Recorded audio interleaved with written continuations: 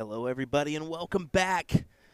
It's time for some Sunday action here at the Seacoast Open, and I figured, this is a good match. I had to pull it up and start it up as Jason Watt, Larry Butler taking on Dave Walsh and Jeff Roy. So I figured, a little bit earlier than anticipated, but that is okay. Action is better than no action. As we get underway here today with our coverage. William Stuart here. It's been a good one so far. We had the youth adult events going on earlier today. You can go back and check out that streamed action. Is double six for Watt? Yes, gets it. Had the pleasure of talking with Jason just a little bit throughout the weekend, and you can definitely see that they are a little bit tired, and they being Larry Butler and Jason Watt. And I can only imagine they just got done with a big old trip from to Newfoundland, as they had an exhibition tour there. Lots of flying, lots of driving they had to do in order to facilitate that one and make it happen. So, yeah, good to see them here, but I'm sure they are feeling it. I know those Newfoundlanders loved the action, though. Getting to see so many quality dart players, including, UK Open champ Andrew Gelding, Darren Webster, Jeff Smith, Matt Campbell, legend Larry Butler, and Jason Watt, of course. So good stuff. And not to mention Kurt Bevins was there as well. How about this start from Dave Walsh?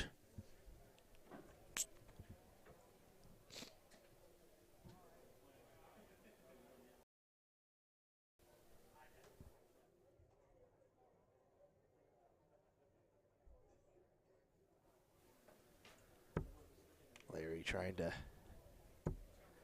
gather in a good score himself, especially after Dave's score line there. Good ton. Good ton from them. It's the best 2 out of 3 match. You can see there, first to 2 legs. Ooh, that's unfortunate. Main Jesus, as I call Jeff Roy, of course. Using those reflex points. Him and Dave had a good run at Which City. I think they took second. Missing out to Jim Widmeyer and Bruce Robbins in that one.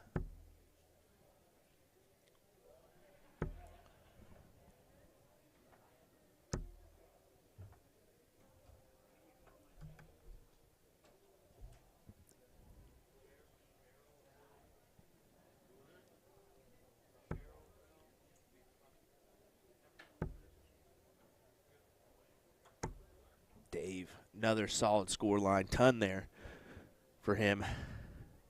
That will certainly help, especially after Jeff's last turn. On board 17, Anderson and Jalbert versus Baker and Tequila, board 17.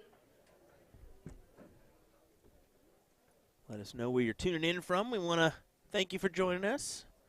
Get our viewership up there if we can. I know there's lots of action going on throughout the country, whether it be, bull shooter in Niagara Falls, also around the world, I should say, because the Grand Slam of Darts is taking place in Wolverhampton, as well as the Irish Darts Festival in Killarney. It's finals day there for them, so a couple individuals, a male and a female, will earn their right into the 2024 Lakeside World Championships.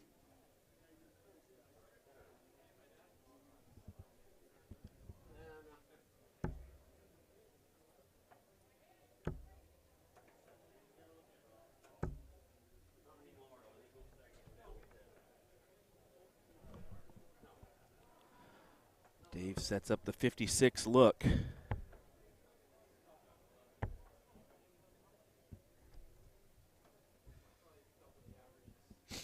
So here we go, 56 for Roy to make this a 1-1 score line.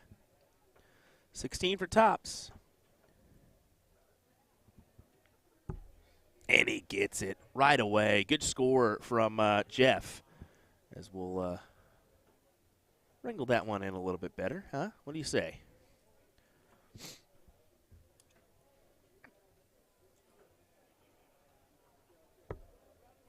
Diddle it up once again. Diddle every leg in this one.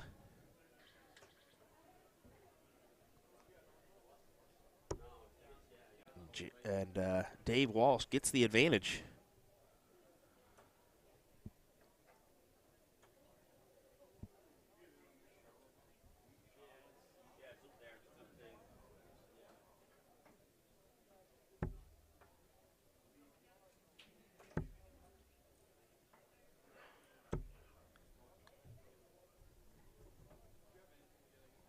Just 41 start.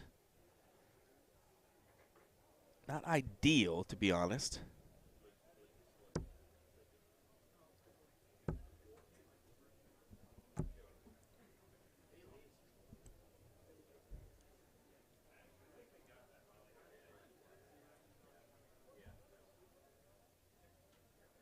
He's definitely going to have to come up with something of value. As Butler came in with a big ton to lead off the leg.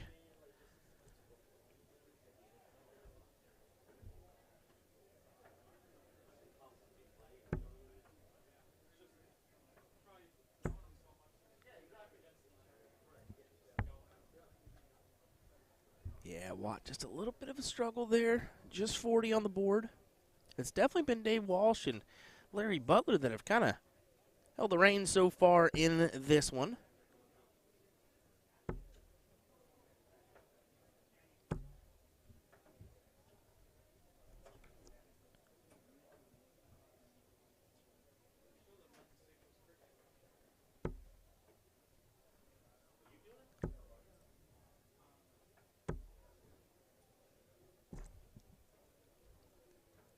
Anyone's game here. Neck and neck, 1 point off.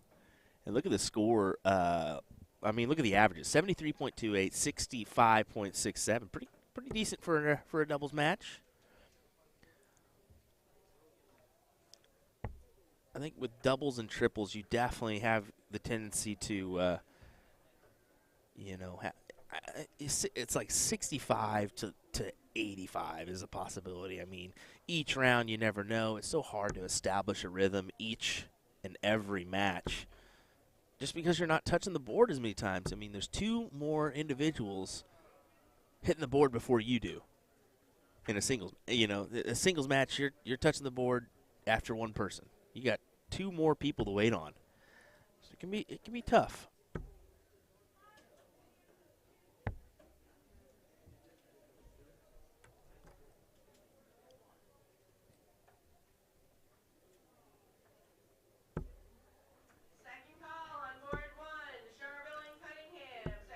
Oh, not a checkout opportunity for Watt when he returns. So Roy, 6 at 158 for him and Dave. And he may only need 3. No. It's okay, just set up Dave. This is a round 3 matchup, a top 32. So winner will advance into the top 16.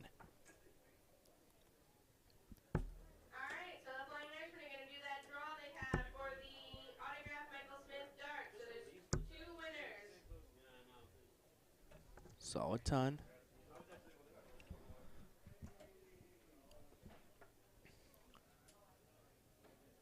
$74 the look for Walsh. That is underneath. All right, so the first winner is going to be Susan Carlista. Ooh.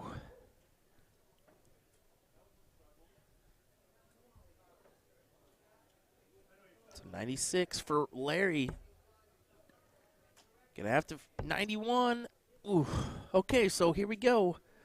Jeff Roy, double 10 to advance. And the second winner is going to be Dennis Prue. You guys can see them over there. Could use that. A little bit more difficult now. As, oh no, yeah, anyone's game here. And it's just who's going to take it out now. I mean, Watt for 60. I think he's got to take this out here. There's no doubt in my mind. If not, Walsh is going to come up here and pin this double 10. Coachy and McHugh versus Weiger and Yee, board 45. You can see him just taking a second there. On 47, Keelan Gelbert versus Perry and Teague, board 47. Tops. On 48, Seraf and Paulino versus Gelbert and Mars, board 48. So Walsh for the win. Perry and Picard versus Cunningham and Walls. Can't keep giving opportunities because Dave eventually will take, as Dave Walsh and Jeff Roy will advance into the top 16. And Larry Butler, Jason Watt will have to hope to do better in men's singles, as that will be the next event for them, the last event on the weekend for them. So, all righty, folks. Thanks for joining us. We got David Fathom, Jason Barlow over there on that opposite board. And we also have women's doubles in play as well. So we're going to get a men's or women's doubles matchup here next in just a moment's time. How about a word from our sponsors before we do anything else? Thanks for watching today. We appreciate it, folks. William Stewart of USA Darts. We're going to be bringing you action here until the conclusion of men's singles cricket and women's singles cricket. I'm guessing we're going to be here till about 6:30 this evening Eastern time. So there you go. We'll see you in a minute.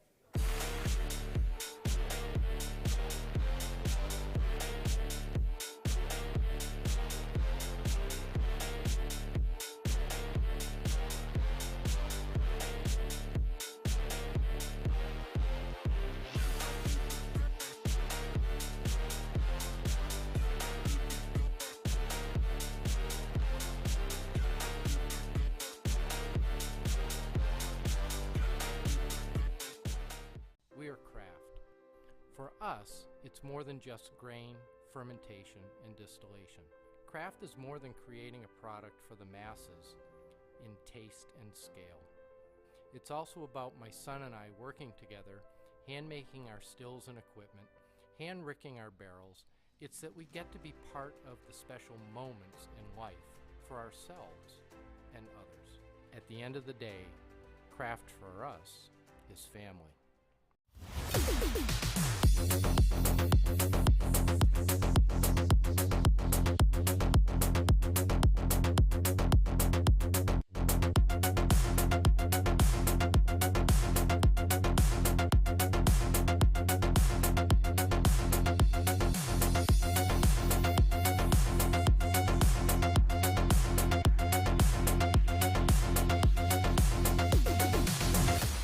We're introducing the classic standard Blade 6, the dual core version, same as the lineup from the Blade 5. However, Winmore's come out with an entirely new model called the triple core. So the triple core is essentially the dual core dartboard with an added third layer of carbon fiber sisal in the back, creating literally the ultimate setup for durability. So not only are you paying for an even better longevity of the dartboard, but also enhanced graphics and functionality. All three dartboards have a hardened double bullseye and 25 segment to help with durability. So listen up, Americans, we need this because of our obsession with cricket. The most common problems we have with sisal dartboards is the bullseye segment wearing out or some issue with a wire. So let's just say we're not known for wearing out our doubles. All three dartboards come fitted with the 3 Rotolock wheels to help stabilize the board to any wall surface. But the adjustable wheels make your life so much easier because they allow you to rotate your board super quick and easy. You just loosen them, rotate, then tighten them again, then of course fix your number.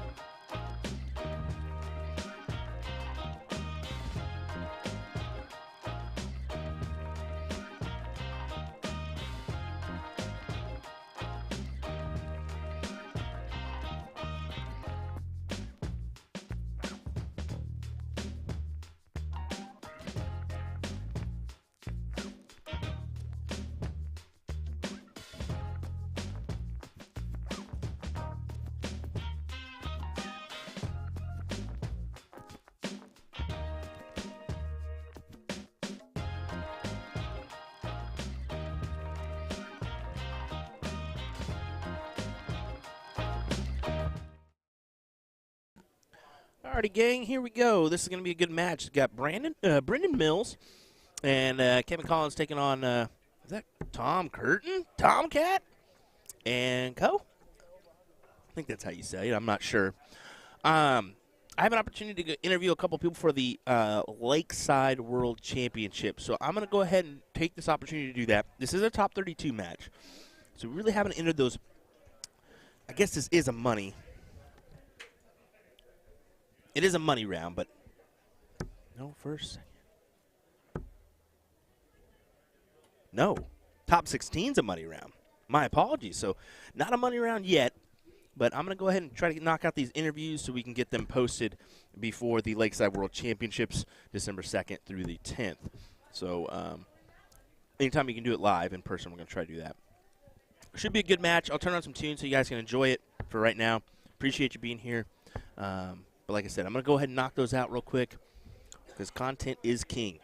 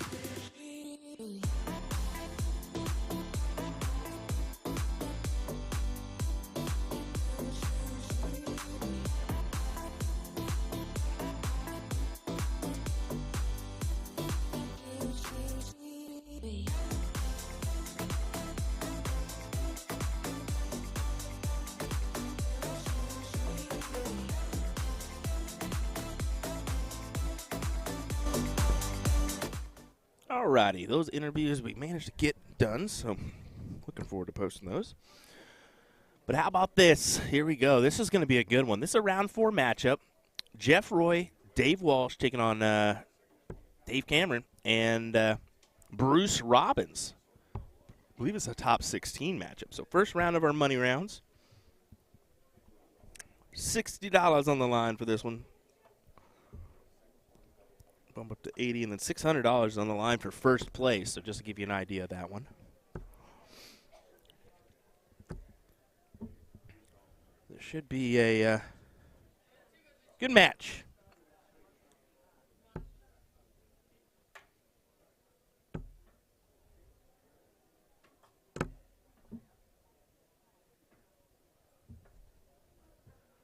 Board assignments, ladies doubles.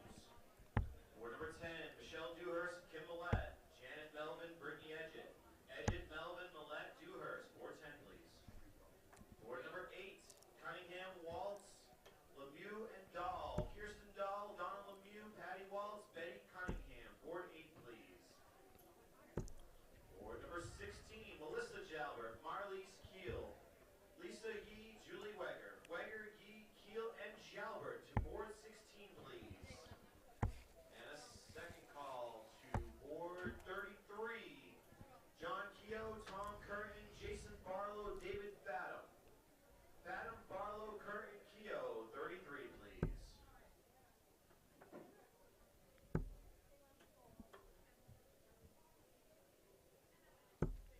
Oh, Dave manages to hit a big ton there. Pulls him down to 150. Now Cameron's got to hit this 170. Doesn't have to, I should say. I shouldn't say have to, but definitely wants to hit something to pull him on down to a reasonable checkout range.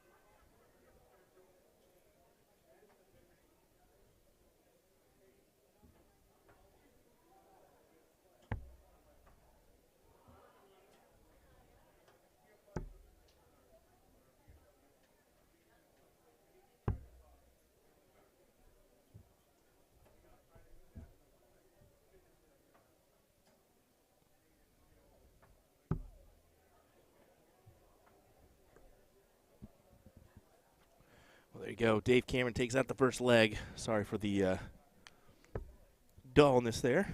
Doing a couple things in the background as well.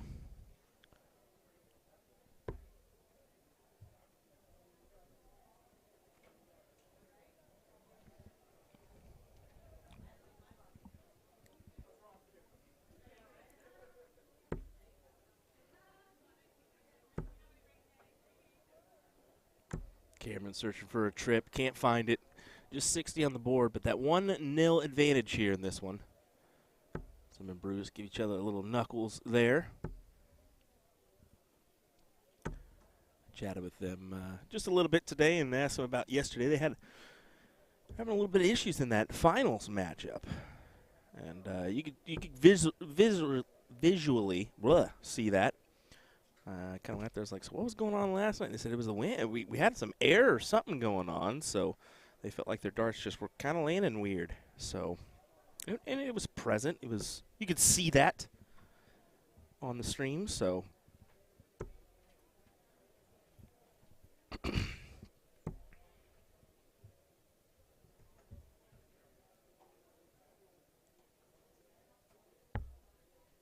Cameron attacking the 19s. Before going up, I like the move. Now he's thinking. Did he mess up? I think he kind of may have messed up here. See how he attacks it. Got a hit now. Yeah, and he does it. So what's that score? 137. That'll pull him down to well, 164. So he just had a moment there where he was thinking. He was like, oh. Did I screw up here? Did I not? I think he's still looking. Yeah, you can see it here. He's still thinking there's a gust of air coming from somewhere. You can see it. He's talking about it back there. Although he's finding a number, he just feels like his darts are being kind of pushed around a little bit.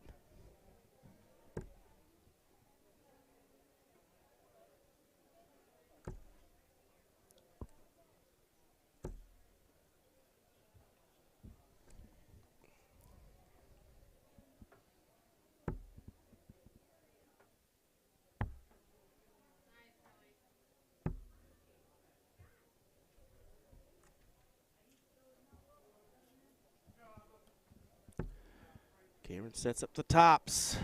Looks like they're going to get at least 3 at this one. Possibly more. We'll see.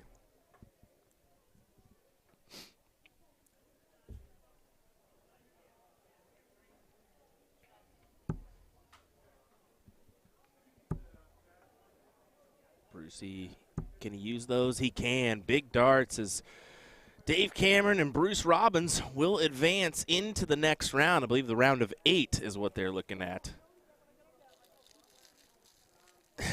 As you can tell, Dave and Bruce are having some fun here. They're like-minded. They're going to be equal skill level, of course, because, well, Bruce is a quality shot and so is Dave. So we'll continue on here and see where we go. I know that Leonard Gates, Kevin Luke are already out of the event, so we'll see who else is in the mix here. Don't go anywhere, folks. We'll continue our coverage here in a moment of the Seacoast Open.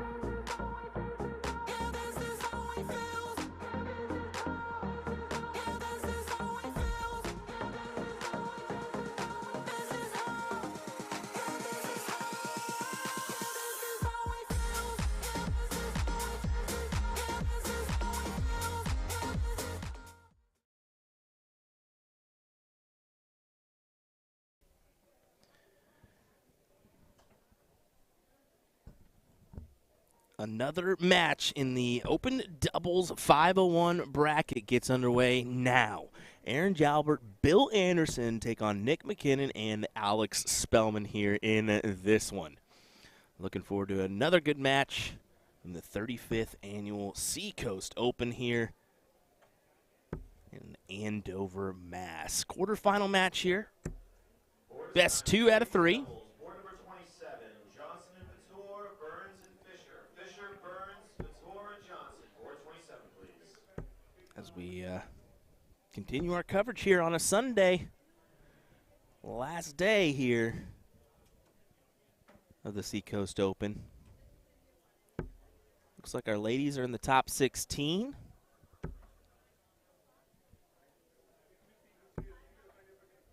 One match in the top 32, but yeah.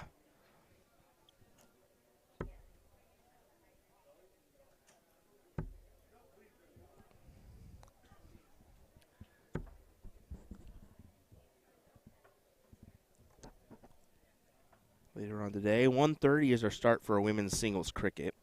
Men's singles starts at 2 o'clock, so Board assignments, board number 18. timing's working out pretty well here as we approach the 1 o'clock hour. Jim Fitzsimmons, Jason Barlow, David Fathom. Fathom, Barlow, Fitzsimmons, and Farrell. Board 18, please.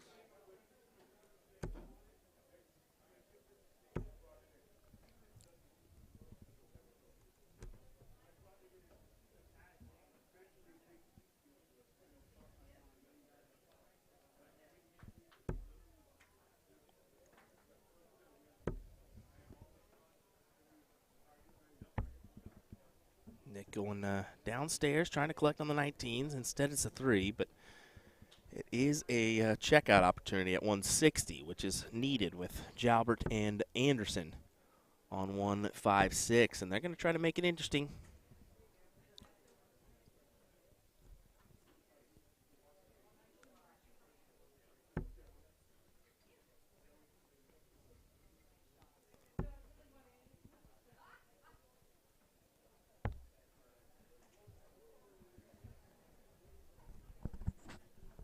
So 61 for Bill.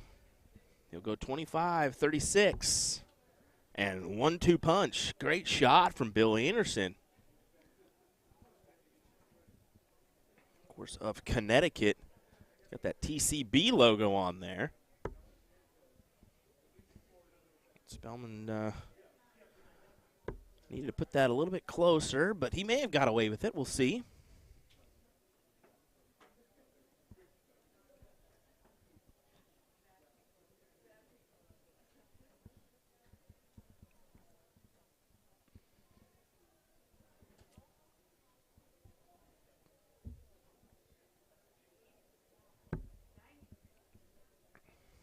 Jalbert barely got the start. Look at that.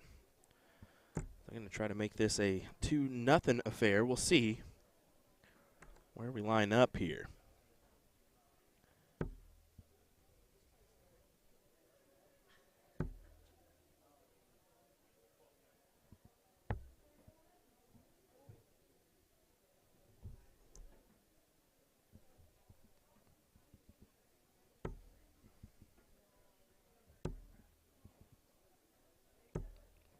Trying to split the uprights. Does so, but into the neighboring bed. Board assignments, men's doubles. Board 14, Schlerville and Cunningham, Cameron and Robbins. The Buffalo and Excalibur, Ed Cunningham and Doug Schlerville. 14, please. Board number 33, Gaudette and Gilmore, Grezik and Carly. Carly, Grezik, Gilmore, Gaudette. 33, please.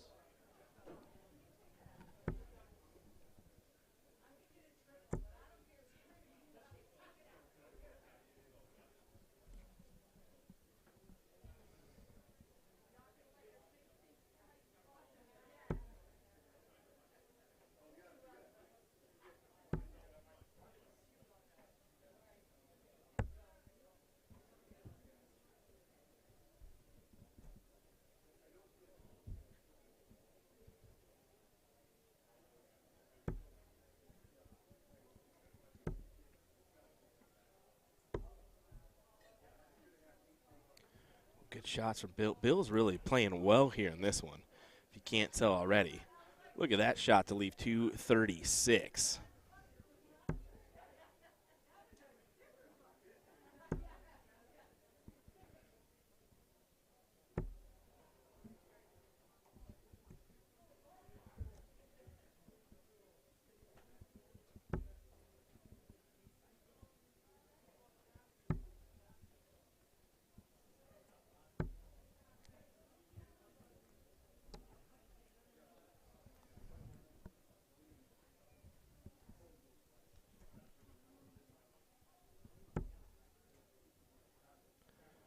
Yeah, you can see the frustration there on Alex's face. He's kind of starting to mount here for him.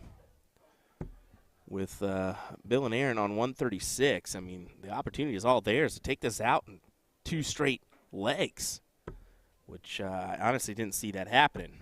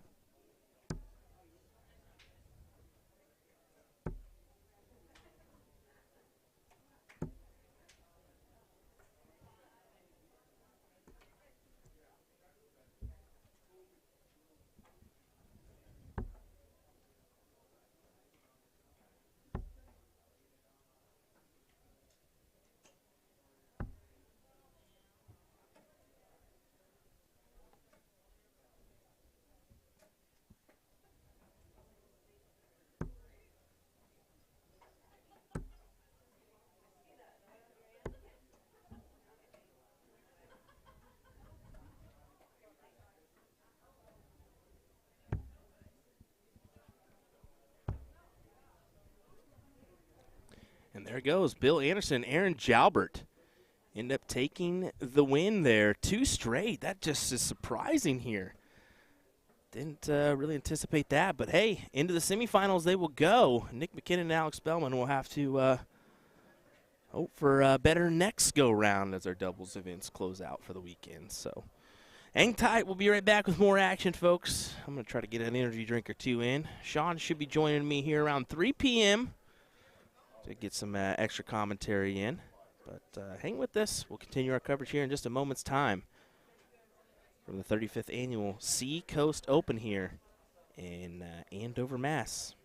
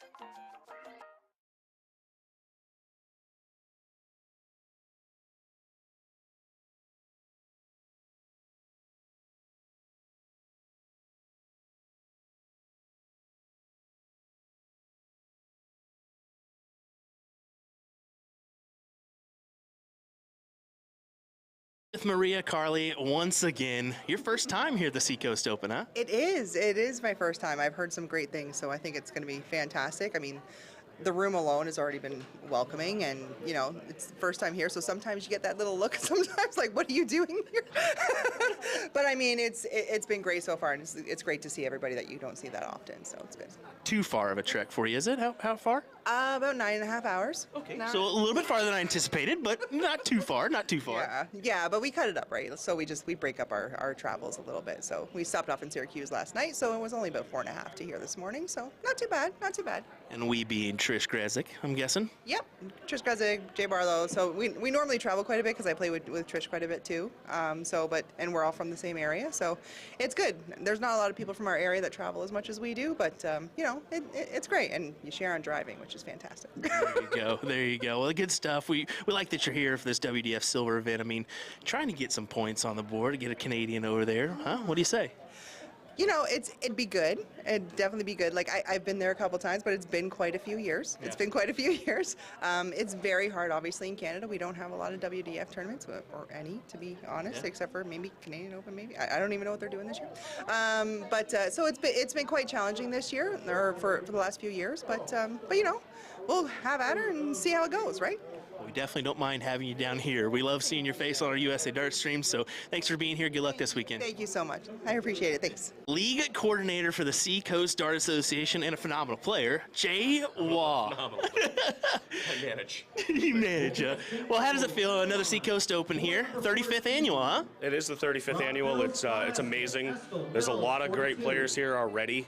We did a throw-in 301 event on top of our New Hampshire states, and all these people showed up early. This is just a testament to the darts in our area and the following we have at this tournament, because we try to pride ourselves in running a fantastic event.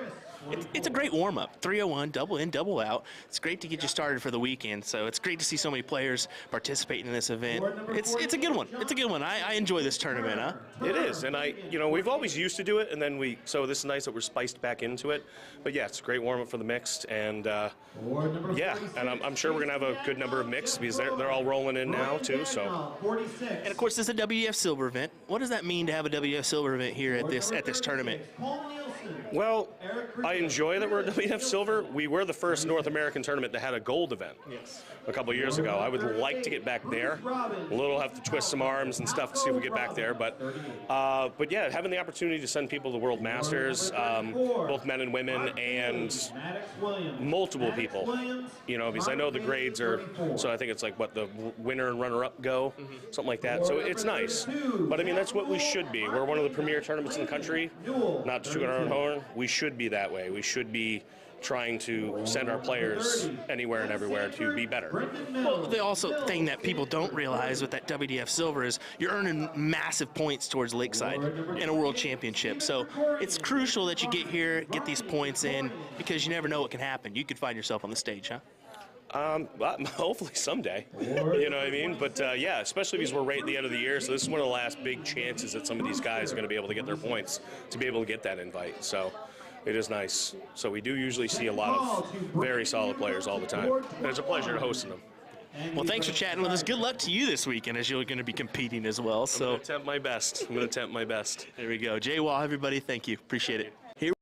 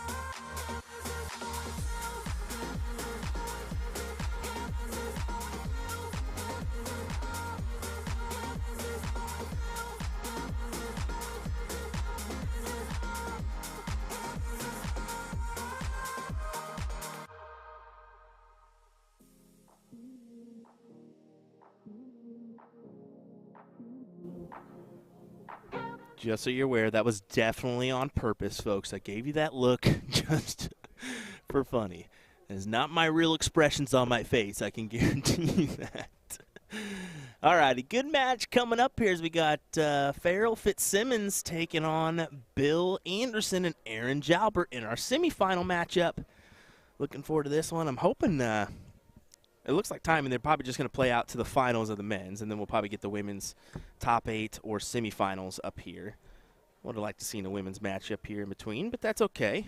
That is okay. We'll get this underway here in just a second, folks, as we continue our coverage of the Seacoast Open. We'll be right back.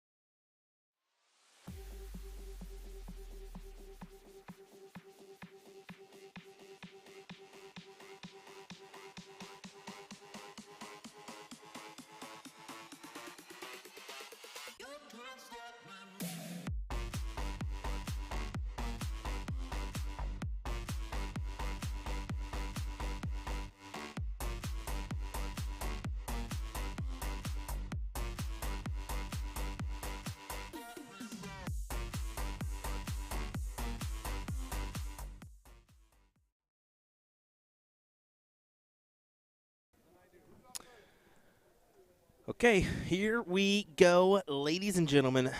Another matchup, and this is going to be a good one because, well, you've got Aaron from Maine, Jim Fitzsimmons from Maine, not Bill from Maine, but Farrell from Maine. Then you got Connecticut and Bill Anderson. So kind of a unique semifinal we're seeing here. Or maybe you could probably say that your bigger names are no longer in the mix here. So we got a big old kick of the camera. My goodness. Thank you, Jim. I'm just going to go out there and make sure they know, hey, walk to the other way. All right? All right. So we'll make sure to do that one. 1 second.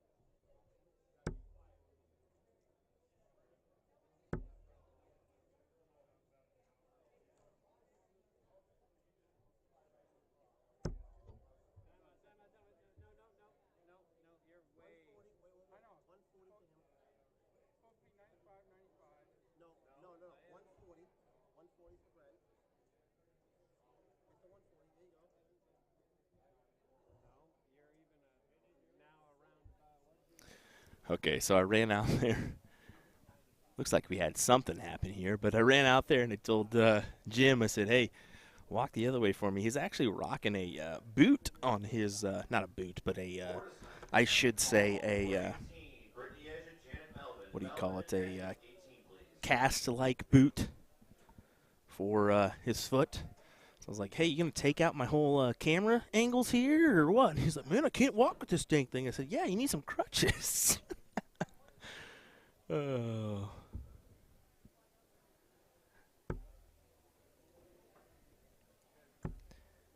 Aaron trying to grab something of value and not able to find it. So Jim Fitzsimmons and Farrell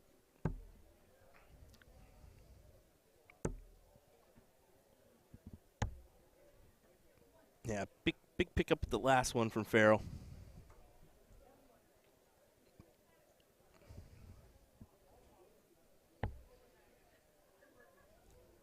But Jim's going to have 64 remaining. He's going to have at least 3, possibly 6 here to take this one out. We'll see if he can do it fairly quickly. Double 16. Just outside. You can see Jim pointed it. He's like, yep, I know. I'm supposed to go the other way, Will. Sorry. It's all right. It's going to happen.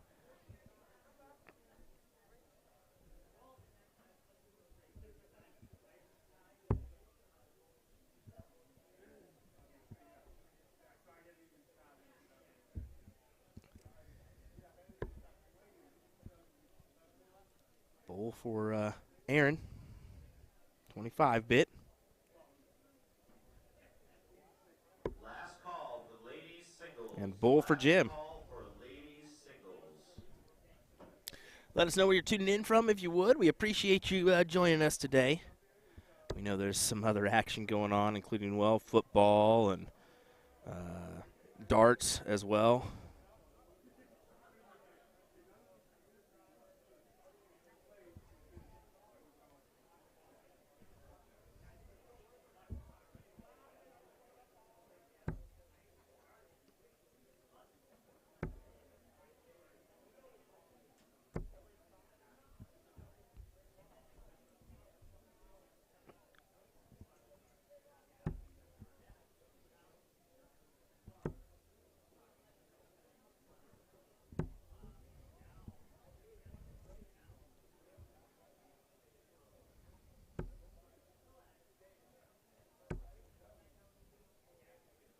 Look at that from Bill. Solid ton.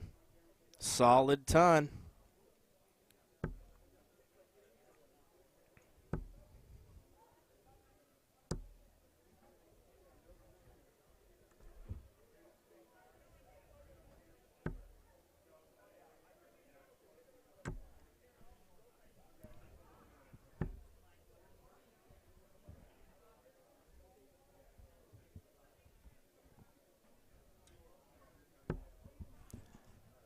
Fitzy, one to build off of here. Yeah, you can see he kind of shook his head at that one. He knew that was a great placement on the dart. He could have really used that to guide another 1 or even 2 in there, but not meant to be in that leg, or that round. And Bill just continues to strike gold here. Look at him go, 125. He's on a tear. Please come to the control desk. Mary Thatcher to the control desk, please. All right, Anderson, 96. Oh, sorry, Jalbert, 96. Get the right person there, Will.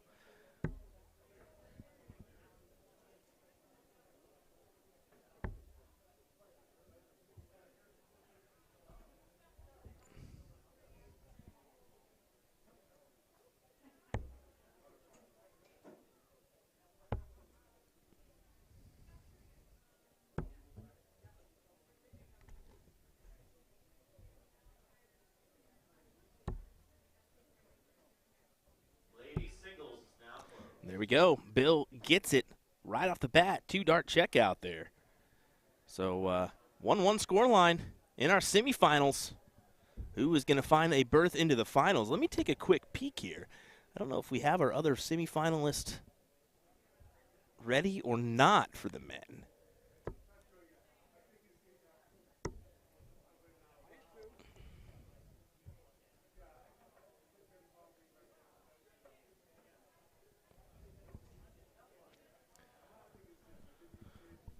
Okay, so it looks like Rick Fortin and Tony Solomon will take on Dave Cameron and Bruce Robbins in our other semifinals. And I think that's probably what we'll get next if they're not already playing, which I don't think they are. Yes, they are not playing. For the ladies, we have top 16s and top 8s being played right now on the women's side. So, yeah, looking out timing-wise, we should get a few of those women's matchups into the finals. So probably at least the semifinal, if not a top 8 match into the semifinal, and then our final. So, yeah, looking forward to having a good couple matches for the ladies' side of things as well. But right now, Jalbert's got to find it, and or Anderson, because they're on the outside looking in. As Fitzy can get a 60 here and have a checkout opportunity.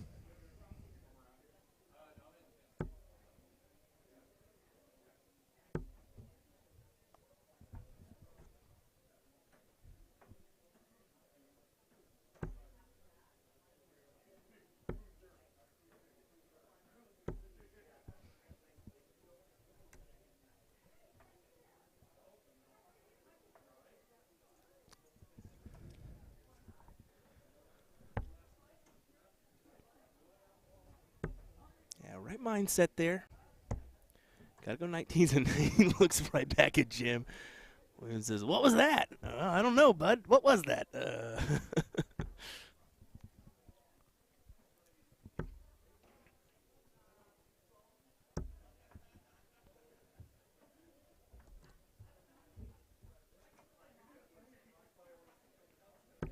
Jalbert does set it up 155, but going to take a big hit to grab that one.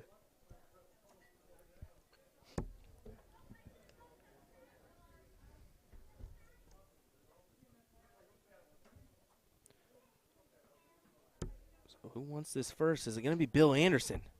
Oh.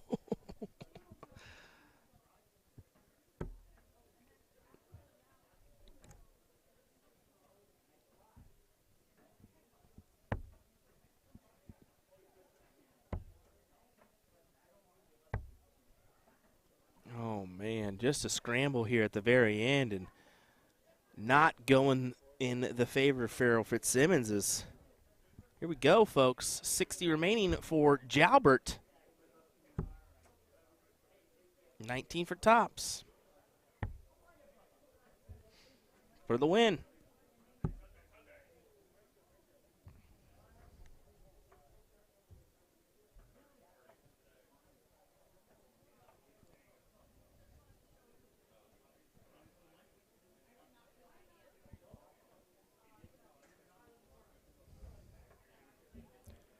Fitzy for a finals berth. Can use that. Can't use that, though. Now it's a scramble, and it's a scramble into a double one. Unfortunate. Never want to find yourself in that position, but here we go. Double 10. Bill Anderson takes it with his partner, Aaron Jalbert.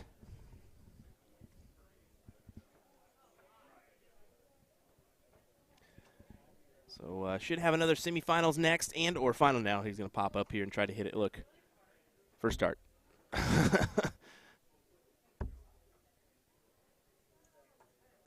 Nope, wasn't meant to be there, bud. Sorry, just wasn't meant to be. Alrighty, hang tight, folks. More action coming your way here next from the Seacoast Open. Thanks for joining us.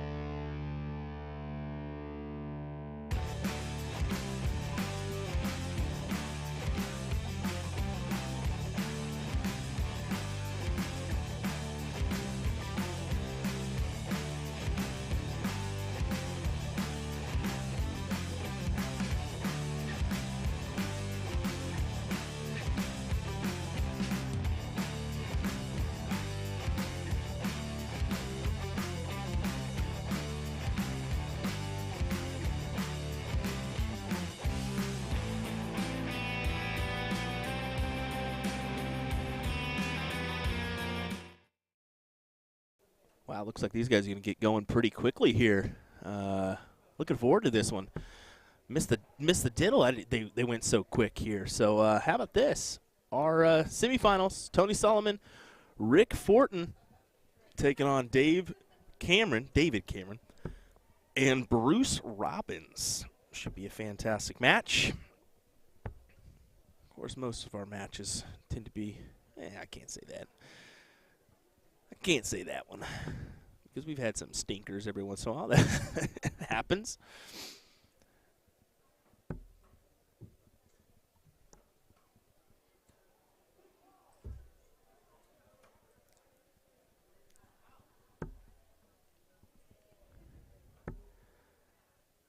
Bruce shrugs off that those last two darts, but Rick's going to come in. Who has been playing well today. He played well in that.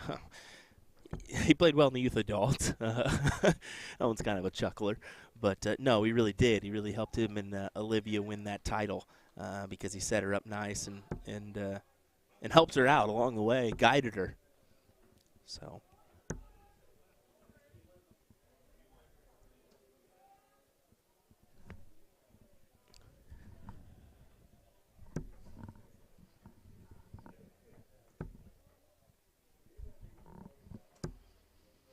Tell you what, Tony's kind of hitting and collecting here. We saw him yesterday on the stream. He didn't have the best of matches in the singles run, but that can happen. A case of missed doubles. Flying Irishman Darts and Supplies. Last call for Flying Irishman Darts and Supplies.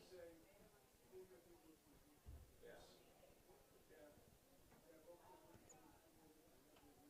All right, ladies, we are going to do the raffle that you guys put your names in for the free events for next year. So as long as you're playing in the singles today, whoever I pick, free entries next year. So let's see.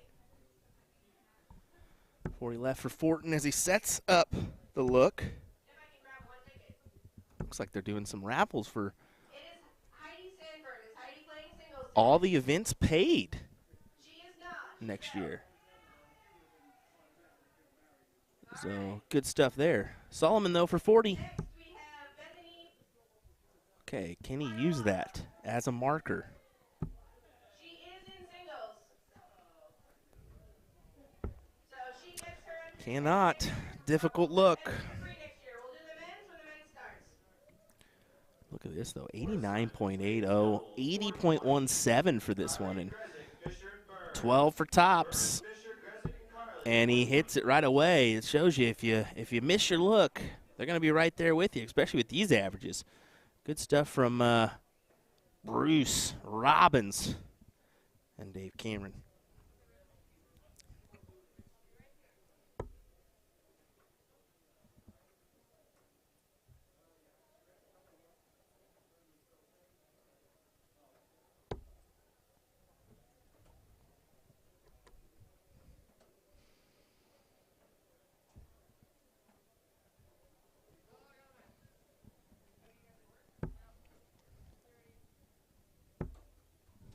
Ladies singles, board assignments.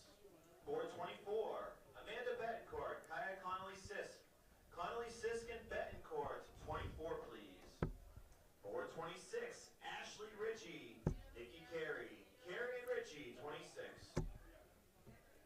Rick with 81 there Becky Sorois to open him off. Board 30, Sarah And, yeah, Castillo. I think Bruce and Dave are going to be slinging this leg, it looks like. Look at that, 140. Amazing stuff. Off to the races for those two gentlemen. 32. This leg, trying to earn a title's berth. Maryland 1. Eric Damon says, good work this weekend, Will. Well, thank you, sir. Yeah, I'm feeling a little tired today. Sean couldn't come soon enough here. Let's be honest. I don't want him to Board number 2. be helping me out here about an hour and 30 minutes or so. So we'll take the reins Brenna Baker, Tasha H. H and Baker, board 4. for most of this event. Board number 6, Eileen Leonard, Kelly Tebow. Let me see if Mr. Garfinkel wants to help me out for the finals of this one. He's walking back there. I think he should. We're starting to call our women's singles cricket matches right on time, too. 1:30 right now is the time. Well, 1:32 is technically our time here local. 1:30 is our start time, so great to get that going.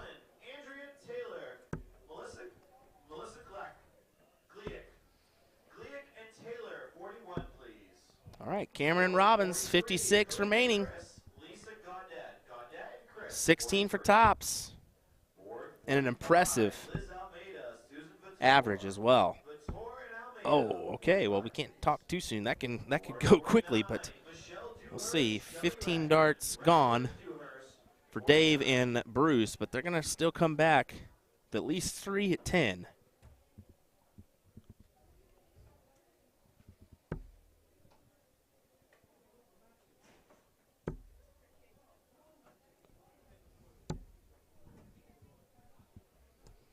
All right, here we go. Bruce, will he split? Will he stay with it?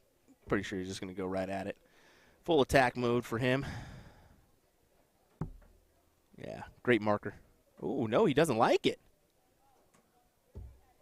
I'd use that all day if that's me, but got to fancy it. And he doesn't. He doesn't fancy it.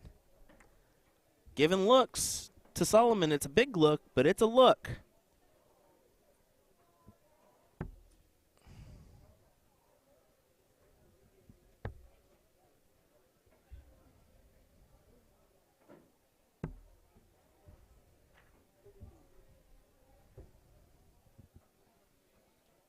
Single one, double two. Try to put it right on top. Oh, you couldn't fit a hair through that one in the double.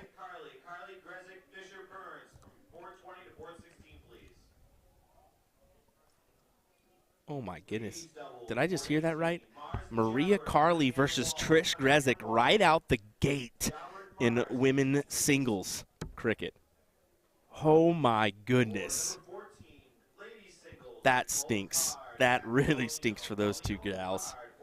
Because, you know, either way, somebody's out and not continuing on. Oh, Bruce, you got to take this if you want this leg. Nah, I think Tony's going to come up here and hit this.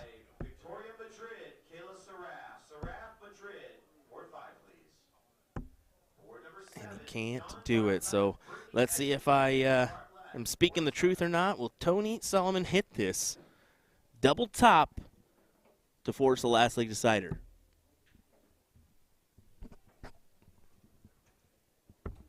It's like you heard me.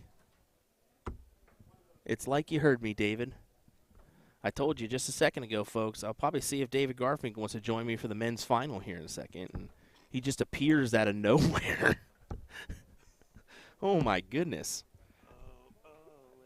I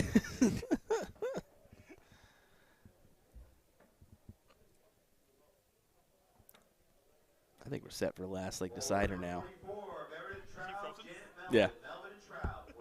And he gets it. Rick Fortin. Let's be honest, they stole that leg away to force a decider. 101 million%. We'll just put it that way. They were on the way outside looking in, and they managed to put this one away. So.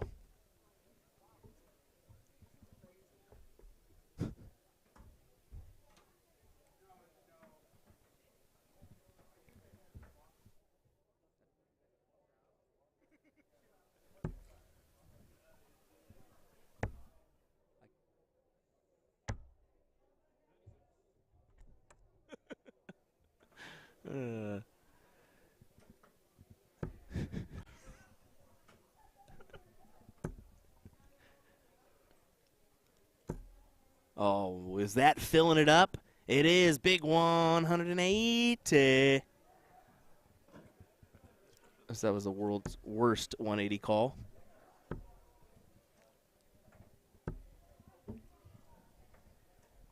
This is our first one of the day, though, from Rick.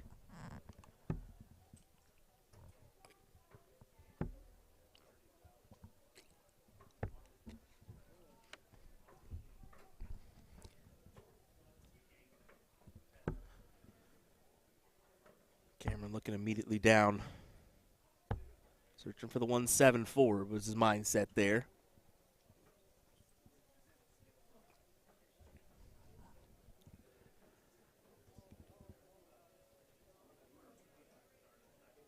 Yeah, Rick taking a second. There's a score. You saw that big jump on the score line here. Yeah, there we go. Okay.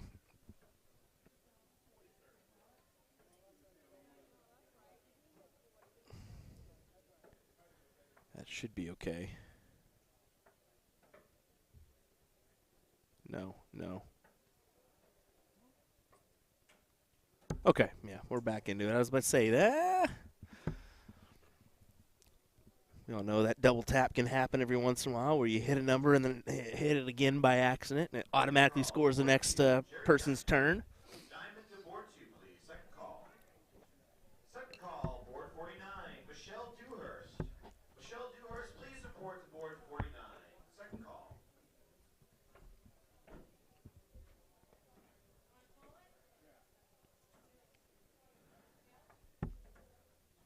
Able to set up the 1-2-9. How much pressure are you going to be under? Doesn't look like a whole lot, and that's exactly right. Not a whole lot of pressure. Cameron. I don't see him taking the look here, even if he hit the trip 20, but he could have.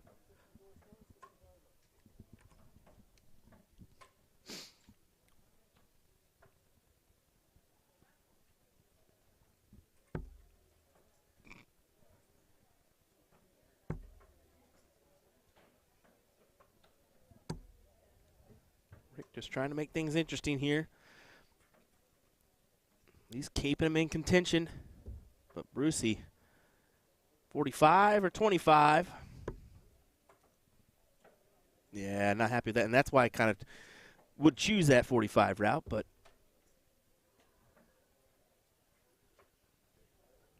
yeah, 14 for Bull. Got to take your look.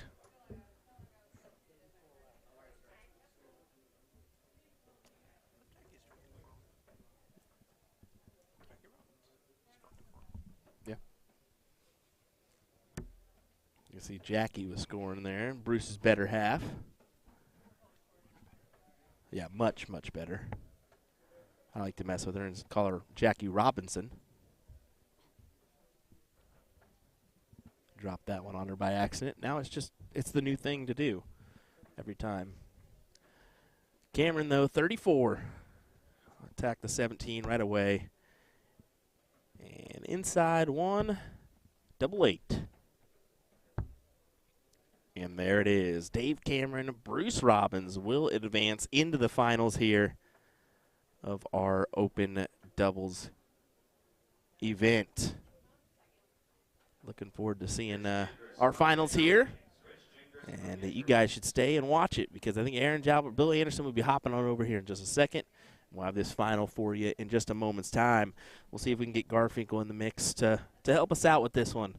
Don't go anywhere, folks. We'll be right back with more action here, including our finals of the men's or Open Doubles 501 here next.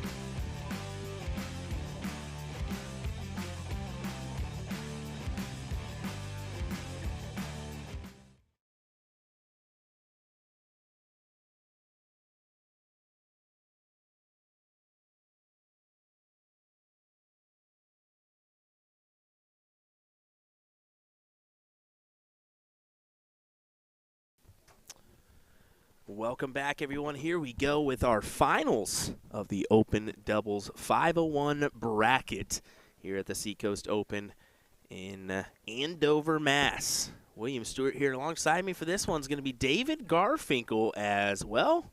Start us off with a doozy there, Mr. Dave Cameron, as he gets a nice 180. David Garfinkel, how's it going, sir? Hey, it is going well. We made it to Sunday, so home stretch. Yep, we made it to Sunday. We made it to Sunday indeed. Happy Sunday. I'm looking forward to this one. Should be a good matchup here. Absolutely. These guys. You got 3 relatively local guys and a Canuck. Yeah. 100% correct there.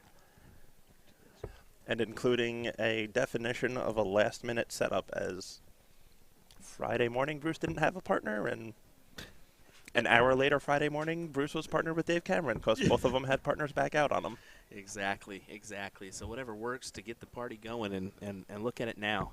But we did want to mention El David Irie saying rumor is there's a watch party for the Stowe's match this afternoon. There was definitely one yesterday out there. There was. In the Seacoast Open Hall. And apparently there was also a really big one down at Virginia Beach, Stowe's hometown. I'm sure. I was sent some pictures from a couple local guys in New York that happened to be down there that were with his family and watching. And I mean, what a performance yesterday. And unbelievable. if he can win today, he will guarantee a top 16 in that, pretty much guarantee. We'll put it that way. Yes, very much very guarantee. close to guarantee. Very close to guarantee. So we'll see. We'll be cheering him on as Dave Cameron puts in the first dart there. A tiny little 13 darter. No big deal in a doubles matchup. Yeah, no, I could not be more proud of Stowe last night. It was just unbelievable to watch. Of course, one of your players, DJD player. So that he is, but first and foremost, he is also one of my very, very good friends. Yeah. And that's my number one. Always is his success. And from a business side slash owner side on DJD, it must be very cool to see a jersey of yours up on the stage too. Absolutely, it always is. And I mean, I'm going to say lucky as far as that stuff goes really our first 2 years in existence, I did Pulio's shirt when he went over back in 2019. And then, Darren and a couple for Campbell and Lauby and good stuff. This That's year awesome. we have Stowe and Jules, and everybody's already seen Jules' Stowe's we're going to keep under wrap until he takes his walk on at Alley Pally. So everybody can live with that suspense a little bit. I love it. Looking forward to it. Well, here we go. Bruce Robbins hitting a nice 96 score there to keep chugging along. Jalbert and Anderson. Anderson's been really playing well today. So was Aaron. So, I mean, you had to play well to get to this point in the tournament. Right? Absolutely. And Anderson's always been a very solid shot. We're used to him. He's been a fixture on the DPNY for many, many years.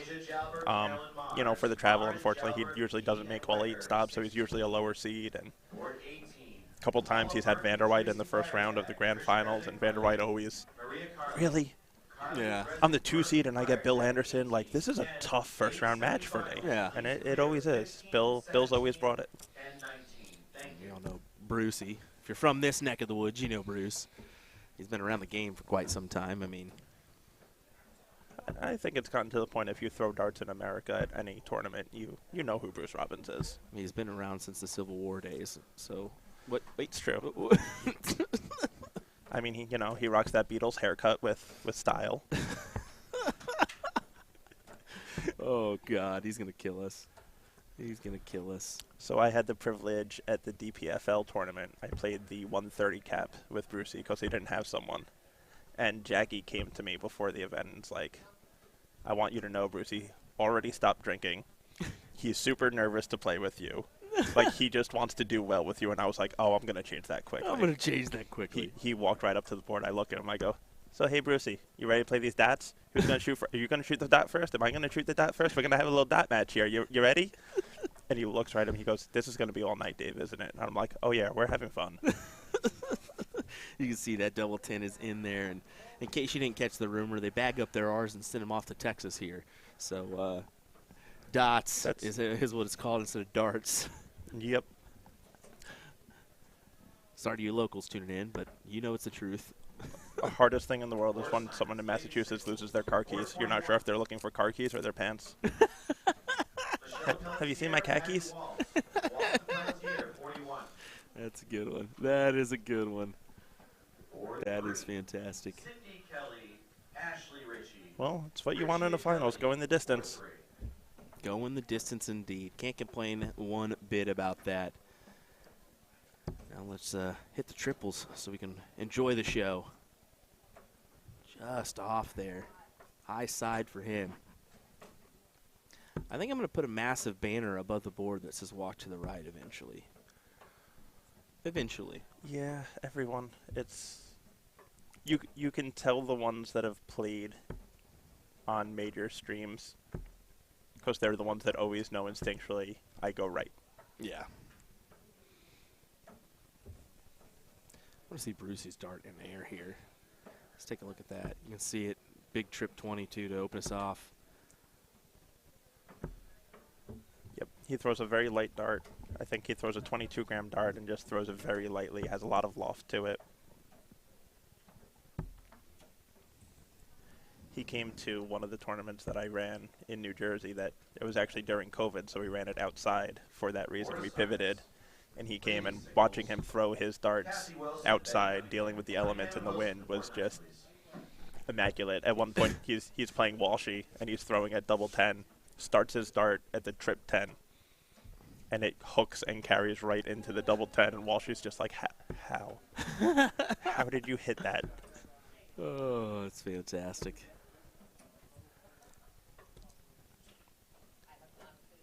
Well, halfway through, and looks like Cameron and Robbins essentially have taken throw. Yes, they have. They've managed that one. They got a hold. They got to hit a big triple, and he can't find it. Only 44 on the board. So, yep. If Aaron can hit a good number here, can have a checkout opportunity. Looking for that trip. Get him the first 2 and out.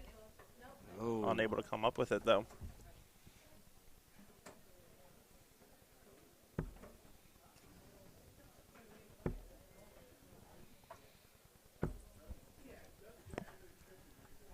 Are we going to say a little nervy the last couple rounds? That's the proper phrase, right? Right. I'm going to see Bill's throw because we haven't looked at his yet. The Hitman is his nickname, huh? See that on the back of his collar? I think that's actually one of the teams that he plays for. Oh, okay. He goes by just Mr. Anderson. Mr. Anderson, okay. Most of his shirts you'll see are, Matrix themed. I like it. For said reason. I like it. I do love me a 108 checkout here. Let's see if Jalbert, how he goes about this. So Brucey, 125 right now. Yep. Got to assume he's going to go bowl, but 20. Yeah. Wow. Just the one, too. So, Jalbert, how's he go about this? 19s or 17s. He'll go 19, single 19 for 32 for the match. What a checkout. Boom. What a checkout indeed. Bill Anderson, Aaron Jalbert win the title here at the Seacoast Open. You can see what it means to him. Look at that big hug. Wow. That was incredible. That was a great shot, and you can see the excitement there. Great stuff, boys. Great stuff, boys, indeed. And looking to have a combo about it, too. Congrats to those two gentlemen. We'll grab some pictures. Thank you to David Garfinkel for joining us for a moment for this one. Absolutely. Thank you for having me, Will. Always appreciate it. Next up for us, we're going to get some women's doubles, as I think they're going to be top 8 or semifinals next up for us. So hang tight. We'll get those coming your way here next for our coverage of the Seacoast Open in Andover, Mass. Don't go anywhere. We'll be right back.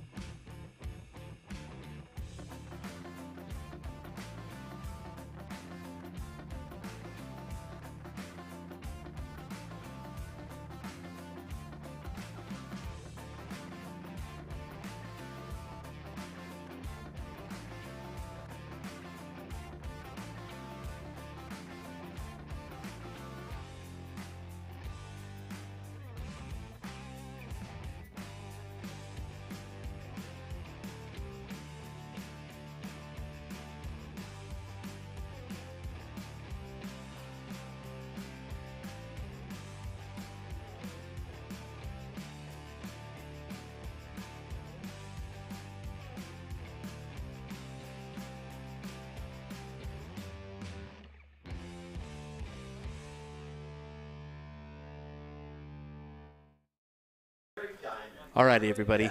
I was going to try to get our semifinals of the women's up on our board, but the issue being is that they had already called them to another board because they wanted to try to keep the flow going so they can get women's singles going. So this is a semifinal match. Julie Weger, Lisa Yee taking on Asia Jalbert and Carolyn Mars. I went ahead and grabbed my cell phone, went out there and at least grabbed some form of this match. It may have a little lag here and there just because of the distance from me for my setup here to this phone. So at least it's something, as it looks like Carolyn Mars gets the first leg here on the board. But this is your women's semifinal. We'll get the final up next, guaranteed. I really wish we would have had a full stream for this one, but we'll take what we can get, and at least I'm able to get this view for you. So it's something for you folks to enjoy here as we look to crown a champion in our women's doubles event. So bear with us. We'll be right back here in a moment's time with more action from this one, okay?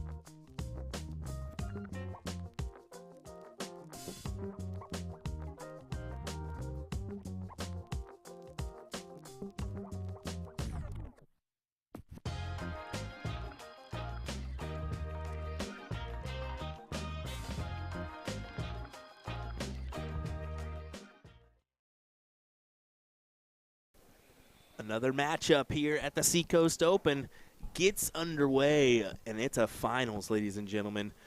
Our women's doubles 501 final. Tracy Firetag and Paula Murphy taking on Lisa Yee and Julie Weger. Should be a good event here. I'm looking forward to it. I wish we would have had a little bit more of this action along the way, but it is what it is. We did get to see an overview shot of the Julie Weger, Lisa Yee, Asia Jalbert, Crystal Wagner match. So William Stewart, David Garfinkel, I wanted to at least mention you here as we get going. Well, you know. Thanks for joining me once again. I tend to hide easily as a 6'7" redhead. Not at all. Not at all. But that's okay. Yeah, That's okay. This should be a heck of a match. I mean, Lisa and Julie won doubles cricket yesterday, if I'm not mistaken, correct? Yes. Yes, Lisa Yee and Julie won doubles yesterday, and it was they played well. They played well. Yep. And you can see they meshed well. I mean, Lisa's a little personality ball, let's be honest. She's a blossoming. Well, Julie's a little bit more laid back and a little bit more quiet, but they mesh well. Yep. Definitely in the same height. Yes. That doesn't play any factor, but whatever. That is an argument I deal with all the time with my boss, who doesn't throw darts at all, but he loves to. Well, it's not fair, Dave. You're so tall, you can reach and almost touch the board. Yeah, you obviously don't know the greatest dart player of all time was 5'8" with heels. Yeah, exactly. 5'5" maybe. Oh my goodness. Here we go, Lisa. Big trip 20 opener, and that's in the heart of that trip 20. She can work off that one. Solid ton. Absolutely. Chop your way down. Paula, this is a big month for her as she prepares to go back overseas for the Lakeside World Championships. Yeah, that's what makes this weekend so important for a lot of people, is it's almost a warm-up. Yeah. At least it's a U.S. warm-up for them. It's the last major tournament in the U.S. before a bunch of these people that are here are going to Lakeside, going to the World Championships over at Ali Pali. So it gives them that last big tournament, get in front of people, battle it out. Definitely. Definitely so, and looking forward to seeing how she does this year. I know she told me this weekend she wasn't too thrilled with her performance last time, and yeah, I could see that. Absolutely, and you know, all of us here know what Paula can do and know what she's capable of, and she is 100% capable of going over there and competing with anybody. Board number 8, please. Board number 36, Rick Fort and Joshua Wilson. Wilson and the Iceman to 36, please. Lisa piles in the 70, leaves the Shanghai for Julie Weger, as Paula's gonna get the first shot at the. Stephen St. Cyr and Ray Creaney, board 27. Board 32, Chris Pavoda, Kevin Luke. Sorry, apparently I'm getting called out for some PDC camera work here. So, may not be the best PDC camera work ever, I guess. Oh, boy. Uh-oh. Oh, it's just throwing a whole match of, it's the background. It is, yeah. That's a little bit weird. Okay. They have decided that they didn't want to switch, and they just want you to see they want you to see the whole the experience. backdrop. The whole experience. Well, whoopsie daisy. That's okay, though. Hopefully we get that figured out before Stowe. How about 19 for 32 for Tracy to try to take out this leg in our final? 1-0 scoreline? No, not yet. As the advantage will go to Lisa. Now, this is one of those times that being a little taller is a bit of an advantage, because that first dart will always be a blocker on that 60, and it does not matter for her. Yeah, and you can see she actually stands below the double 3. That's like she has to stand on her tiptoes to grab that. I was just going to say she went on her tiptoes to collect that double 20.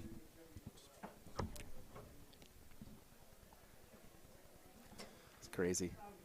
It just goes to show you, though, it doesn't matter. Like, nope. Height, size, young, old, race, doesn't matter. No. I mean, let's be honest. It nope. doesn't 100% doesn't matter. I mean, Anybody can play this game. Anybody. Even we're seeing it, pair of darts. Yep. Standing, sitting division, wheelchair. Yep. Doesn't matter, you know. Yep, it's unbelievable, and it's so incredible to see. I actually had the pleasure of playing with David Hillsberg, a seated player at Charlotte Nationals. Awesome. Blind draw, me and him killed it. Killed it. I was That's just like, fantastic. this dude's taking out left and right numbers, hitting tons. I was like, this is great. This is great. And that's why we all play this game that we all love, and that's what it all boils down to. And what we all have to remember is it's a game that we play out of passion and out of love. And be friendly, be kind, grow the game. Yep. That's what it's about. Let's get a side view of these throwing angles here, especially one from Tracy.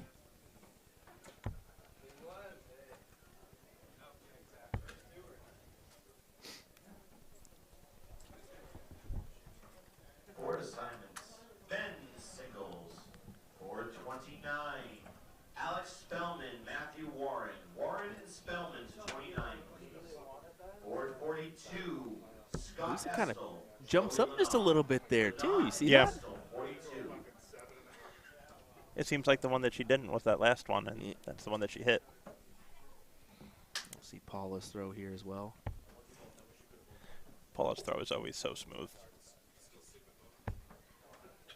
Seems like it, man. She's very open, too. If you notice that, she's very open towards the board. Well, yeah, that would be open, I guess. Or would it be? Yeah, I guess it'd be closed. Be open or closed. Either way, you know what I'm saying. She's more her back foot is back behind her body, so it really kind of it really kind of that'd be closed off. Yeah, that's a closed off. The more of your chest to the board would be the more open you are to the board. Exactly. That's what I'm I'm saying that wrong. Yeah. Yeah. So years of baseball have taught me that. Yeah, but to say it's been a while since I've been on the baseball field coaching or whatnot. So since high school for me, when I blew out my rotator cuff. Once the kiddo gets old enough, we're back in it. I tell you what. Oh, absolutely. T-ball can't come soon enough. And then he's still going to be just picking daisies out there. Yep. Lisa, 45 on the board, brings her down to a 235 in this final. As they're out in front.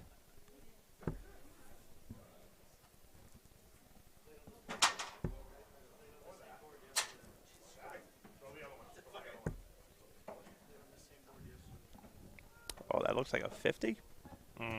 Yep. 2 trip 5s right on that wire.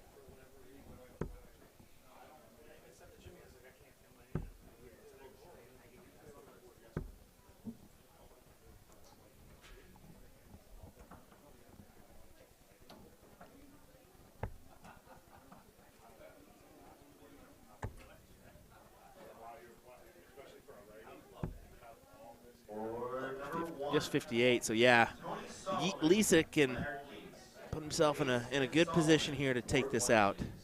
Yeah, at this point you don't even need heroics. You just want to stay solid, stay in that 20 wedge.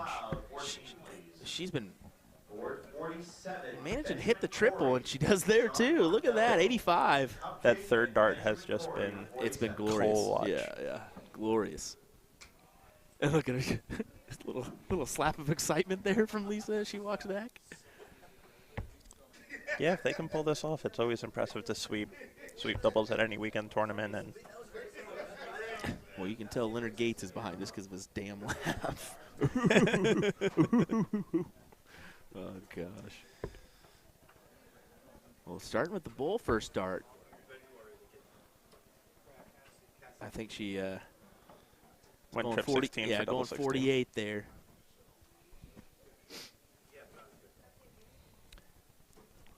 See, I'm more, if you're going to go bull for a start there, then go the real showman route and go with the 2 tops to follow it.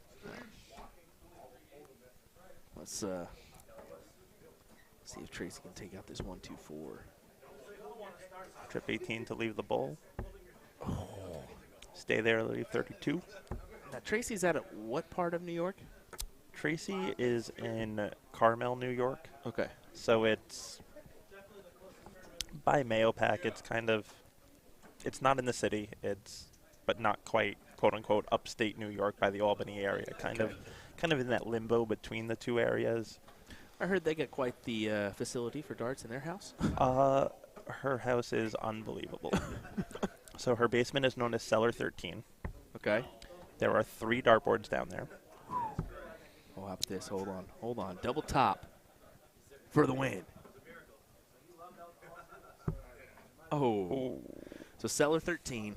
And then outdoors, she just redid her outside with a brand new pool and a cabana and 2 dartboards out there, and that's patio 13.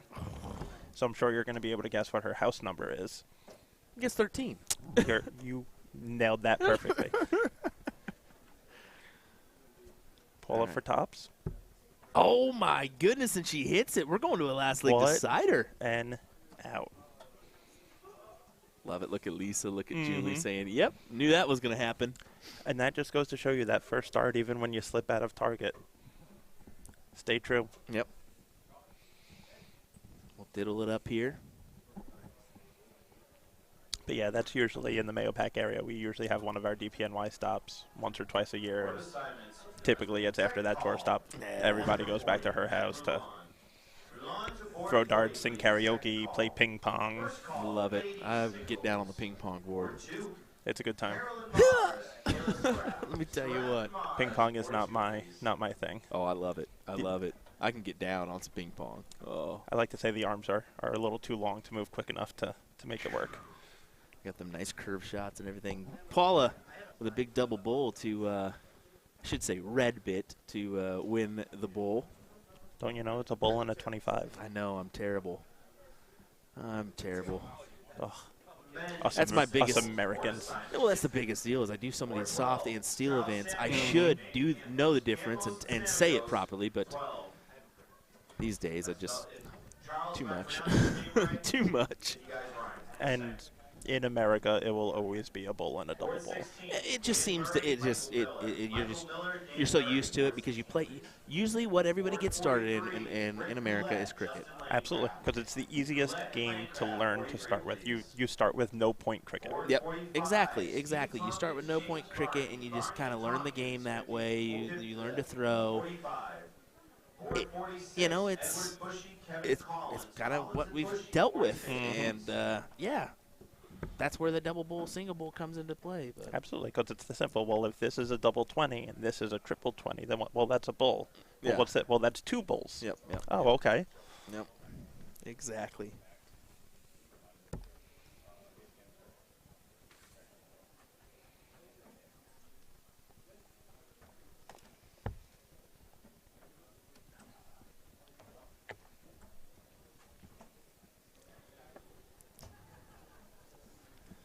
Alrighty, Uyghur. I keep saying it. It's so nice to see Julie back in the mix here. I haven't seen her for a while. Yeah, she's name relatively new to me. Really? This year was the first time really seeing her name. I felt pop up. That's surprising. Yeah. That's surprising for you, buddy, that you just said that. I know TOC, she won 3 back-to-back women's CSI titles, so okay. she's $10,000 a piece there. Yeah. Or $5,000 a piece there, sorry. The soft tip world for me is... It's different when you're up here. Yeah. You don't see it often. Correct. It's, especially by me in New Jersey, New York, it's not really... We don't really have a lot of soft tip by us. Yeah. So it's most of the soft tip shooters I know are ones that are also steel tip shooters. Okay. And hopefully we start to see that gap go from I'm a steel tip, I'm a dart player, or a steel tip, I'm a soft tip player, to I'm a dart player. Absolutely. That's what we want. Absolutely. And I think more and more people that were predominantly soft tip players are starting to play steel. And, yes. You see a lot of people in steel tip that have been crossing over and playing more soft tip as well because, it's all just the game of darts that we love to play and enjoy to play.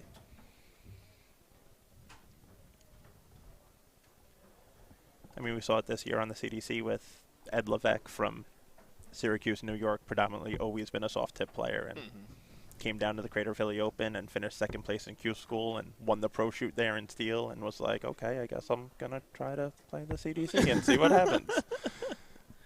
I guess so. Once again, folks, thanks for joining us today for our coverage of the Seacoast Open here in Andover, Mass. This is your women's doubles 501 final here. Got cricket going on in the background, so lots of action still to come here today. Share this around to your friends. Let them know we're live. And again, a crucial last third dart there by Lisa, tripping that 20, cutting it in half. Look at Paula try to go to work here. She's upset with that one, but it's okay. It evens it up here. Oh, what a last dart. What a last indeed. 120 on the board for her. Fantastic shot to bring her down to 58. Puts a ton of pressure on this 100 now to go. Massive amount of pressure. Roy and Fitzsimmons, 25. Board 36. Larry Butler, Cody Willis. Willis and the Eagles, 36, please. Board Man. 32. They literally just dropped the eagle there, didn't they? They did. That's kind of, they normally don't do that. 58, 18 for tops. Oh, okay, or not. 54 for double two. Board 4, Josh Decker, Bob Saraf. Just going to slide over, try to put it right past it. Oh, caught just a little bit of that flight, it looked like. And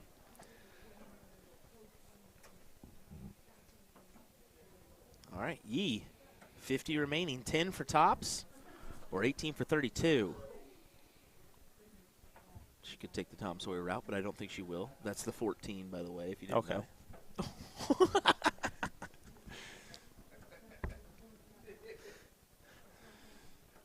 Oh, man. What are your thoughts on 6 for 44?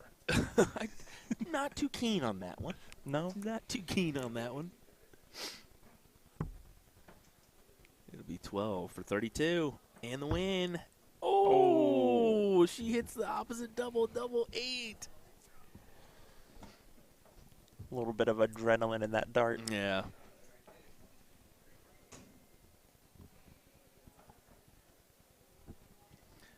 Couple ghost throws from Paula here. And there it is. First dart. First dart. Paula Murphy, Tracy Firetag win the women's doubles 501 event here. I think Paul is still not convinced that it's in. They do stop the double dip from Julie and Lisa. But That still, they do. Great run for Lisa. Oh, and absolutely. Julie.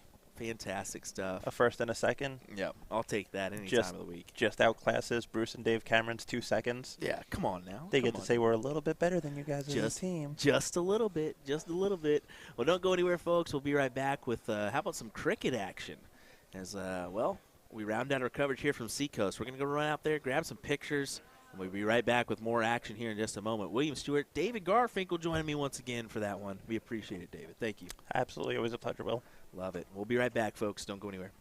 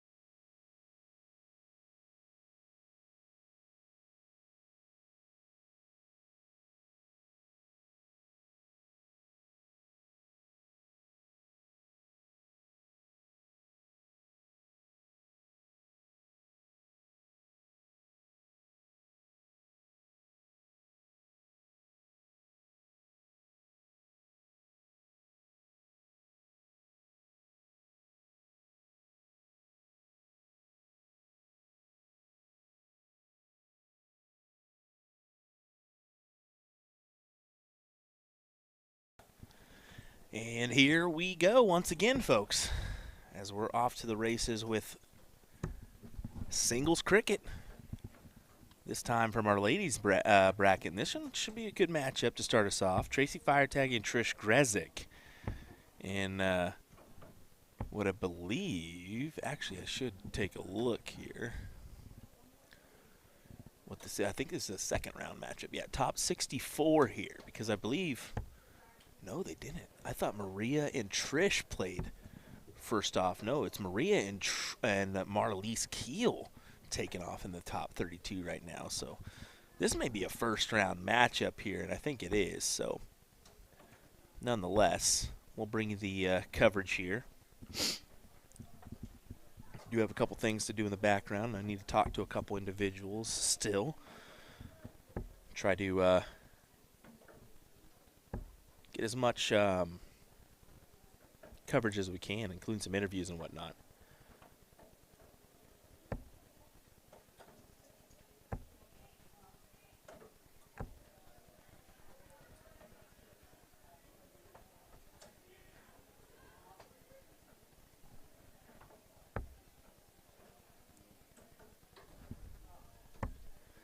Tracy off to the races earlier in this one. Board 6, Janet Melvin, Andrea Taylor. Taylor and Melvin, board 6.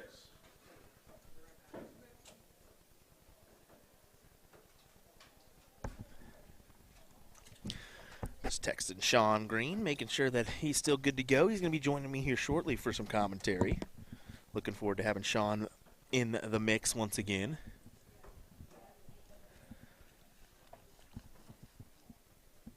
Second call, board 34. Phil Freed, board 34, please.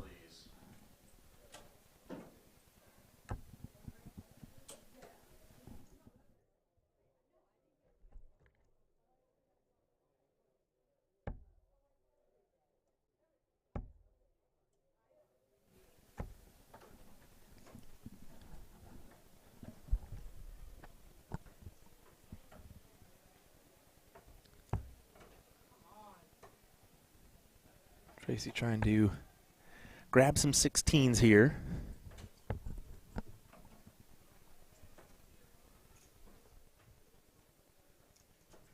Board assignments, board 24. Rick Borton, James While Grezik works on the 15 mark. And only one there, so really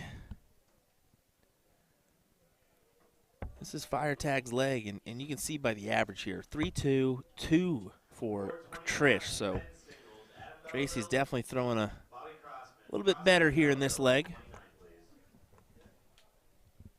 Board 33, second call.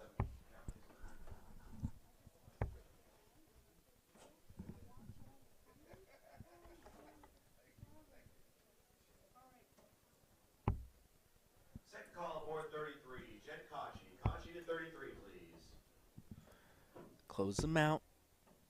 Add some points for good measure. No problem there.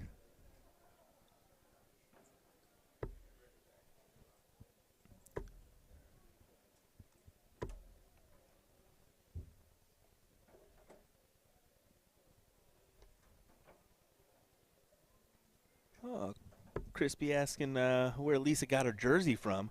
I'm going to guess that's Flashpoint. Flashpoint Designs. I think that's who her sponsor is. Yeah, exactly. So, for those that are curious, there you go. A little bit surprising, Trish working her way back into this one, but anytime Tracy starts off like she did and Trish starts off like she did, it's going to be detrimental. So, but there's time. One leg is one leg.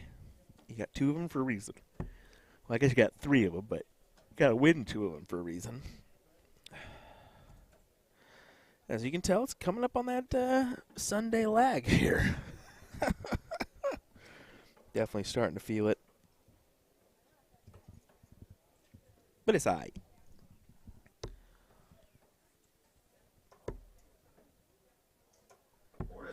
It'll be Red Bull City here in just a moment's time. No doubt about it. Red Bull City.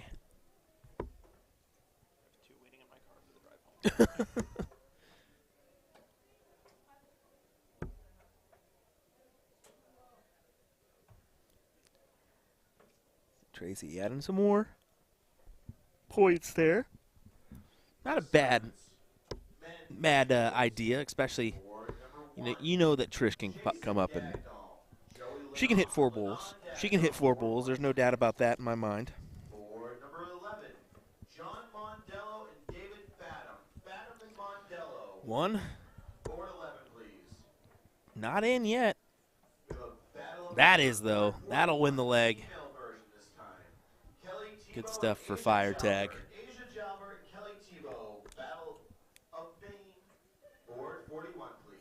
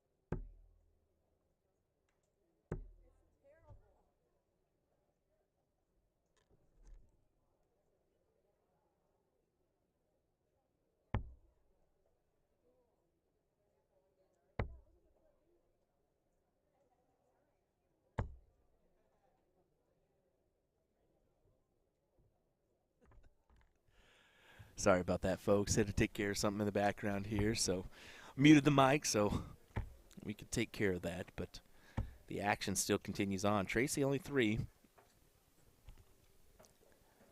on the last go around, so Trish goes ahead and closes out the number.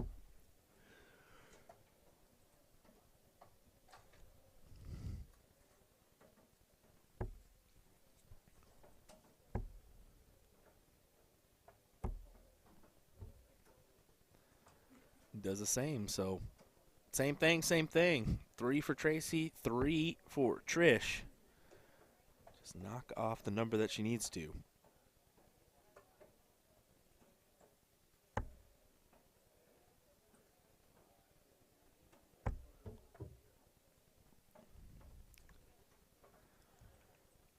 Does manage to sneak one into the triple bed. But still, only 3, so now you're going to have to go up top. Yep, does so. 40 on the board now.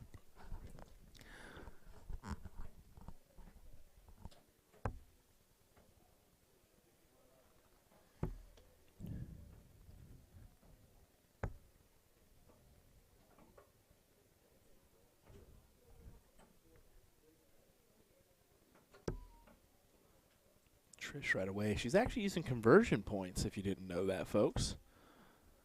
Kind of a unique side from Trish because she doesn't really play much steel tip, or soft tip, I'm sorry. I think the only time we saw her play soft tip was at ADA in July down in Dallas, Texas. Was she? I'm trying to think. Did Trish go this year? Yes, she did. Yes, she did. I know Maria and Jason went, so it'd be kind of weird that she wouldn't go, but once you do as many events as I do throughout the year, everything just blends into one. So, yeah, pretty much. Just a full year-long darts festival.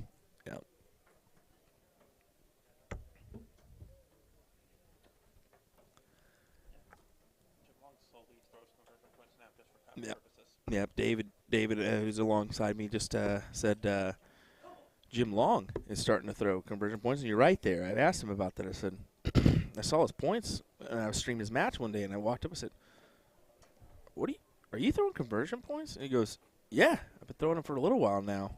Why? And I said, it's weird.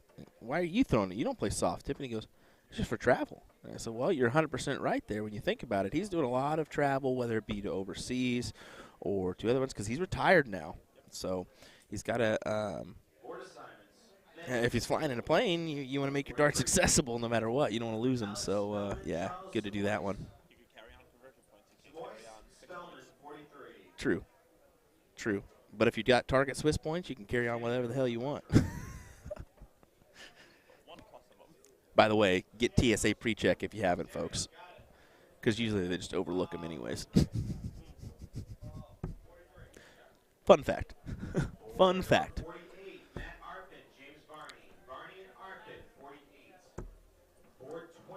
Good 5. Good opener for Tracy.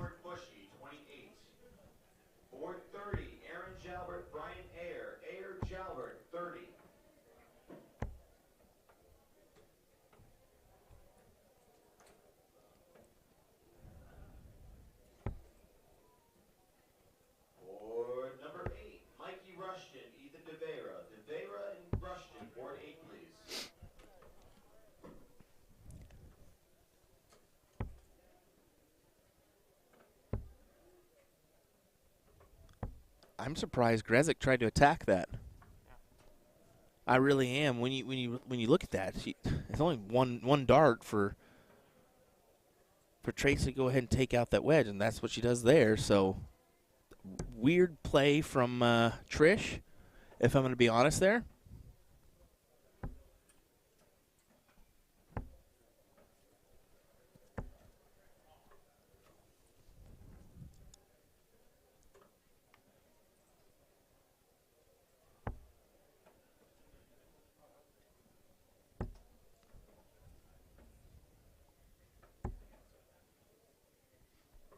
Tracy just continues to hit. Good stuff for her. Looking promising with a 4.0 right now to advance into the top 32.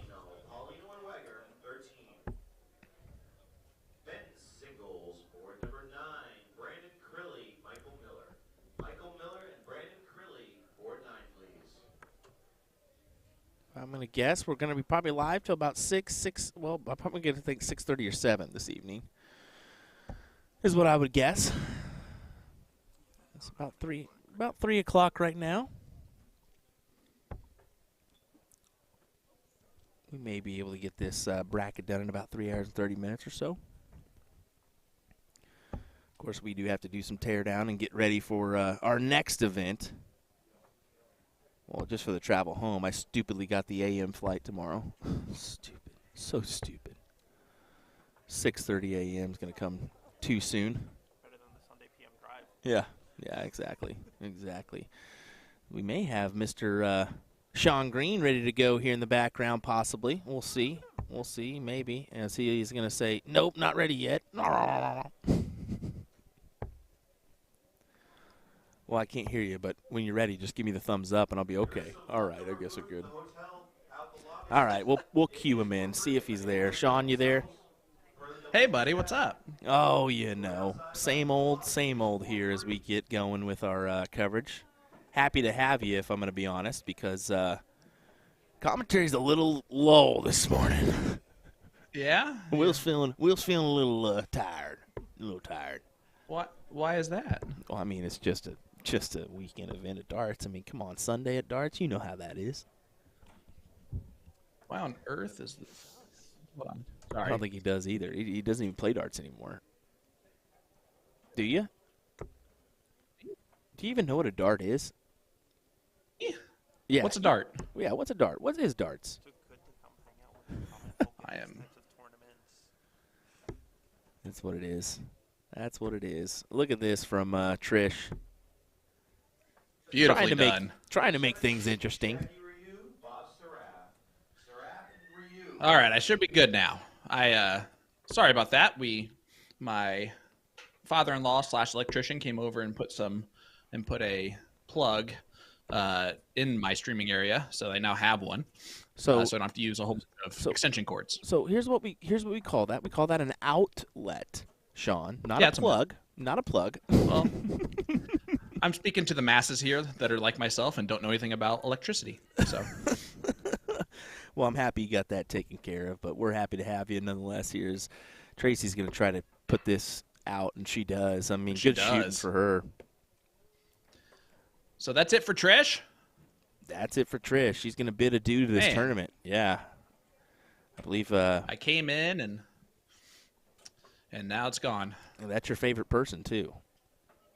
I do love Trish Gressick. She is up there on my list of people that I enjoy spending time with when we do the CDC events. But so it's sad to see her out. I don't ever get to do commentary on her, so of course I came in all frazzled. Of course.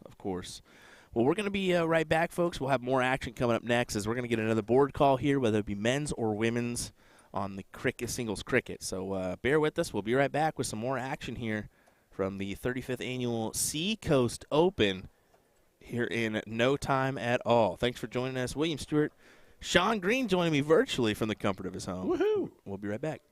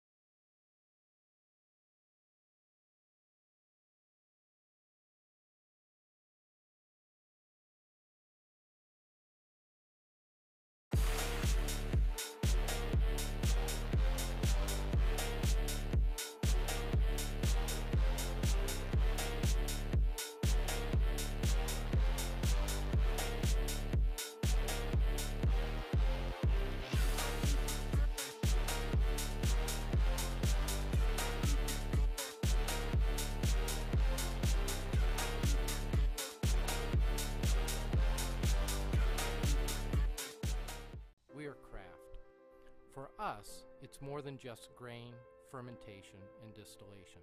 Craft is more than creating a product for the masses in taste and scale. It's also about my son and I working together, hand-making our stills and equipment, hand-ricking our barrels. It's that we get to be part of the special moments in life for ourselves and others.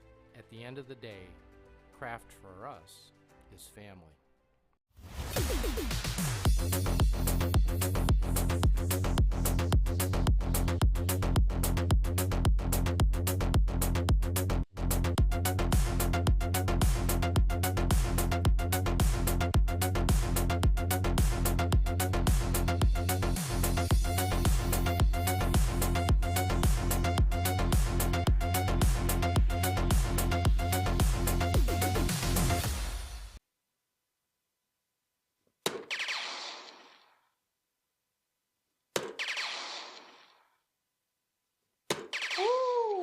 Leonard Gates. But we're not going to get the 6 dart out. Just immediately lost my confidence. We'll see. Ooh.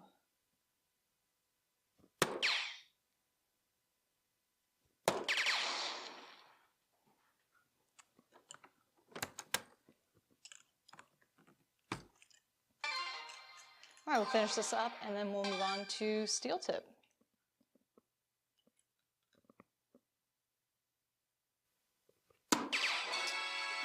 Right in the bottom corner. Oh, God.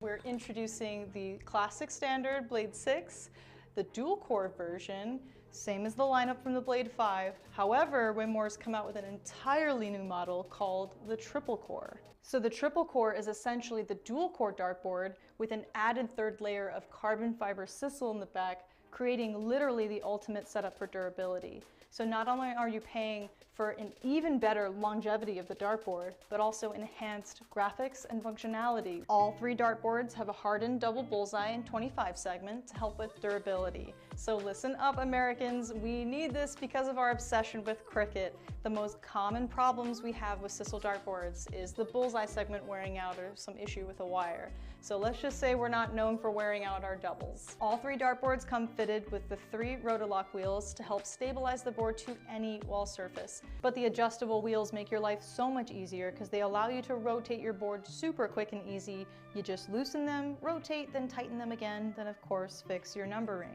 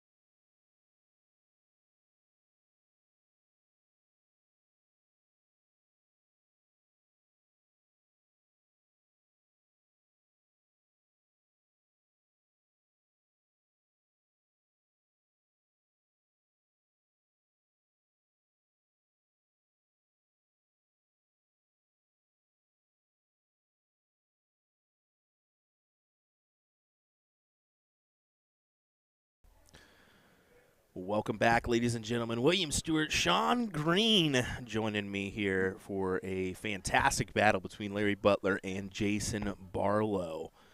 Well, fun fact, Jason Barlow considers his steel tip game, as he quote-unquote said it, crap. Oh. But he is been on the PDC stage a few times, so, you know, whatever you say, bud. It can't be that crappy, huh? Yeah, can't be that crappy. But this should be a good one between the Canadian John Anderson and the Eagle. Yeah, it's a great battle, right? And what's unfortunate, these guys are playing each other this early on in the tournament. It's kind of like Trish playing against who we just saw, Fire Tag, defeat her. So tough right out the gate for both these gentlemen. I believe this is top 32 at this point. So you're going to see some great darts, though. Larry Butler, of course, living legend of the game, and I think I can say the legend word as many times as I want to because Sharon's not here to yell at me in my own office.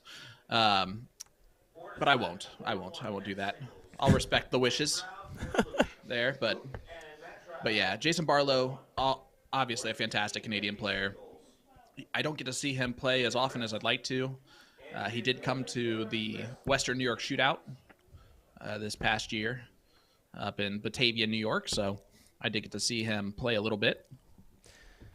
Yeah, he's getting around, and I think Maria is pushing him to get around more because she's got a goal in mind. And look at this. Well, is that a... No, it's just a 6. It looked good, though, didn't it? Yeah, it did. Yeah, I guess Maria's pushing him around a lot. She's got a goal in mind to, I think, be in that WDF World Cup for Canada. Yep.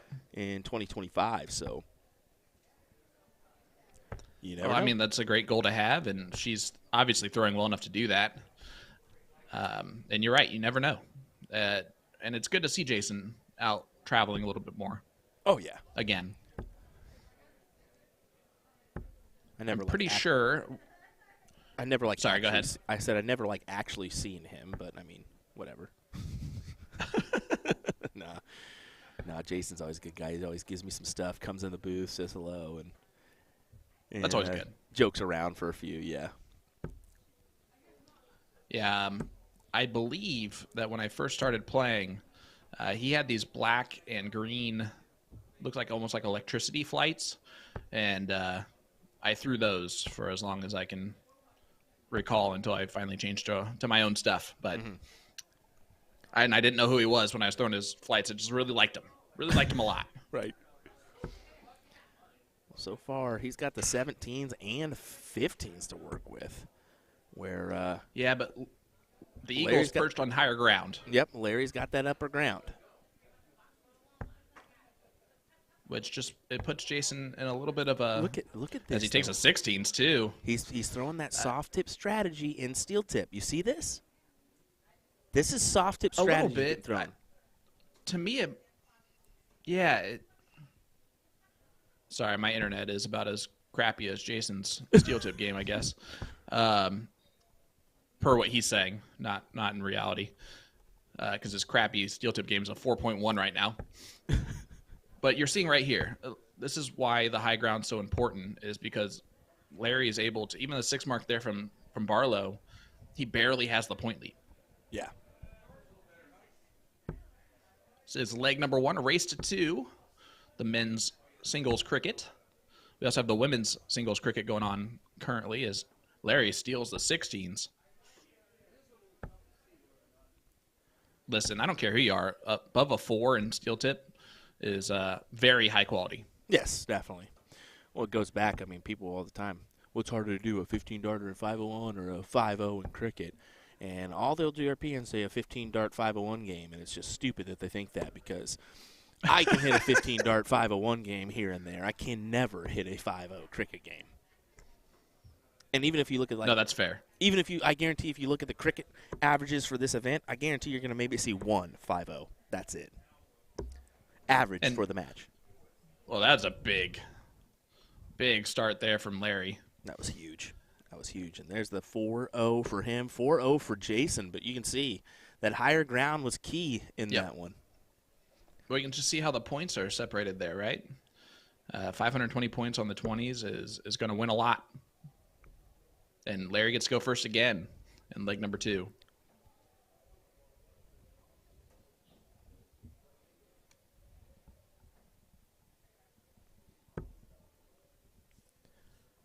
Trying to take advantage. Did he get that last one? Get that last one? Yes, he did. He did. And this is where, let's see if Jason picks a different strategy here. He's looking up now, but because he can. But great start. These guys are hitting triples like it's nothing. Yeah. This is a top 32 match, if we didn't say that, so wanted to at least mention that. Yes. Yeah, I thought it was. I didn't know for sure, so that's why I kind of left that open for you to tell me if it was or not. So no matter what, these guys will come home with... No, sorry, top 16 is going to be payout here. Oh, top 32. So one of these guys is not going to get paid. Yep, one of these guys is not going to get paid.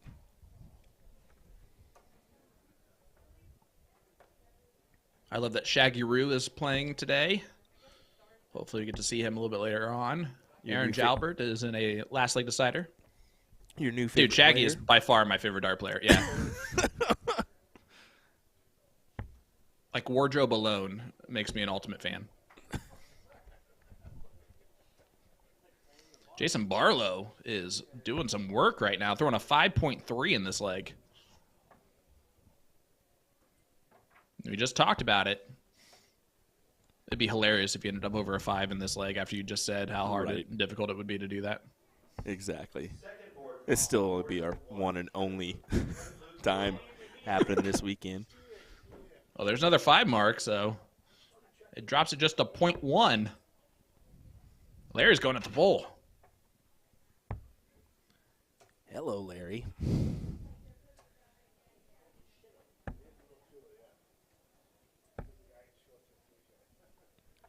I think what I love most about this new microphone is that it does not catch my breathing at all. Yeah. Yeah, exactly. Wonderful. It is wonderful, isn't it? Every once in a while you'll catch it, and every once in a while I'll give a good by accident. But Yep. yeah, you know, it's nice. It's been it is good to have the remote side of things here and there. I will say that here and there because live's always gonna be Yeah. the key. But Well, again, it's one of those situations where some commentators and people like that are fine with remote because they don't go out there and talk to anyone. yeah, They're back here to do a job and just to talk about the darts that are at hand. And I'm a storyteller by heart, and I love to tell those storylines and get to know them to be able to tell those storylines. You see Trish just lost, but she's right there to chalk. see Barlow. It's always good to see. Having Yeah. a laugh at that too. Good stuff. And that cost him the 5-0, I think. We'll see. I think it did too. 4-8 now. Yeah, it definitely will. Ooh, good double. He Big could have got last, it. yeah. He could have got it. No, he didn't. No, because it only counted as single. 4.8. Not bad. Not Let's be bad honest. at all. That's not bad at all. Man, Not that gentleman bad is at all. wearing that crown again. Yes, he is. That's the same gentleman as before. I love that. And gentlemen, that's a young man. That's a youth Well, right. player. How about that? Young gentleman. Doesn't look there you like go. it, but it's a youth player. I can't believe Peter Wright wore yellow on the same day as he knew he was playing Chizzy. That's just rude. Isn't it? You think Wright cares? No. No. He had his wardrobe picked out way before he knew who he was playing when. No, I can't say that. Oh my gosh. No, I'm going to say it anyways. After yesterday's performance, I don't think he even gives a dang what happens after this tournament. No. Well, he's got one job to do, and it's to beat Chizzy right now. If he does that, he's still in contention. Yeah. And I'll put Chizzy out if he does too. So It would, yeah. Which only leaves one more spot for someone to go out, and Stowe has the best chance to move on. If he wins, if Peter Wright beats Chizzy and then Stowe wins, Stowe's in. Yep. And then he can just let Peter Wright and Stephen Bunting battle it out tomorrow for who's going to join him. It's a great last leg decider we got currently. Jason unable to get the magic that he had in the last leg.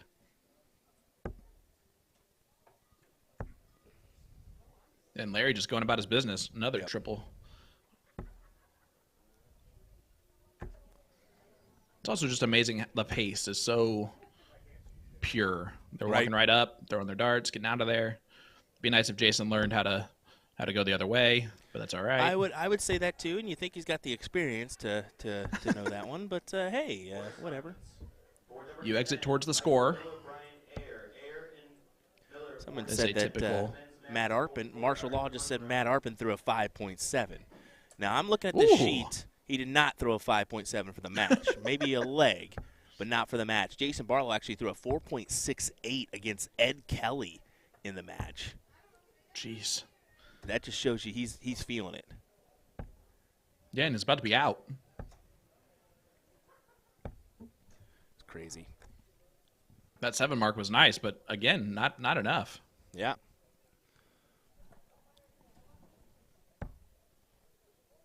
Yeah, so Larry just takes away the 15s real quick. You might as well go bowl. Yep. Ooh, he tried to go right over the top.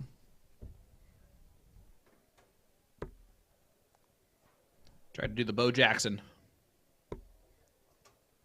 And then Barlow tried to throw in a Maloney double. We know how well those have worked out. Yeah. Jason just gave him a shake there. Did you see that? He just said, "You got it, bud. Yeah. Don't worry, you got it."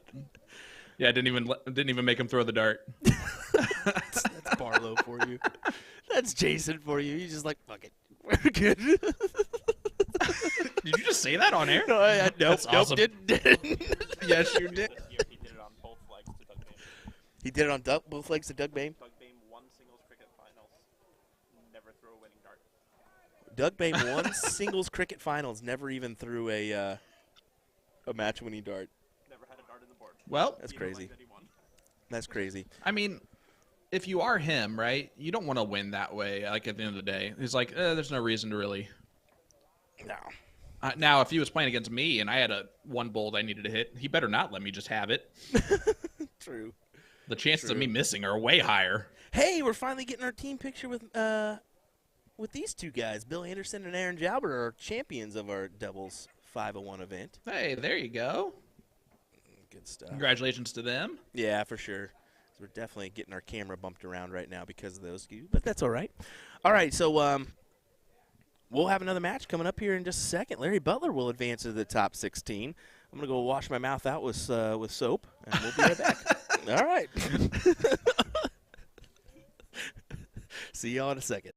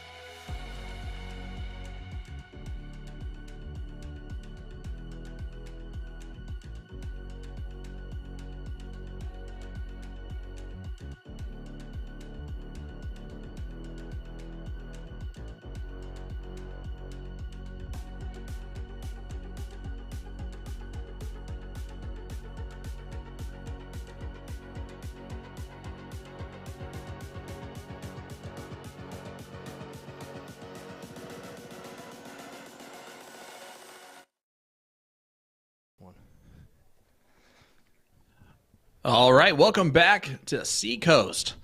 This is the women's singles cricket event, and we got a great one. Paula Murphy taking on Julie Weger. Doesn't get much better than that. This is a top 16 matchup. If you're looking for the other top 16 that's already made it through, Andrea Taylor, which we saw her last night do extremely well, Maria Carley, Nicole Dagnall, Kelly Tybalt, and Callie West are so far the ladies moving forward. And Robin Curry is playing against Gail Payne right now. Marcia Tynan and Michelle Pelletier are doing battle as well. But this one currently, Julie Weger taking on Paula Murphy. Paula, the #1 seed, like she should be, if there were seeded. If this was seeded, she would be the #1 seed. See her just moving right along here. Going to get rid of the 17s. Oh, she does close the 17s, and then gets a 19 on the board.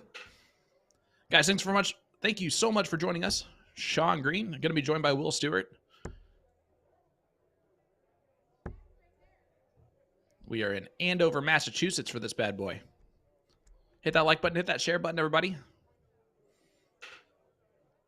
I do want to give a huge shout out to the DP Indy players that are playing in the finals next weekend, including Mo Maloney, who I saw in the chat earlier. Nice trip 19 on Dart 3 from Paula. But Julie's going to get a chance here to do a lot of damage on the 18s.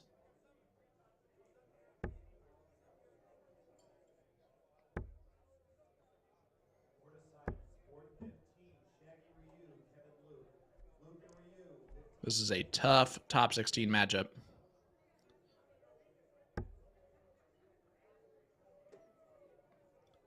And that one is in from Paula.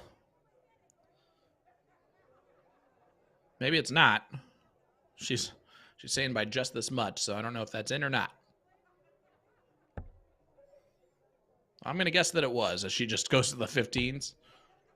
Oh, and big 7 mark from Paula Murphy.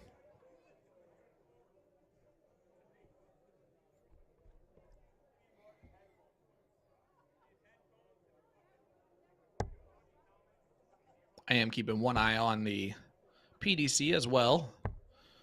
Stowbuns plays in 2 matches. Right now, Peter Wright is up on Dave Chisnell, 3-2.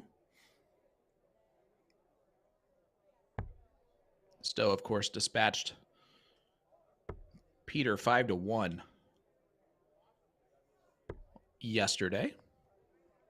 And Paula going right at the Bulls after closing the 16 out. Throwing a 4.0 in this leg. That's going to be tough to beat if you're anyone.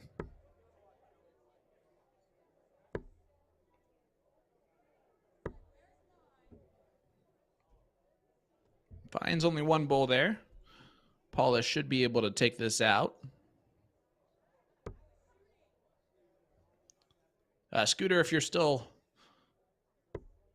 with us here, Jason Barlow does that from time to time, where he will just, if the game is right there and it's 1 bull and he's not anywhere close, he'll just give it up,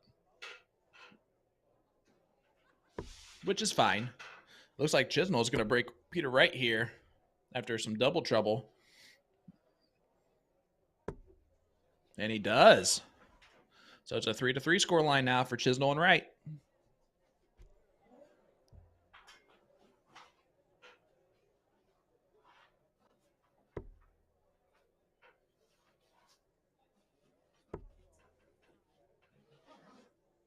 Paula needs 1 more bull to get through this leg. Not going to happen there, but falls out into a 15. Not bad. If you're going to miss where you can point.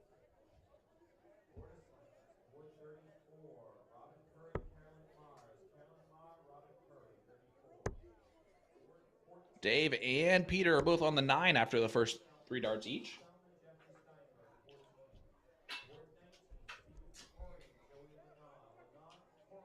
Oh. Chisnell the first to miss. Sorry about that, my guy. Hey, what's up, buddy? Will Stewart joining us here. Paula takes out leg number 1.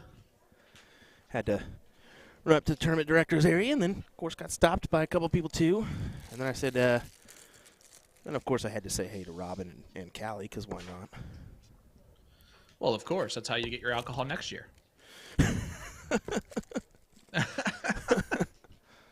Oh, my goodness.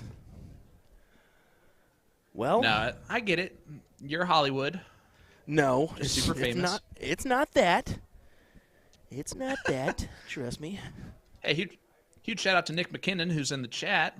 Played great yesterday by my man. Yeah, he's a quality shot through and through. I mean, no doubt about that. So, Rick Fortin getting bested by David Fadum in the top 16. Don't Yeah, mention that. I did not mention the men's side. I figured I would just focus on the ladies while the ladies were playing. Andrea Taylor, Callie West, Kelly Tybalt, Nicole Dagnalt, and Maria Carley are your top 16 ladies so far. Wow. Or the top 8 ladies so far. We are kind of a staggered, though. We still have one match in the top 16, or top 64. Did you see that? On the ladies' side. What? Yeah. I don't know if that's by mistake or... Nope, still active. My goodness. Yeah, it is unfortunate, but... Oh, I see it. Yep. Yeah. Yep. Now that makes sense. We're a little bit staggered, but... When both players are struggling and you're playing cricket, it's a little bit tough sometimes. Yeah, for sure. So I was just saying, man, we're cruising along in the brackets until I saw that one. But, I mean, other than that, I mean, we're really moving here. It's 3:30 local time, and Yep. events just start at 1:30 and 2. You know? That's true. Look at that for Paula. Yeah, Good they are 5 rolling. mark. Yep. She shot great in the first leg, too. I mean, just had control the whole way. I'm kind of surprised she didn't try and steal the 20s from Julie with only the X on it.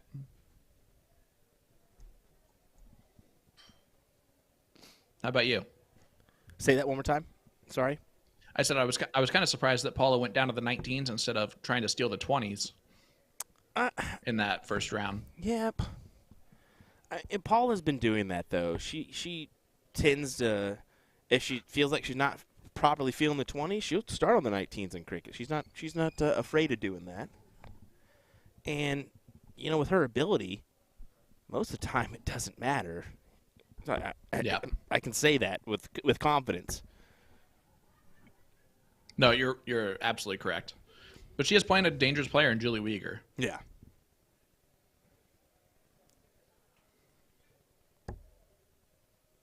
Well, you're right. Paula gets rid of the 18s. Now going to move down. She's going to move over the 19s here and point again. Yep, just textbook. Close point. You see that tall drink of water in the background there is Dave Garfinkel. Yep, the gentleman who's been helping us with some commentary here and there this morning. Appreciate Which him is doing awesome. that. Yeah, he's if he's at an event and he has some free time, he's not shy about jumping back here and saying hello. Well, he's a bit of a talker too. I would say so.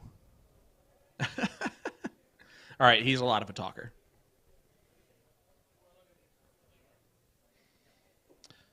You know what's funny is my internet is worse today than it was last night. Well, last night it was outside of the streaming room.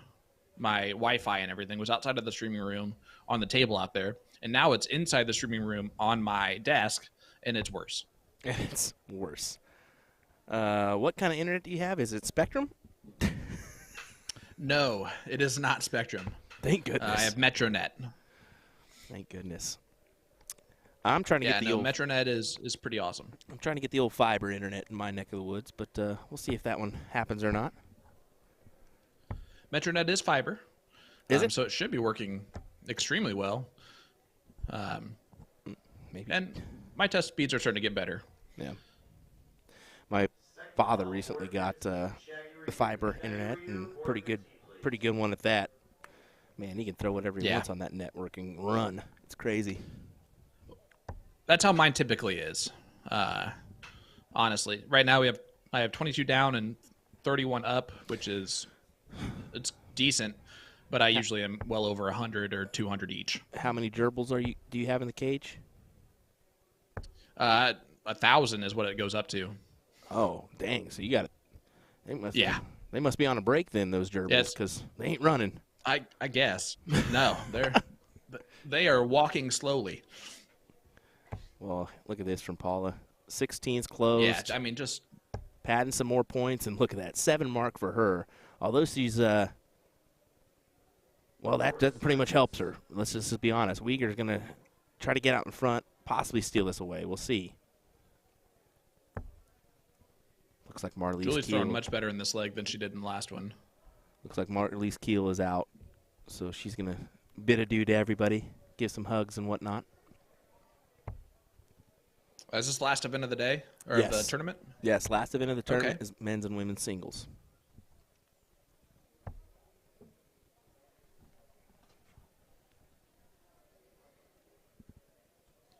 Well, that's kind of sad because that just means the room's going to keep emptying out. You see Robin Curry playing back there in the background. Looks like someone in a Bobby Boucher jersey is chalking, although it's not a Bobby Boucher jersey. It's going to be whoever the good player is for Boston right now. You say Bobby Boucher there? Yeah. No, Bobby, no. It would have been a Happy Gilmore jersey anyway. And you know Peter what? Wright defeats Dave Chisnell 5-4. That's good for Stowe. Yep. That is great for Stowe. That Peter Wright won that match. All that matters is what he does against Stephen Bunting now. Well, the score line helps us, too. Let's be honest there. That 5-4. Absolutely it does. Was great stuff. Yep. How about Bo Greaves today, So right too? now, dude, crazy. Wanted to mention she that. made that look so easy, and I mean, was just flawless. 3 180s. 3 180s and 95 average for a 5-3 and Pikachu win. just had nothing. Yeah. That group's tough, Pikachu had man. nothing for. Here's the thing. Oh, yeah. It was definitely the toughest group. Oh, yeah. You got Damon Hedda sitting on the outside looking in right now with Ricardo Petresco right behind him. So right now, Aspinall and Greaves will go through if it stays the same. And I hope that she does. Oh, She's yeah. going to be a tough test for anyone if she does go through. It's quality I think player. I think Aspinall said it best. He said that that was the one 4th tier player that no one wanted in their group. 100%.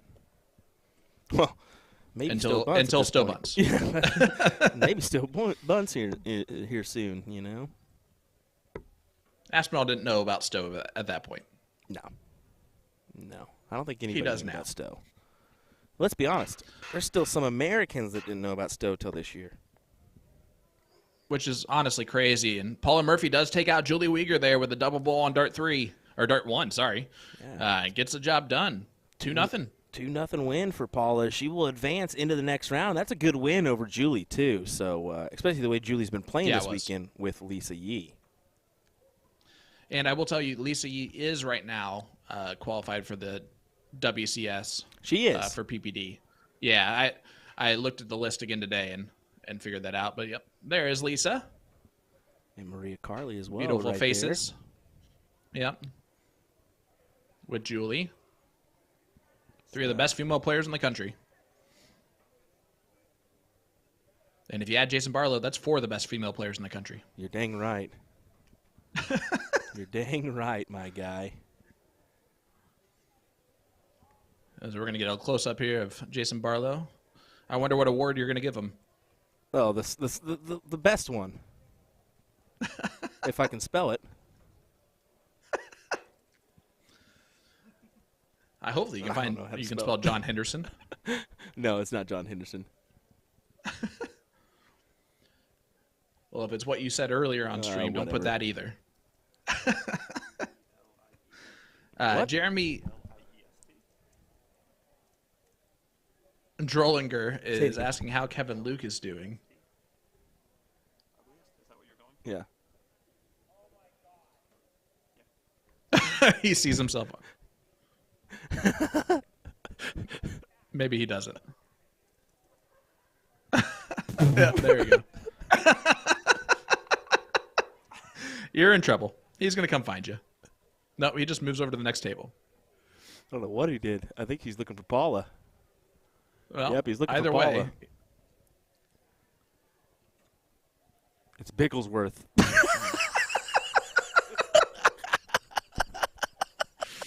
Oh, well, boy. we'll go ahead and get off of him, I guess. He's being ornery right now, isn't he? Oh, geez, Louise. That's Jason for you in a nutshell. Here we go, folks. More singles action here next. Don't go anywhere, folks. We'll be right back.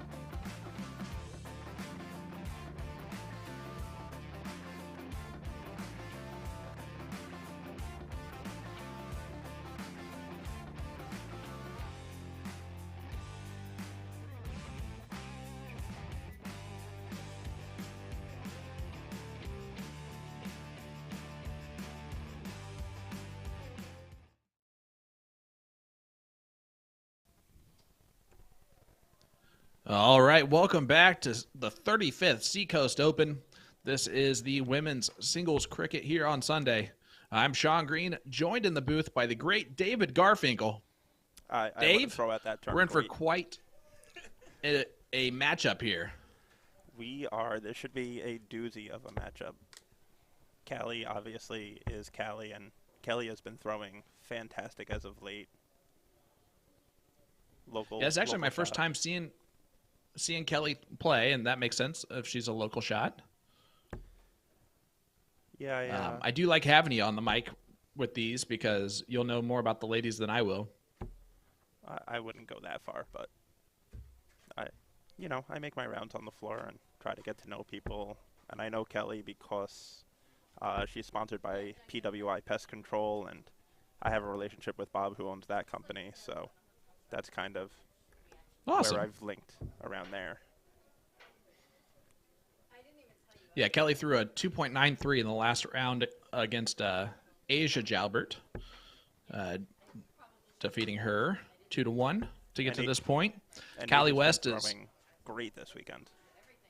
Yeah, she threw a 2.62 in that one, probably a little bit off of where she would like to be. Callie West threw only a 2.69 in her victory, so we'll look for her to kind of pick that up a little bit. I would expect her to. It looks like she is. Yeah. I was just going to say through 4 rounds, she's at a 3.5, 3.3. Yeah. So how's the weekend been for you, buddy? It's been good. It's been a great weekend, actually. It's been a lot of fun, a lot of just, hanging out with friends, and it's been a nice, relaxing weekend that was almost needed as we get into the holiday season, and I try to, get all the crunch before I head over to England in December. There you go. Yeah, it's going to be a good time. I'm only a little bit jealous of you for that one. And by a little bit, I mean a lot of bit jealous of you on that one, but that's okay. I'll get my time eventually. But I'm so happy as well that you're going over there to support your players. Yeah, it's something that I've always wanted to do, and, this year stuff kind of just aligned, and when Stowe qualified, and he turned to me and said, "Will you take the trip out with me?" So I was like, what? Yeah, I will. And then Jules qualified, which added the icing on the cake, and to be able to go and also support Spellman. Exactly. And Cameron, and I guess Campbell.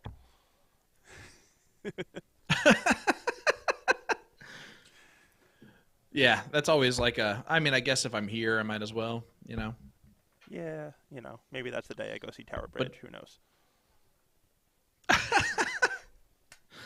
I've heard that eventually you get kind of a little bit sick of the smell inside Alley Pally. Stale beer and body odors is what I've here is a mainstay. I mean, I spent 4 years in a fraternity house, so that will listen. Right, yeah, I was about to say it's just home for most guys. So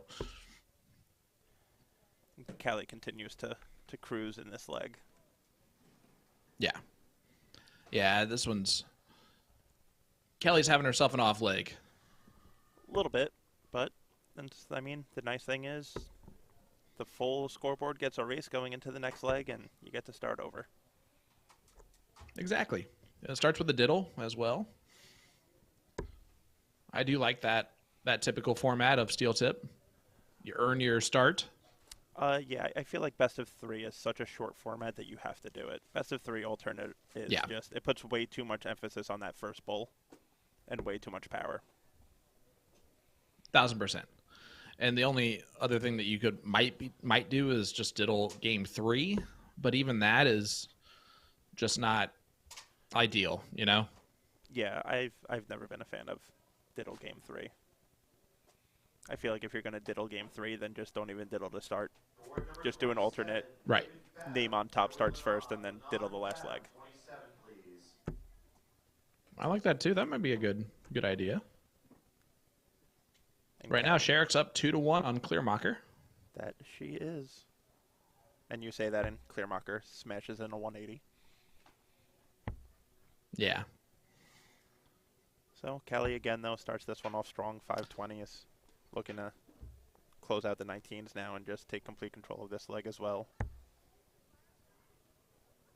And she is. Yup.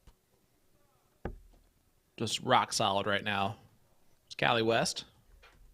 Yeah, at this point in the leg, she's probably just thinking, as I like to say, as a fat guy, it's downhill running. Just closing up for a turn and hopefully call it a day. Kelly, a good treble 18, but nothing else to follow it. And yep, there goes the 18s.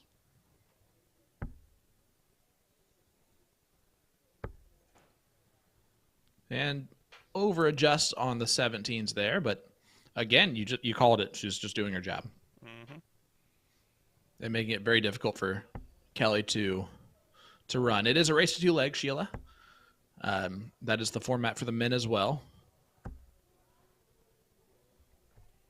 Like even a solid 5 there from Kelly, but still chasing points.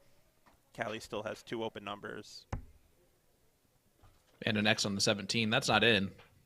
That almost shocked her. Did you see that? She was like, wait, did I not go in? Assume she's going to go. I'm just going to think about it. Yeah, she should point that last dart, ideally. Yeah. See Caitlin Myers in the background, who is out of the tournament. But it's nice to see her playing. Yeah, it's getting to that point. Sunday afternoon, people are dropping out, heading out. The room is becoming a little bit thinner, a little bit easier to pick out everyone in the room. Yeah, you can see Tom Linall back there, too. Wearing his Toys for Tots shirt. Those that don't know, absolutely, he runs a major Toys for Tots tournament every single December. Has raised a massive amount of money every year for Toys for Tots. It's definitely a big passion of his. And if I'm not mistaken, right now, the Stowe Bunts match-worn jersey is what is up for grabs? There's a Stowe Bunts jersey. There is a Jules Van Dongen jersey, a Danny Lauby jersey. Ooh. Gavin Nichols shirt that he won the Evolution Tour Finals in is up there. Seems like as well as a ton of darts and TVs and a really cool Mets package that gets you in the PR booth with Colin Cosell for a couple innings to watch the game. That's awesome. Yeah, there's a lot of really, really cool prizes up for grabs. And it's actually his Toys for Tots tournament that he does is what got Joey Lenoir into darts. And the reason why he started playing. And the rest is history if you know Joey. Yes. Joey has just become a powerhouse on the dartboard. That he is. He has definitely blossomed and matured and keeps growing and pushing. And Kelly gets 7 of them on the 15s. That'll help. She is making this leg not as easy for Callie West to just roll through, and you like to see things like that. She's doing a 3.6 in this leg. Absolutely. She had a couple of big 5 marks, that 7 mark, and has flipped things almost. Yeah, and the only difference between why a 3 or a 2.9 and a 3.6 are this close is because of the higher ground. 100%. Great last start from Kelly as well. So Callie needs to now hit a lot of 20s. Needs at least 4 to take the point lead.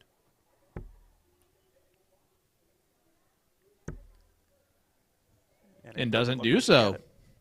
See, I was able to do that quick math because I have a piece of paper on my wall that tells me that I'm good at math. Is that what it says? It says, I am good at math? Yeah, essentially. It just says mathematics. Oh, that's right. Yeah. You know, the fancy term for math. Man, God bless you for going through college and getting a degree in mathematics. That is just not my...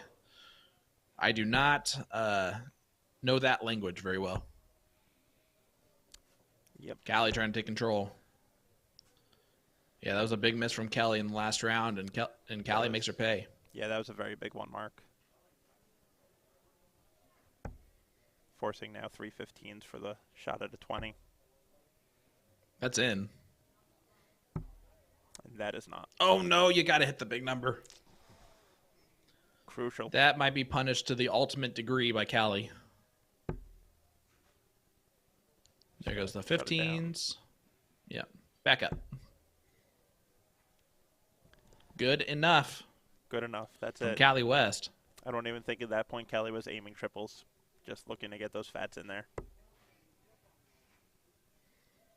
Yeah, at some point Kelly's going to have to get rid of the 20s. And she got rid of And she them. does accidentally. Pat Gallagher in the chat saying, "I hear Garfinkel." Oh, drink it in, man. Drink it in. That's this guy, right? That is that guy. For those that don't know, Pat Gallagher, and obviously can't see Sean Green right now. He's doing the, Yeah. arm up, stare at your palm, signature Pat Gallagher, drink it in. Love it. I see a lot of those pictures, but I've never had the ability to talk to him and do it myself, So what we're going to do is you're going to hit that pose again, and I'm going to snap a screenshot to send it to him so that you can get into the Drink It In Hall of Fame. So let's go. Ooh. Come on, All right, you got this.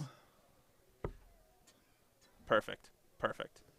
Good. That's going to be coming Did I your do way, it right? Pat. You did it right. It's impressive. Ooh, that's all from just watching other people's pictures. Oh, that's brutal.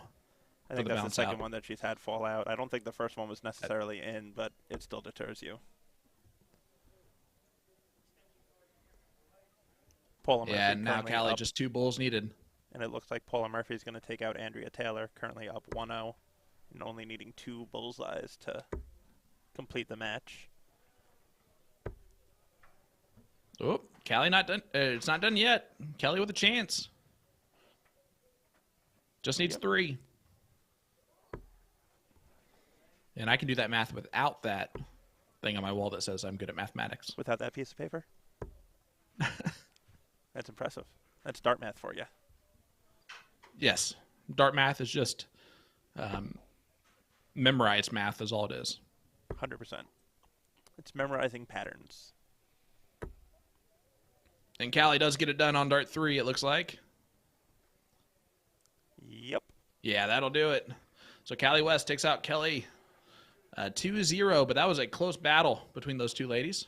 Thank you, Jason Chris, for chalking that one. And I'm going to guess that Will's going to want us to step away real quick because we'll be back with more action coming your way. Top 8 for the men, top 16, maybe the top 8 for the ladies. We're not sure, but stay with us. A lot of action still coming your way right here at the 35th annual Seacoast Open.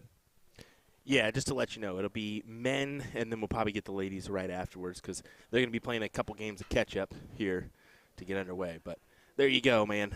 I like it. We'll be right back, folks.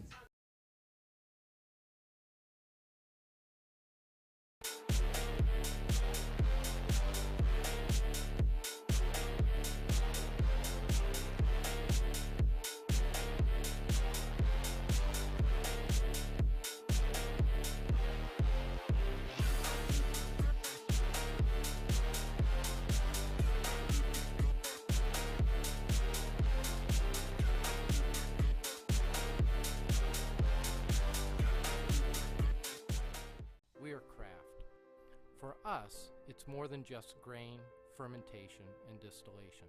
Craft is more than creating a product for the masses in taste and scale. It's also about my son and I working together, hand-making our stills and equipment, hand-ricking our barrels. It's that we get to be part of the special moments in life for ourselves and others. At the end of the day, craft for us is family.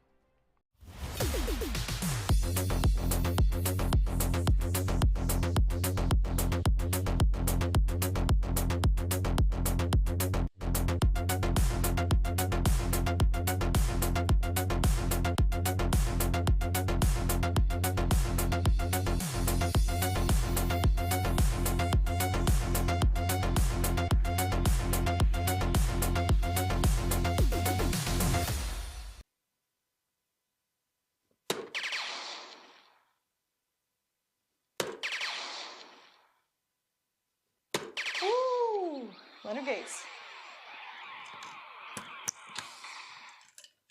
But we're not gonna get the 6 dart out. Just immediately lost my confidence. We'll see. Ooh.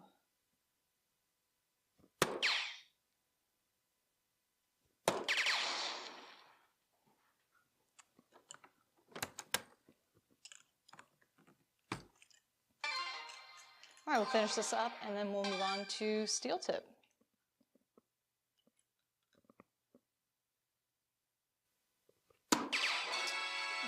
Right in the bottom corner. Oh God.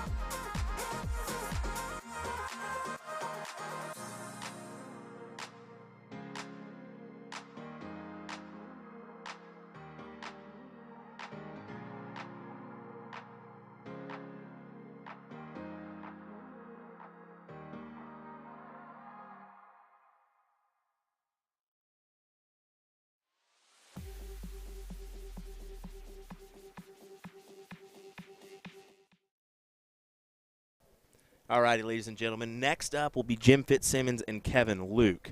I think Kevin had to take care of something real quick, is why it's taken just a minute for him to get over here. So that'll be our next up match. I believe that's a top 8 match, if I recall. David Fadam just missed out to Joey Lanaw. I saw that one out there, so wanted to mention that. Lisa Yee is taking on Tracy Firetag. Jeffrey Steinberg is going to take on Brian Ayer in the top 8 as that match just gets underway. So we're waiting on Fitzy and Luke to come on over. I may try to just put something out on that Tracy match here in just a second. So let me go ahead and try to do that one as we wait on Mr. Kevin Luke whenever he decides to show up, huh?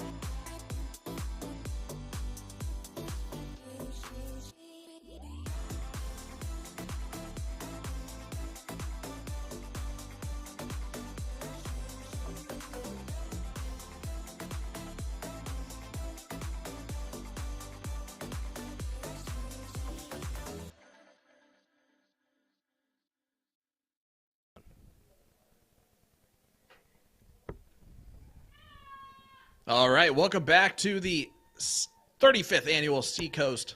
This is the men's cricket singles top 8 match quarterfinal here between Fitzsimmons and Luke.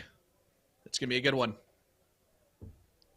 Shaw Green going to be joined by Will Stewart, and we are right now trying to hold it together mentally and physically as Stowe Bunce is doing damage on the dartboard, up 1-0 on Stephen Bunting so far. But we are happy to be here for this great battle.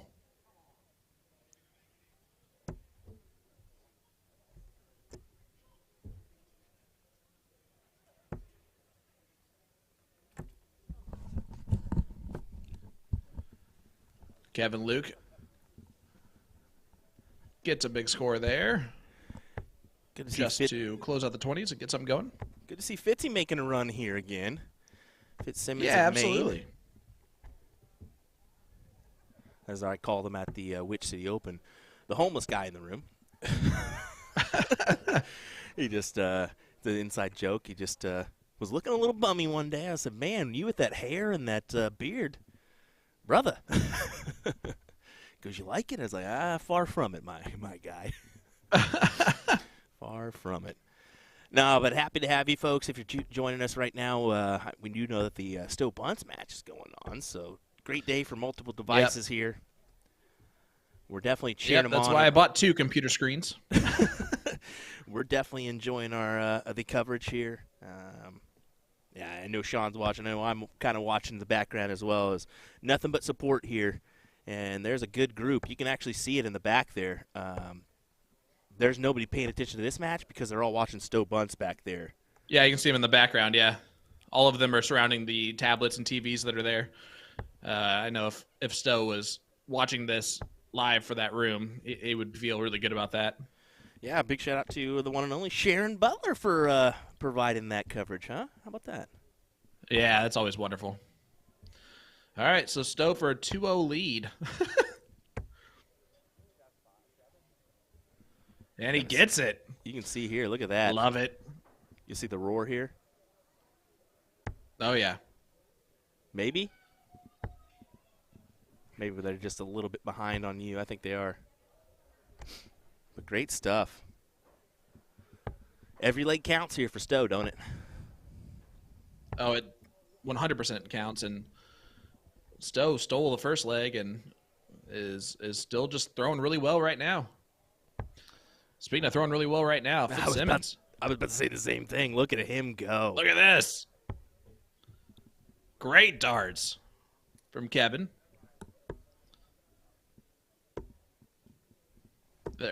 Sorry, Jim. That's what I meant to say. Kevin's throwing right now. That's 5 bowls from Kevin, Luke.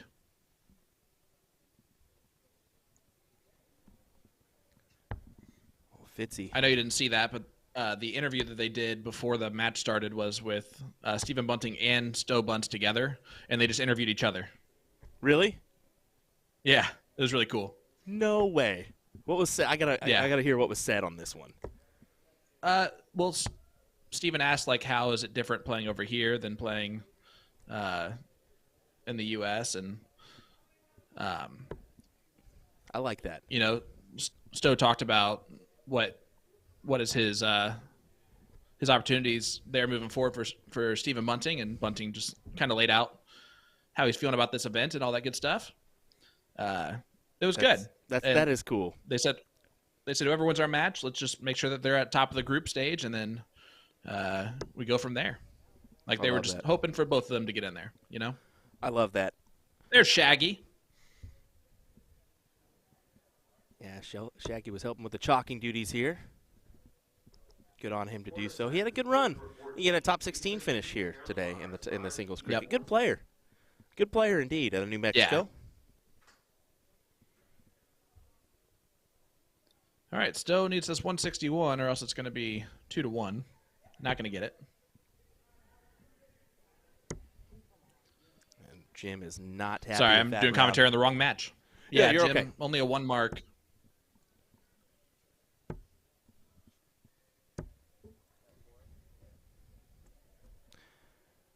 Kevin makes him pay with a 4 on the 20s to steal it away.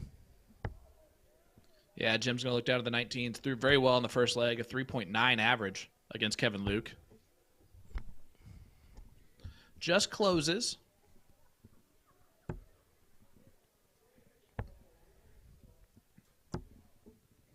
Stowe has yet to start off a leg without 2 troubles. And that's the thing. I knew. I saw him throw his first 3 darts. I said, "Yep, Stowe's going to be okay."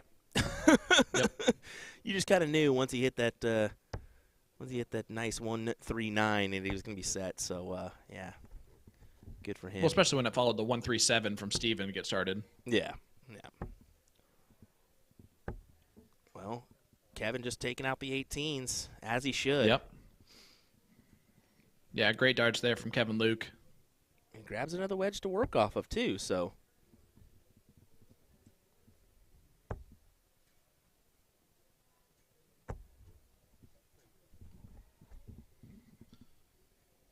And Jim just adds to his point total there on the 17s.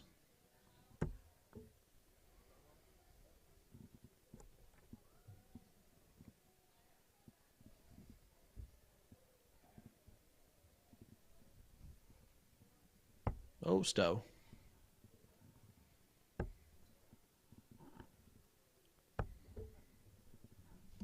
Well, he leaves the big fish. Kevin into the trip There's 20. the close from Kevin. Yep, into the trip 20 and the close. Yeah, big darts. Yeah, good stuff indeed. As Fitzy. Eyes on the 17s to try to pad some more. You're killing me, Smalls. Sorry, bud. Are you behind me? I'm behind you. Then I'll stop making those noises. I just noticed Jim is also playing with an injury. Yeah, he's got the boot on. Yeah, so I had a little conversation with him earlier and made fun of him a little bit. I said, if you go to the right or go to the left one more time and kick my camera, I swear. I swear. And he goes, man, I can't walk. I said, I can tell. You can't walk already. Now that you have this. Said, you need your walking cane now, bud. Oh. You can Sorry, tell, I didn't mean to say, oh. Kevin was a little upset there. He gave himself a little, come on, Kevin.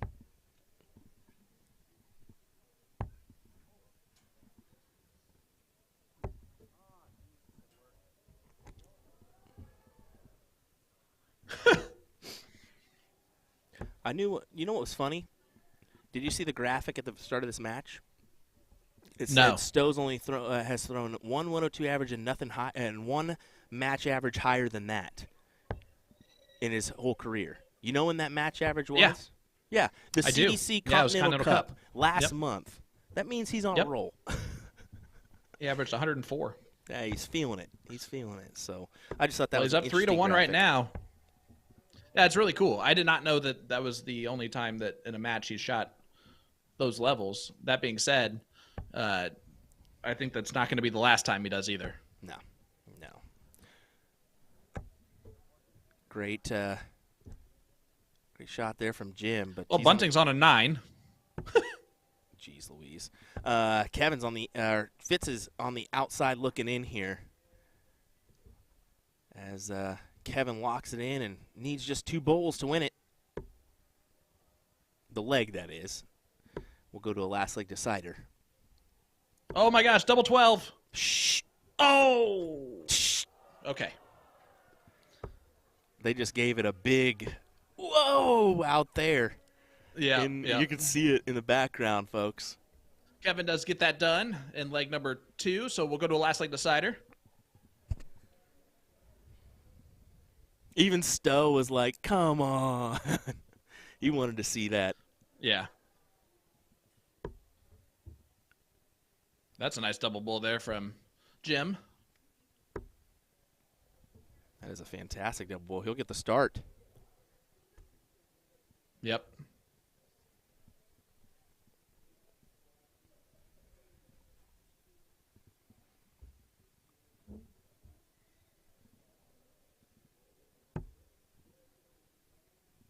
All right, so Jim going to get started here in the first leg, averaging a 3.9 overall in the match. Unfortunately, wasn't able to split the uprights there. Only 3 on the board. As maybe the enter button had an issue. There we go. There we go. Catch up. Yep. Kevin only with a single mark, though. That is, and he may get away with it with Fitzy only throwing 2. Yep. Wow. Yeah, Kevin's wondering what's happening right now.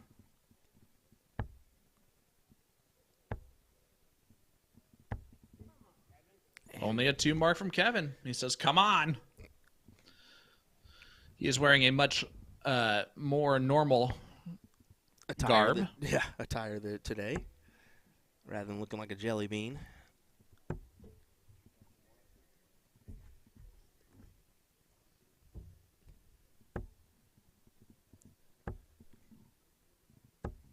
Good 7.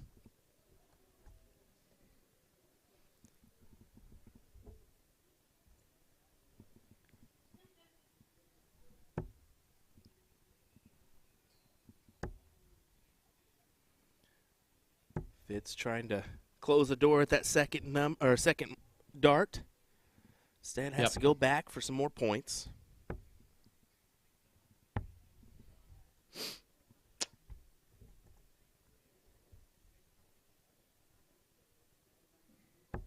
Ouch.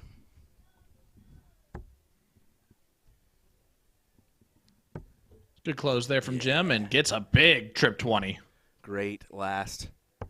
Great last. Pad some points as we'll wait for that to kick on over.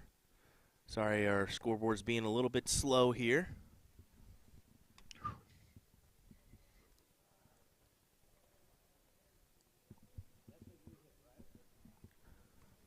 There we go. Yes. I think we're suffering from just a couple. I can't tell if it's internet or if it's Chalker related here. Yeah, I'm not sure either. That's kind of it's a little bit weird. I'm not going to blame Shaggy, that's for sure. Hey, that was a big leg there from Stowe. He gets 4 on the board, and that's massive for leg differential, ladies and gentlemen. Well, massive. Again, if he just wins, if he wins one more leg here, he is through to the top 16. Exactly, but I mean, I'm thinking like, hey, every leg at a time is just one step closer, one step closer.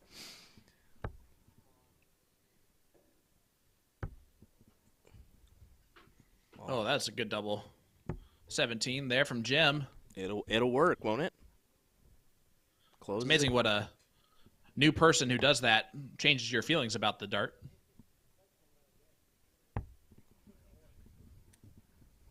You can see they're starting to break down the boards there in the background.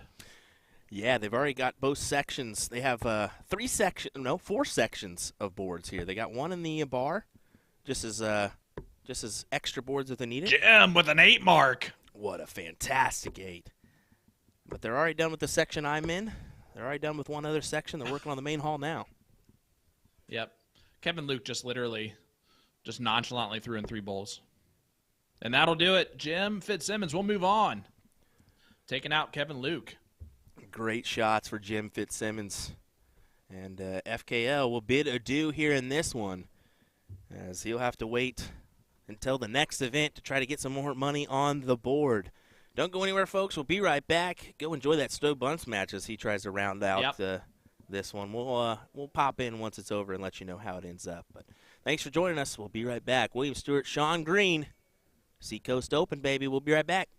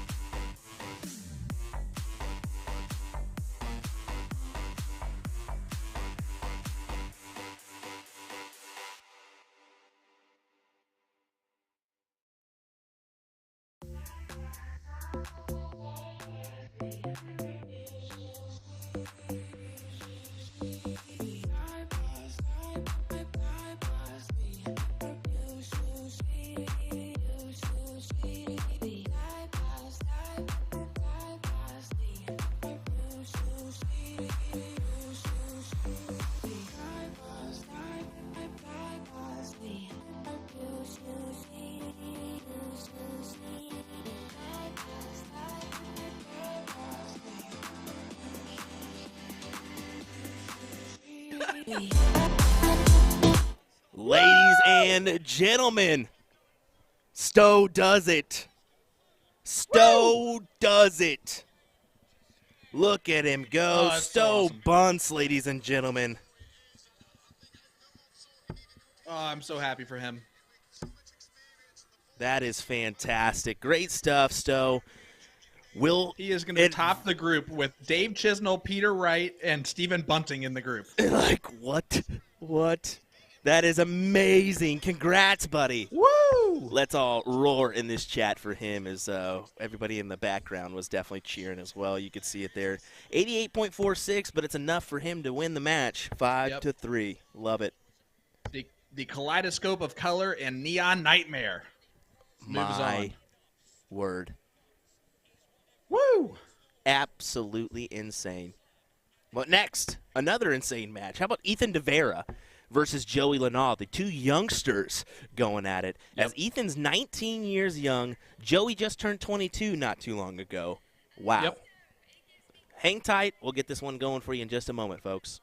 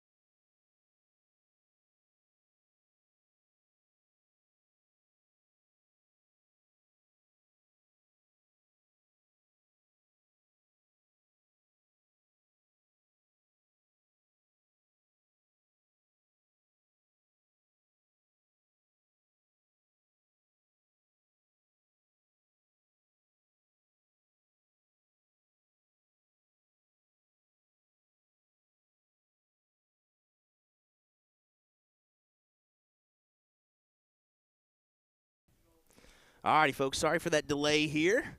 We Actually, I have Shaggy back here chatting with us for a minute, so we wanted to take care of that. But this is going to be a good matchup, Sean.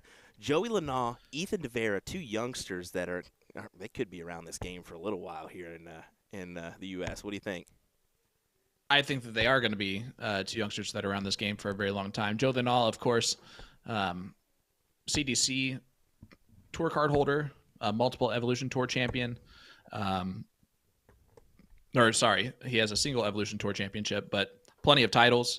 Ethan DeVera is a bit of the more unknown, right? He's kind of came along this year where he has just been very steady, and everyone knows who he is at this point. Well, here's the thing is, not a lot of people realize that he's from the Philippines and has played with the likes of Lawrence Logan, the likes of Christian Perez, and those people on the Asian Tour are just phenomenal dart players. So he was on Team Philippines for a little bit, so he's got the experience for being just 19 years young. So it's phenomenal, but we'll see. We'll see. This is going to be an exciting one. You see they're turning and burning here. Yeah, this is going to be real fast. It's just going to go, back and forth. You go. And they're throwing a 4-4 and a 4-6 too, and that can't go without being stated, that just the talent level that you're seeing from these two youngsters. Joey, I don't know, can we call Joey young anymore at 22? He's been able to drink for a whole year. Yes.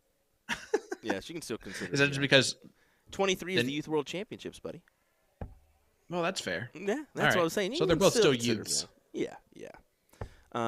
Now, of course, Ethan's is a little bit tougher. He's going to have to do some things to play on the world stage for Team USA. So, but he's already taken the process of trying to do that. And look at Joey trying to make it interesting. 4 bulls there, but Ethan just needing the 3, and he starts off with a double. And that's gonna work. Oh, there you go. How about that? What a start! No wonder these kids are where they're at right now, right? 4-5, 4-2. Yeah, that was incredible.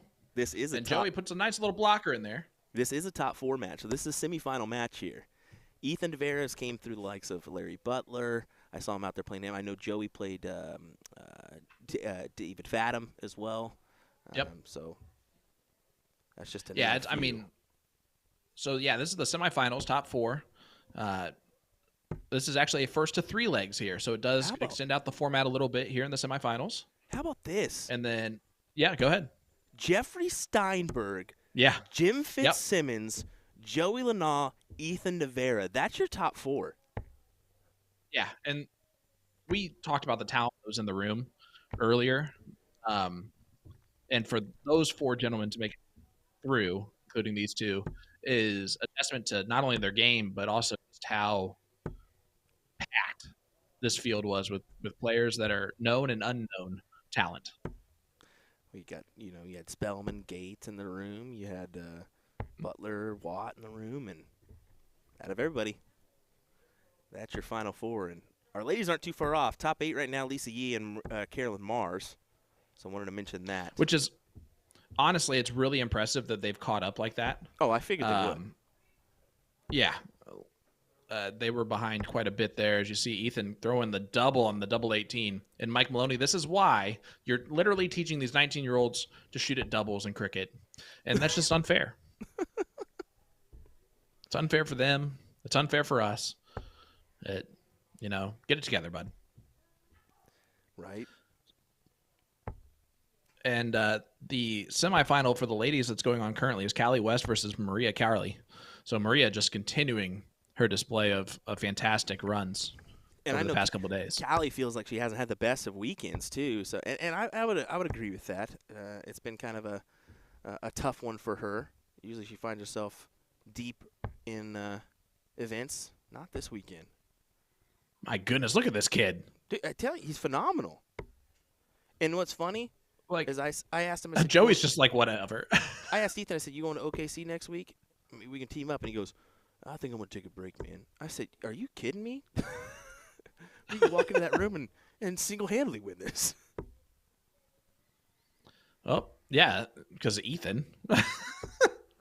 Ethan could partner with anyone and single-handedly walk in there and probably roll that thing. You're okay, Will. You're not that great at darts. That's why you're here. I'll stick to. That's why you're doing commentary. Stick to production and commentary, right?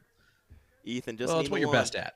And then some points, and I think he's going to get those pretty quick. Yep, there it is. And game, set, and the match. Yes. Nope, that's only leg number 2. 2-0 lead now on Oh, yeah, 'cause Joey we moved Linaw. to a It's a race to first 3. We moved to a first to 3. Oh, my. Yep. I didn't even see that.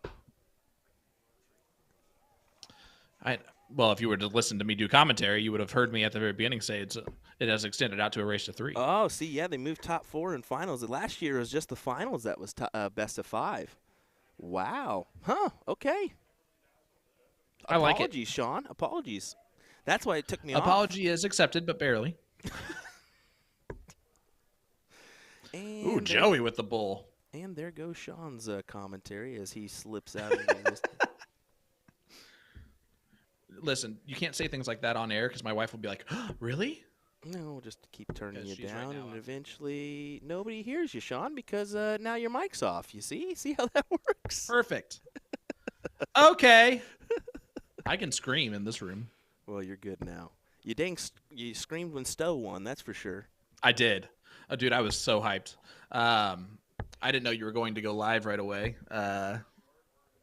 I threw in a couple expletive deleteds as well. Man, how awesome. How proud to be an American dart player it feels right now with Stowe doing what he's doing. Oh, exactly. See, Ethan shot at the double there, and that's what happens when you shoot the Maloney double. And Joey Linaw just runs. Going to work. Maybe like runs through some brick walls, like a juggernaut maybe. Going to work. Big 7 there for him, and I think he's going to have no hard time coming up here and hitting the 16s or 15s. Yep. Yep. Joey Linaw. The juggernaut. These throwing a kids are- 5-5 in this leg. They're going off right now. And Ethan is not. Ethan's throwing just a 1.8, but it doesn't matter because Joey's throwing what he's throwing. He's going to blow this 5-point average. Yep, sure did. Yep, he did. He had to hit the bulls there to keep it at a 5+. And once again, it just shows you how tough it is to hit 5+ in a leg, let alone an average. Yeah. Look at that. Big marks. It sounds like my youngest is being murdered right this second out in the room. I think what's just happening is, I think just what's happening is that she probably just doesn't want something that my wife is trying to give her. That's how. That's how the terrible 2s are going for me. How old is she now? Two and what? She just turned 2. Oh, jeez. As of 4 days ago. Nightmare.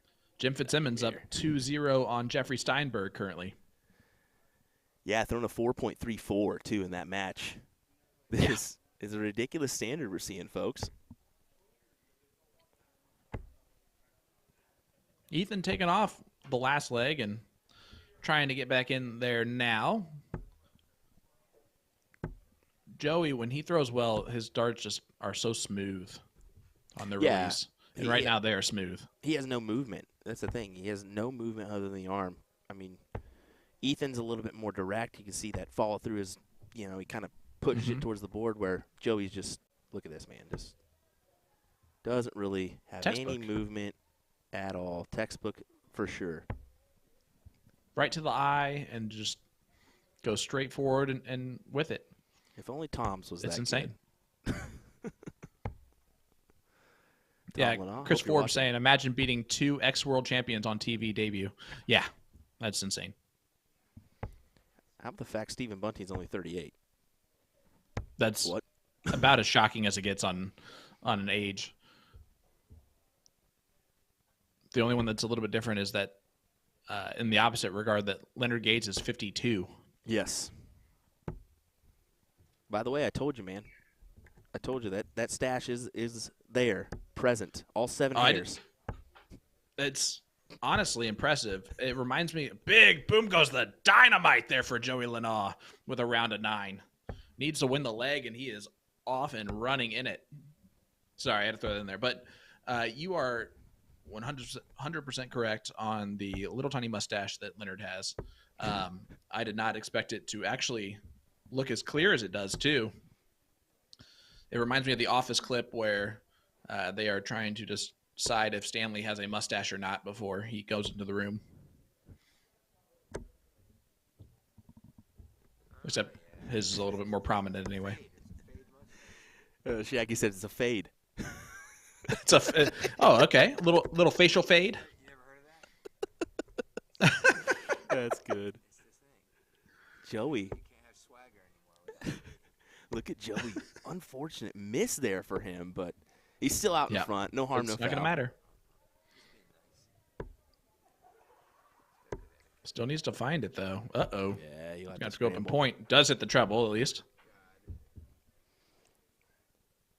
It's nice to bail out and just hit a treble. Right. All right. Ethan falls out into some numbers as well. There we go. There it is. That's dead center. All right, 2-2 score line. This is why I love the race to 3 is let's go to a last leg decider. I love it. Here we go, folks. Who's going to win this one? Is it going to be Ethan DeVera or Joey Lanaugh for a berth in the finals? That diddle might be the difference here. Ethan's going to go first.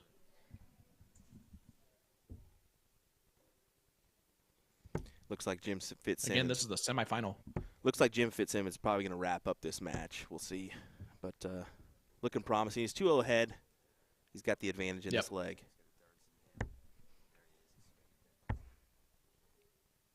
Yeah, he's got a 2-house lead as well. So with just bulls to go.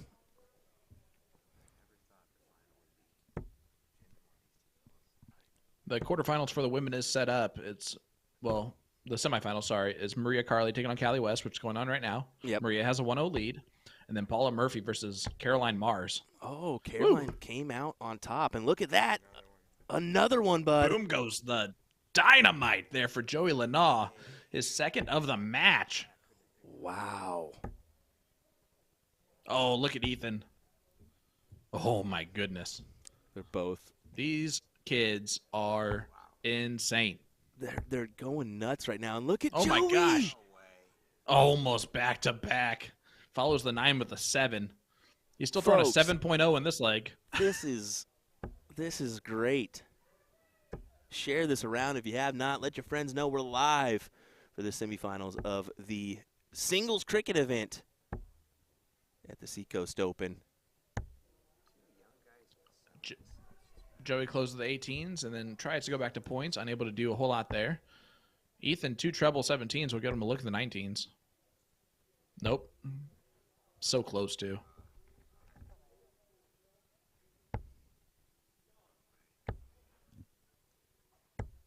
Only a single mark. I do like little Say Ethan again? representing the. Ethan has the little earrings there too. They're nice. Yes, he does. Actually, down at Look how sparkly those things are. Down at DPFL, it was kind of. He's got a uncle that lives in Florida, so it was kind of cool that he went to that event and they were able to kind of hang out with each other and see each other again. Nice. Joey, unfortunately, just a 2 mark there. Yeah, 4-3, 4-0. Can Ethan hit the shot to give him an opportunity? No, he will not. So 5 on the 17s does get the lead, but he would have wanted a shot at the 19s there. Oh, and only another 2 mark from Joey. The Juggernaut is running out of steam. Unless Dave's in the room, then Silent But Deadly is running out of steam.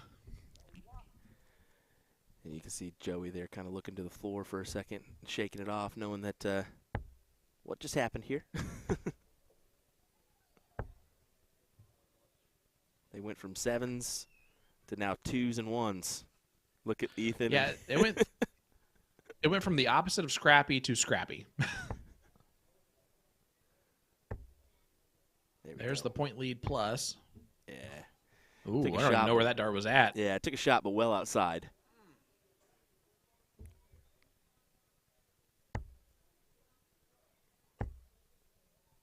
There's the point lead from Joey, and Joey unable to take the stab at it, and he looks over at the camera like, what the heck?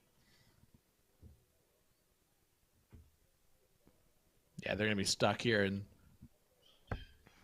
1917 torture for a little bit. Unless, nope, still. Jim Fitzsimmons is into the finals. Yeah, good closure. Yep, finally does take control. Ethan's going to close 19 at some point pretty quickly. Oh, he tried it. And here comes Damn, Joey. look at Joey. The Juggernaut! Another 9. Big shot there for Joey as he extends the lead and looks to put himself into the finals here as Ethan closes out the 19s just for good measure. Is it yeah, too and of little, course too it was late? a triple. Yeah. Oh no, Joey a little quick on dart 3. But Ethan needs a round of 9 of his own here to solidify any shot. Not going to quite do that. That throw is so easily repetitive.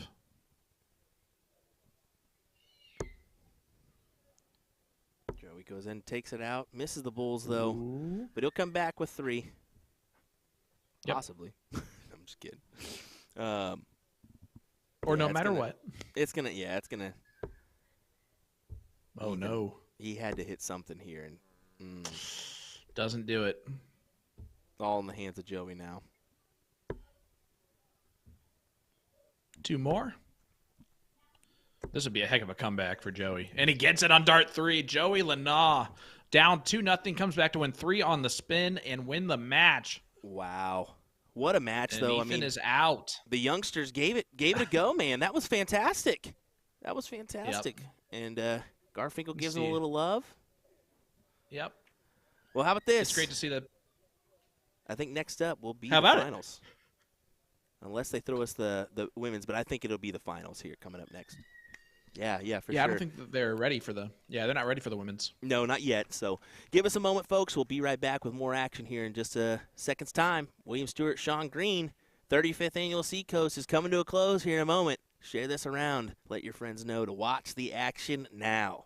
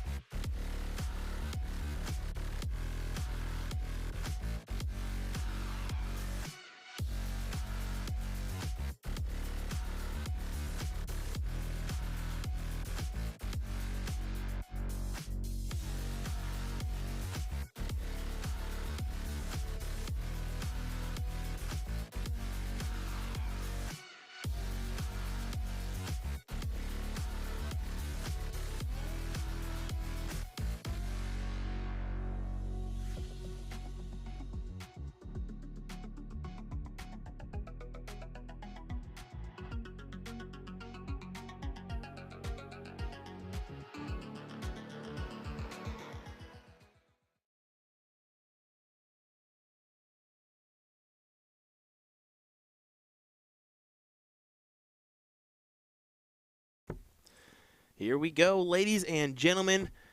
It's finals time, as the one and only Keegan Ivey would say, huh? Or Keegan Ives would say, huh? It's cricket time. It's cricket time. And it absolutely is cricket time. We got two great competitors here. Jim Fitzsimmons, local guy, local thrower, and a Maine. fantastic dart player. Maine, but still Maine. kind of local. All Yeah. right. Yeah, East still Coast. local-ish. And taking on, of course, the other localish guy, Joey Lenaw. The silent but deadly is what I'll go with since Dave's here. Yeah, I did want to go ahead and mention that,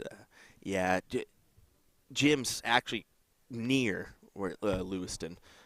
So a lot of these Maine folks that came down this weekend are from that neck of the woods, actually. So good to see a lot of those Maine strong jerseys this weekend. A lot of support for that. So Yep. yeah, a lot of these Maine guys lost a couple friends for sure. I know that there was a couple dart players that were involved in that. So Yep. Yeah, it's heartbreaks for that community, and you never want something like that to happen, but especially close.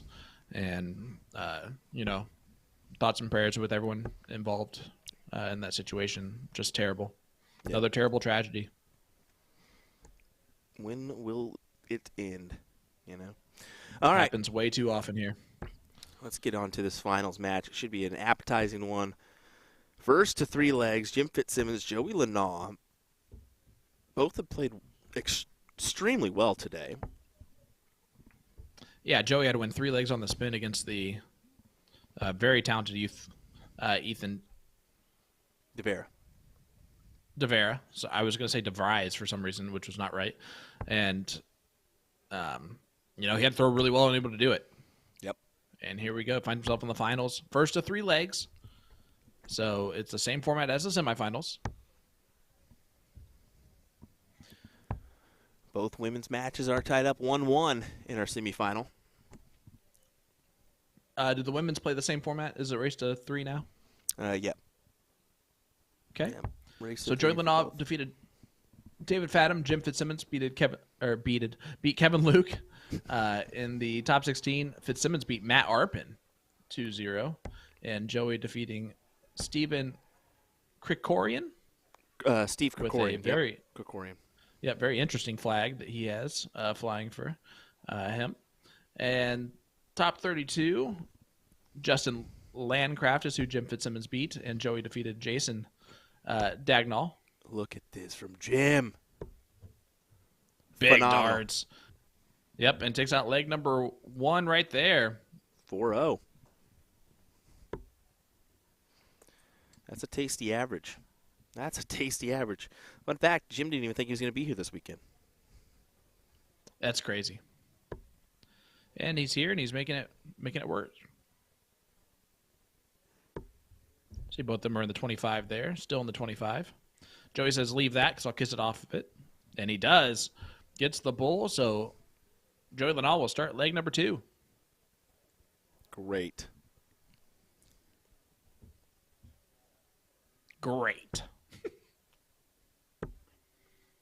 You're welcome.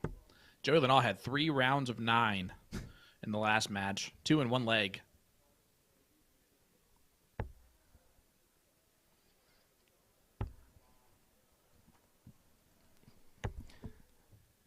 So, is Stowe Bunce's new nickname Neon Nightmare now? I like it. I like either the kaleidoscope of color You don't or get the it? neon nightmare. Oh, I absolutely love it. I do too. I think that's a phenomenal nickname that they gave him there. I know he was searching for one. I think Shot Darts just put out a question about that. So maybe nonchalantly Dan Dawson just gave him it. Yep. The neon nightmare. Oh, fantastic. The more I say it, the more I like it, Yep. It's definitely a good one. Speaking of, did you know Dan Dawson does the commentary for Tag? No. Ultimate Tag? He does the chase tag, like the ultimate tag. Yeah. That's awesome. So if you're on ESPN and you're watching Tag, listen to the commentary. It's Dan Dawson. It is Dan Dawson. They brought in a British guy to do commentary for Ultimate Tag. So you know that's 100% remote. Well, of course. Kind of crazy. Jim but takes yeah, out the 20s. stumbled upon that one. Kind of cool. That's hilarious. So here we are. This is the finals of the men's cricket here at the 35th Annual Seacoast Open. The last two events of the weekend are this one and the ladies' singles cricket, which is right now in the semifinals or quarterfinals. Yes, Semifinals. semifinals, both of them. And they actually played some significant catch-up. I mean, to really think of what they did here was pretty impressive because they were in the top 16 for mostly all the brackets except for one match, which was in the top 64, and it finished a little bit later. And, man, they really kicked in gear here. Well, Joey has completely blocked himself on the 18s, and now it's even more blocked on the 18s. Yeah, that was just impossible for him to get through there. I might have just insured a couple of singles, but I get why he was aggressive on the triple. And a reminder, this is exactly where Joey wants to be. Possibly down 2-0 so he can come back again. Exactly where he wants to be, huh? It's not ideal play for anyone but Joey Lanaugh. Well, I can tell you Jim Fitzsimmons is kind of thinking what's going on right now because he's really playing well. And he's playing with one leg. You can see he's not even really planting with his back foot. No. With the boot on his foot. It's better than having the boot on the plant leg, though.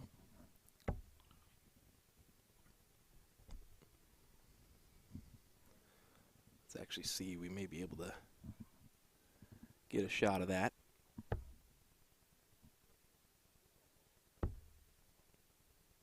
Uh-oh. Uh-oh.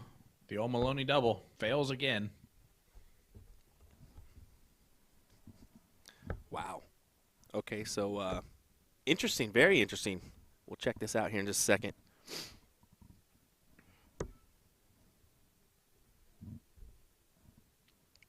Yep. You can barely see it, but he's not even putting any pressure on it. He's actually lifting it up more than anything.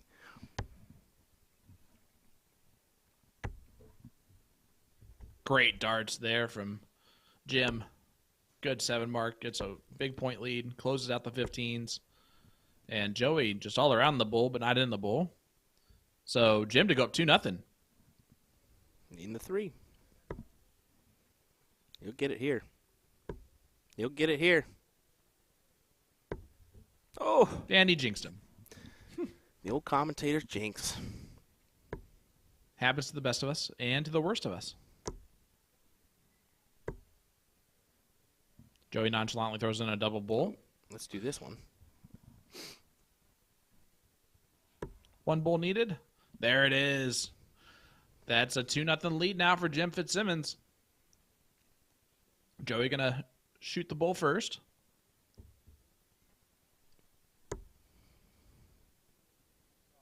Only a 25.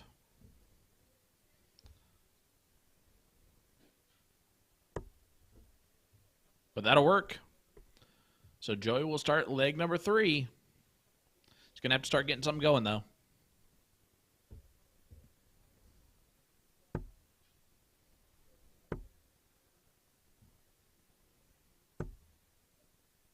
That's a good last. Good find there on dart 3. And Fitz right after the 19s. That's going to be tough to work around. Proves to be the case. Do you like the one flight of a different color than the other two? No. Or are you a set, like, I need it to be this color and... You know what you know what color I use? White. Black? White. Yeah. I use white flights. I never use a black flight. I'll never use a dark flight, ever. The reason why? Why? Hard to see. Harder to see. So you have bad eyesight. No, I don't. I really don't. I do have bad eyes, but I always wear my contacts. So the thing about it is I just want the most thing I can see and pops the most. So I usually choose white because every once in a while I'll look at my flight to throw a dart in there. Seeing most people that throw black so that they can't see it. They don't want to see the flight. Yep. And that's the truth. David made a good point here. He said most people that throw black don't want to see the flight. Exactly. So either one. Like I talked to Wes White, who's a big soft tip player. He says, I can't throw white flights because it catches my eye every time he throws. So I can see that. interesting take, but it's just I found that, white standard works for me, And then on the reverse, I just don't care on what like color I throw with. Like it is not something that bothers me at all. I've thrown 3 different colored flights before. I've thrown with 2 of the same and 1 of different, which I always throw that dart last, which I think is the same thing for Jim. That purple flight there is always his last dart that he throws in. There are some players that play with 4 different darts, 4 different colored flights. Yeah, and 4 darts in their hand. Steve Hilger, Yep. Ethan DeVerit. If you notice that, he actually uses he matches the Filipino flag. Yep. Good 7 mark there from Fitz. But yeah, he uses the blue, white, red, and yellow. Usually it's the white shaft. Like, I can tell That's you that Steve Hilger does that, and then Ethan does the white shafts, blue, yellow, red flights. Yep. Well, no. Jim's looking not. Yep. Joey, of course, wins this leg because he has Jim right where he wants him. So now it's 2-1. If it gets to 2-2, anything can happen. Oh, that'll work. Joey says leave it. Interesting. Yeah, that is interesting. Maybe he liked the lie. I didn't, but No. to each their own. Well, Jim will go first here in this 4th leg. Yep, 2-1. It is a 2-1 scoreline. Maria over Callie. Carolyn 2-1 over Paula Murphy. Yeah. And Carolyn's throwing a 2.94 average right now. Yep. And Maria Carley and Callie West 957, 936. My goodness. I was wondering what was taking so long. Oh, my word. That makes sense. They're in a gruesome battle right now. Both throwing 3 pluses in that leg, 3-3 and a 3-2.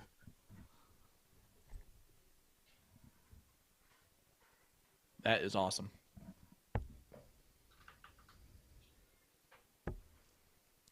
Fitzy with a Now nice. Callie's over 1,000 points. Yeah, Fitzy with a nice close there. I don't know, maybe points would have been the better option there. Yeah, I don't think it hurts him that much. It doesn't hurt him. Now just to close the 18 after you hit one single 20. Yep. He's cruising. Yeah, but why? I don't know. I think the 20 would have been the better second dart. I agree completely with you there.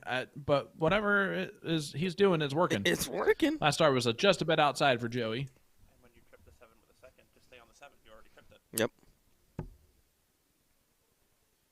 Good point there made. But Davey's sitting next to me. He says, "When you trip the 17, why not just stay there and get more points?" Too. Yeah. I mean, you could have used that. You could have used that to his advantage. But Joey, looking for the 16s. And only a 2 mark on the 16s. And that's the other thing that Fitzsimmons is doing is it's forcing Joey to stay on one number. He is dictating what his opponent has to do.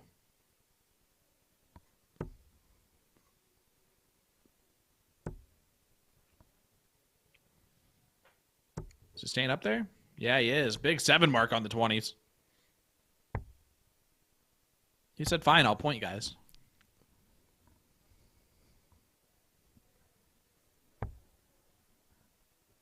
And Joey with a 7 mark follow.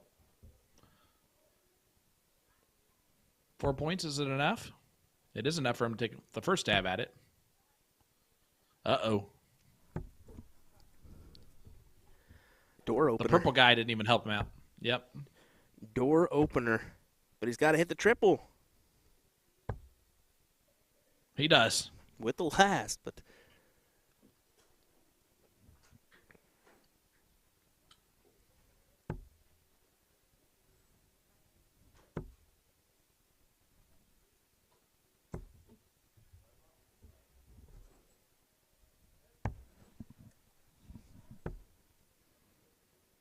Joey trying to Big take out darts. those numbers. Yeah.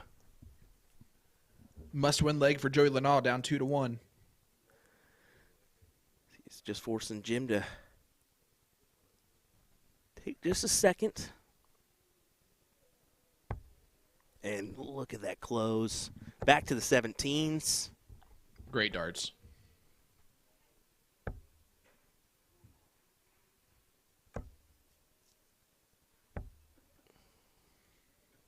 So we have this match and then the finals of the ladies Yes. singles cricket, and that's all she wrote.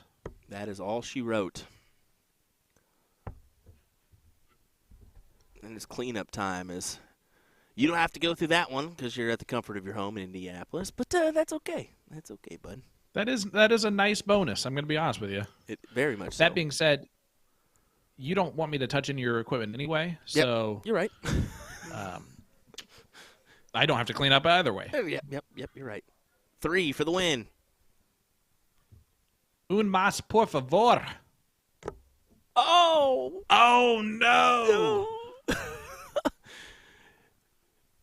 Joey just looking. And Joey has off winning into the, darts. Yeah, just looking off into the distance as he knows he's got match-winning darts or leg-winning darts. I shouldn't say match-winning darts. Yep. Okay. He can't believe he gets this opportunity, and there's the great first start. And you see Jim go. 2 17s. What the heck? There it is. Let's go to a last leg decider. Joey Lenal cleans it up in the last little bit, but let's go the distance. And you can see. I told you. Jim was sitting there going like, well, what can you do? Oh, Joey. Joey elongated that too. He was like, oh, Yeah. all right. He's like, that's what I'll do right there? Okay. Well, that one does go to Jim. I was expecting maybe a little Jason Barlow there and just giving it to him. Just kidding. You always got to hope.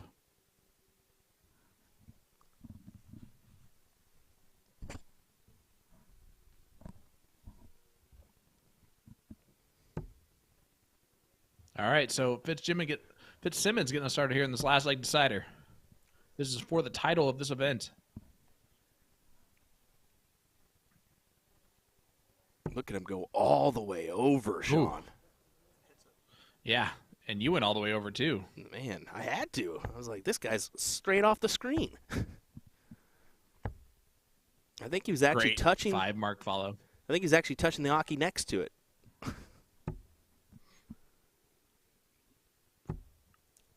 That is very possible. Look at Is that. there still an Aki next to it? Oh, yeah. They haven't touched the 4 boards up here yet. I'm pretty sure they haven't touched the other row, too, because the ladies are playing on those. But Okay. most of the work here is done by the crew. They've F1 pit crewed this one. Yep. That's how you got to do it. Speaking of F1 pit crew, who else is waking up at 3 a.m. in the morning to watch the race in Vegas next week? Nobody. No, thank you. Stupidest race time ever invented. 12 a.m. Pacific. Wait. Get out of here. Wait, so it's on at midnight? That's when it starts. Pacific time Is at midnight? is at midnight. So it's perfect for So, UK. like- if you want to wake up at 6 a.m. Right. But No, does that it'd mean be- they're it'd so be they're eight- playing it'd be night? 8 a.m. Yeah. So they're doing night racing. And it's supposed to be 40 degrees. It In could Vegas? be the coldest F1 race in history.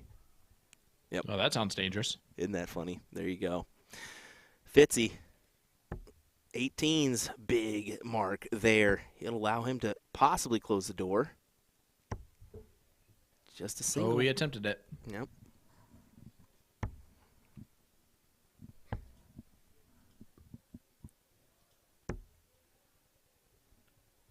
And Joey went for the close there on Dart 3. Does not quite pull it off.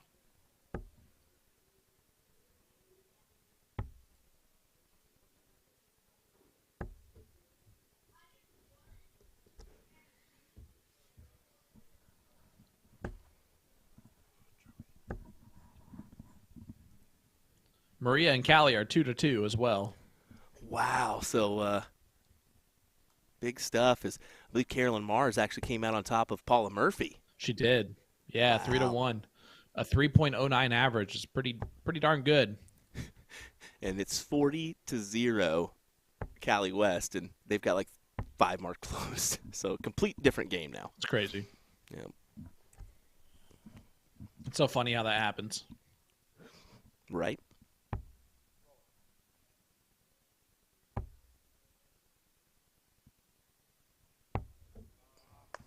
Oh, and Fitzy was trying to find something bigger than that, giving Joey an opportunity. Great close. Goes back to points. Beautifully done from Joey Lenaw. Yes, sir. Looking promising as he's got the 17s in his advantage. Can Fitzy hit a big 15? He can. Good shots for him. Barely puts him out in front, but Joey's going to quickly close, I think. Not so fast. Not so fast.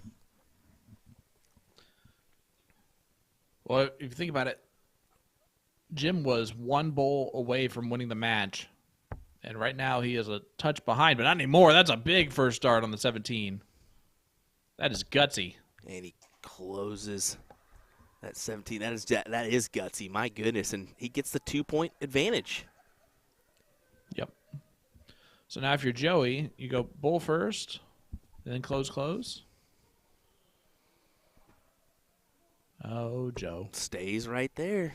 Yeah, Fits. because he's not happy with the first 2, yep. Fits for the win. Oh, that's perfect. Wow. And Jim Fitzsimmons is your champion. I can't believe Joey it. waves him forward. Go pull your darts before you shake my hand. That's great. The guy so there you go. with a boot won today in singles cricket.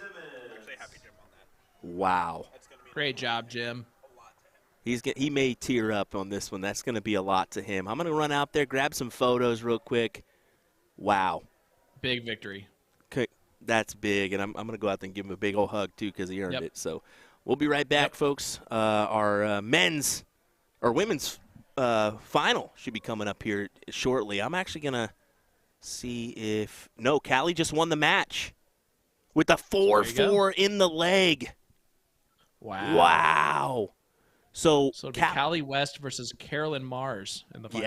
Yes. Stay right here, folks. We'll have that one next for you on USA Darts.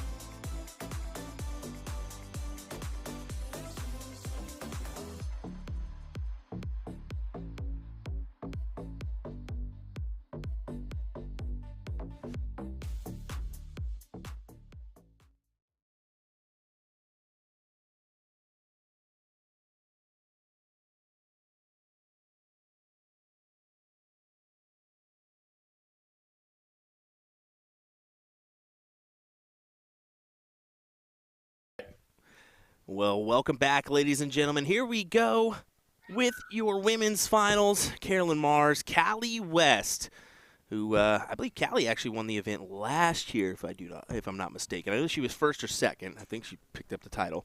So, hey, see if she can do it again here. William Stewart, Sean Green in the background. Happy to have you here for our finals. Here we go. Oh, man. Thank you so much for having me. Thank you so much for having me this weekend, Will. It's been an absolute pleasure to see these two great dart players close out the stream is exactly what we're looking for. Exactly. You are correct, sir. Callie throwing a... This is Callie West. Yeah, throwing a great leg last go around. Won her last match against Maria to win it, the 4-4. So, see who can get the advantage here in this first to 3-leg cricket battle. Yeah, this is the last match of the entire week. It's going to be a good one. Carolyn Mars this is my first time seeing her play. I've heard the name before and all that stuff, but a very unique throw that works very well. Yes. We talked about it yesterday. It's because of her follow-through. Yeah. We talked about it yesterday, how she has a very unique grip as well. So yes. it's something to keep an eye on.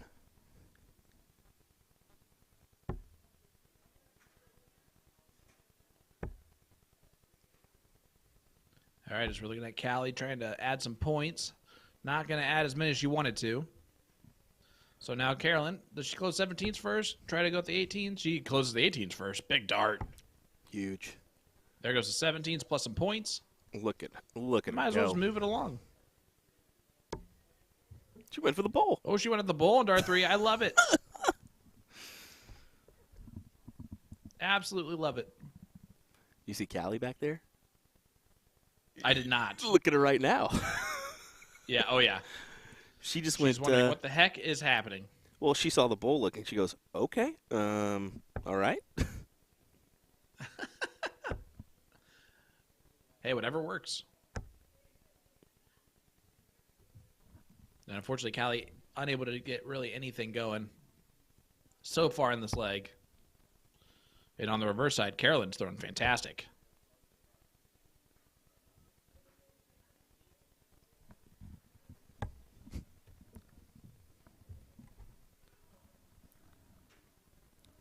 I like the ghost face t-shirt that Carolyn's wearing as well. Yeah, it's pretty good, isn't it? Yeah. It's not as cool as Callie's A to Z Darts, Magic Wear, Colonial. You think Callie's is good? Sure, Man, but it's pretty good. Robin's rocking a nice new jersey from Magic Wear that I just told her, I said, that looks crispy. I like it. Yeah. Gonna have to get us one of those. Yes. Yes. Big darts again from Carolyn, and Callie again shaking her head. Once she came back, she said, good job, but without her turning around, she was shaking her head. Like, what the heck is happening?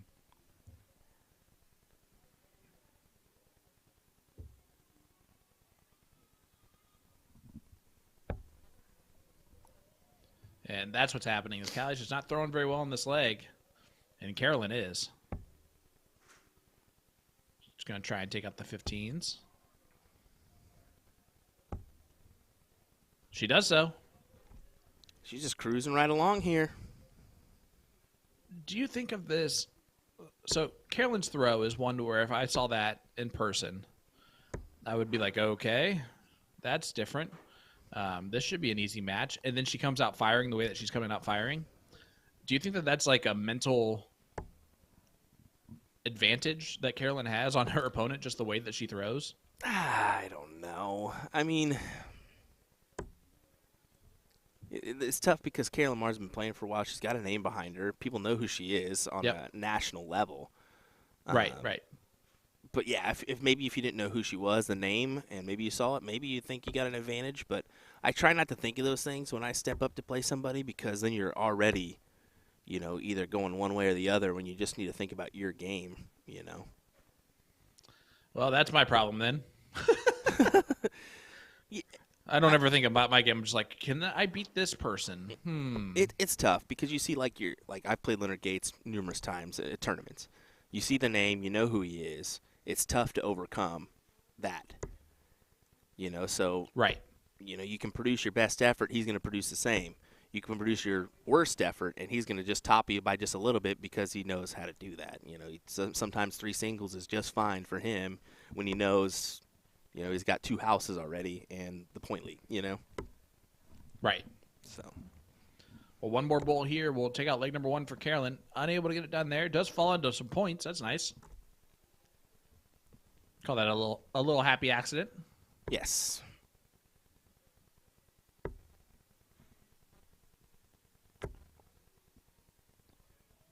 Callie going to add some points to her total, but not enough to get the point lead. So Carolyn going to go right at the Bulls. She needs 1. There it is. Leg number 1 goes to Carolyn Mars. What type of music is Callie grooving to? Good question, my guy. I'm not too sure. I've never asked her that question. That would have been the first question I would have asked her. Me and you are different, I guess. Just kidding. Carolyn gets it done there, and again, Callie's like, what the heck? But my goodness, this is going very well. Great final started. Leg number 1 to Carolyn, and she's out here firing again.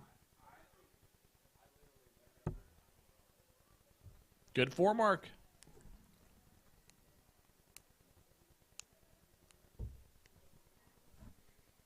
You can see the tournament room has pretty much all but cleared out of there.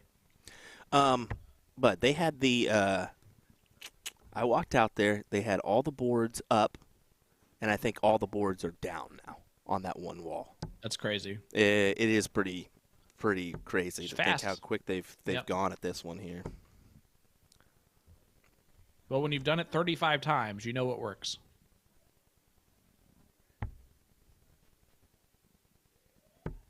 Is that Jawa helping move some stuff? Yeah, and I wasn't lying, bud. Look at this. All gone. Yep, they are all gone.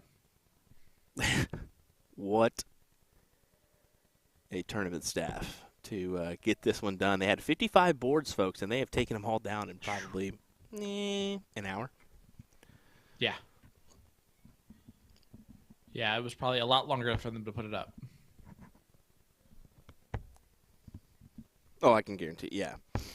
Between setup and teardown, that's what a lot of people don't realize is I think they were here for a solid 10 hours on Thursday. Yep. Setting up, making sure they were ready for their New Hampshire State Dart Championship on Friday. Well, huge shout out to the tournament staff for a great event. Well-run event, as always. Yes, definitely. I know you enjoy coming to Seacoast every year. I'm glad you mentioned that. They're good people. It's been almost actually it's been nearly almost the same tournament staff year to year to year. As this is the 3rd year I've been dealing with pretty much the same group of people, other than maybe one person that dropped, each year. Yep. But yeah, it's and I'll say this: they've ran a tight ship this weekend. 212 person blind draw on Friday. Jeez. They ended that in 4 hours. 4 hours and 8 minutes. Listen to this. Today's men's cricket. What time is it right now? It is 5:52. It started at 2 o'clock. Yeah. Yeah, so about 3.5 hours. Yeah. That's pretty awesome. Yep. I would say so myself. They definitely know how to run things here. Good year for them as they've really put on a good 35th Seacoast Open. I'm looking forward to many more. Callie out in front by a little bit here. But Carolyn Yep, so going Carolyn gonna into points. attack mode. See if she takes that last start at 19. She does. Drops it a bit low, but I like the move there. Still gets herself 5 marks.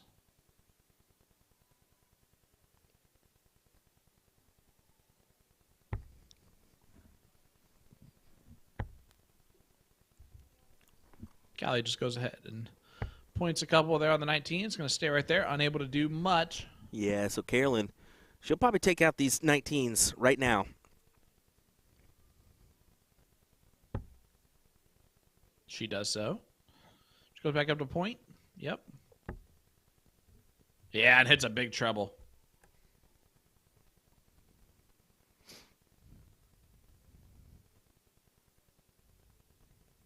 Callie taking her time. Going to look down at the 17s most likely.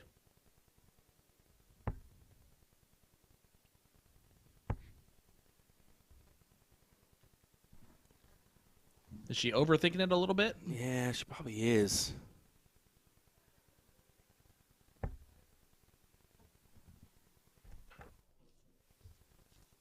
Yeah, taking her time there did not really help. You see Julie Weger and Lisa Yee sitting back there. What a big 5 mark again from Carolyn. Yeah, it's always nice to see the ladies that stay and support. You know, if they're most of these ladies are going to be going home the next day. I mean, Lisa's from Phoenix. Yep. Callie and Robin do have about a 4 to 5 hour drive in the morning. So, yeah, I mean, most of your ladies are going to stay, enjoy the coverage. I know Paula from Florida, same thing. They're going to be catching their flight tomorrow. So what else do they got to do, you know? Support your friends. Exactly. And that is exactly what they're doing back there. Another great 5 mark from Carolyn. She's throwing a 4.0 in this leg. And Callie just going to go right at the bull. Gets 3 of them to close them.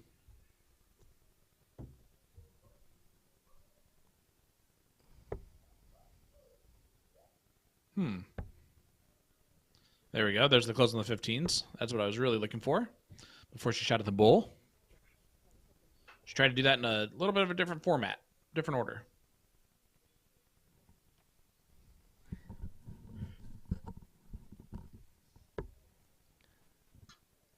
Resulting to the bulls for Callie. Gets another couple of them. She does, but Kaylin just needs a 3.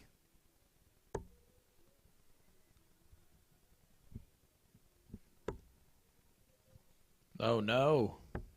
Bull trouble for Carolyn. Coming at a bad time.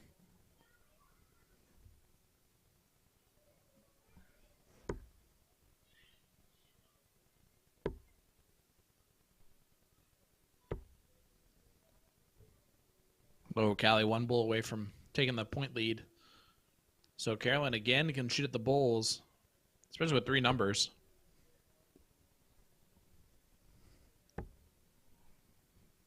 Yeah, going back to point. Smart way to do things there.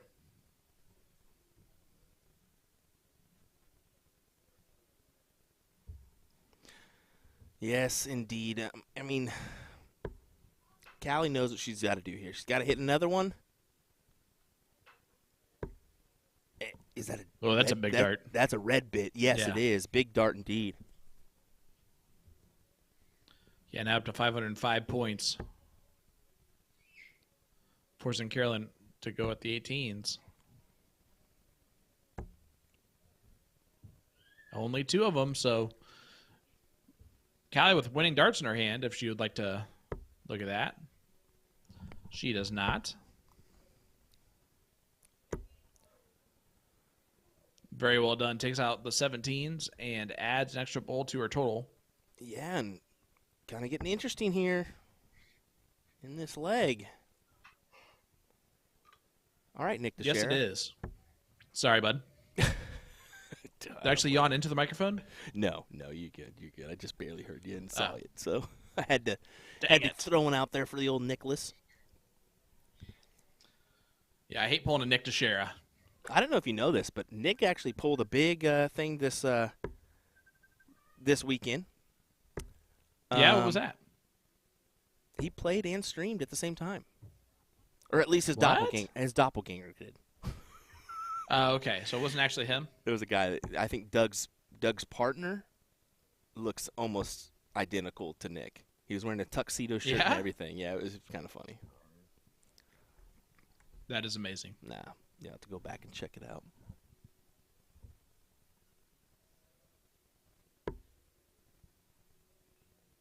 Callie's still going to the Bulls to point and getting a lot of them.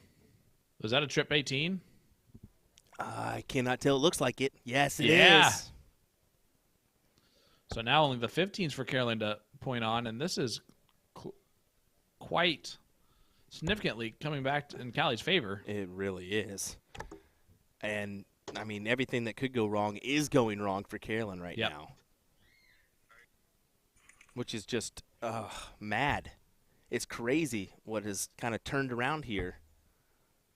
But so 3 singles. Oh. Gets 2 of the 3, but the door is open still.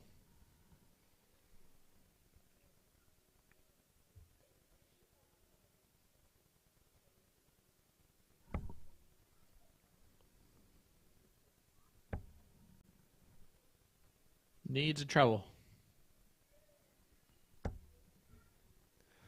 no. Does not get it. Wow. What a turn of events here in this one, Sean. And Callie takes it out, leg number 2. So 1-1 score line.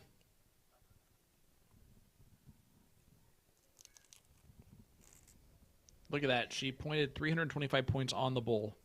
Oh, my goodness. Nuts. It's a pretty good marker. And a good blocker, too. Exactly what it was. As we'll take a look at Carolyn nothing. will go first here in this leg. That's actually Gail right there. Phenomenal player. I can't believe you called her nothing.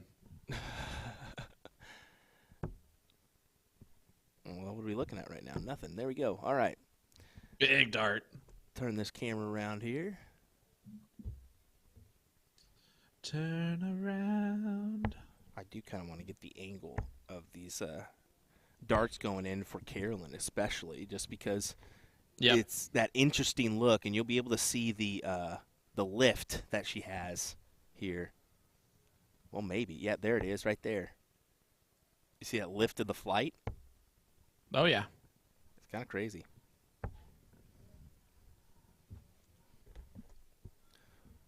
Watch Callie now.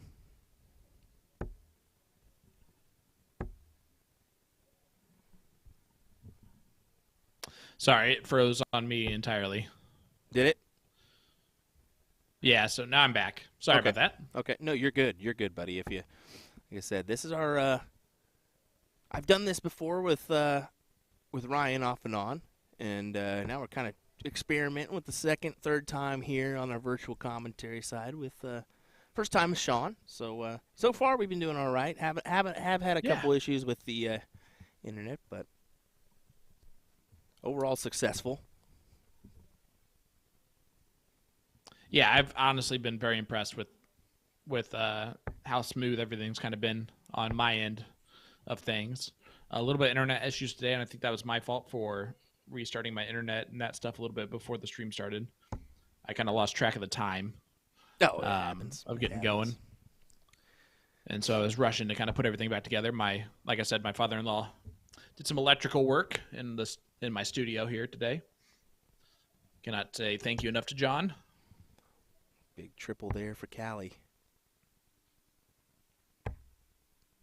Good Big six. second triple. So Caroline was cruising in this leg until that moment. Big dart. And Callie, look at Callie back there. Yep. She's smiling and Yeah. nodding, and look at the little look on her face. Yeah, she had 2 16s and the treble 20.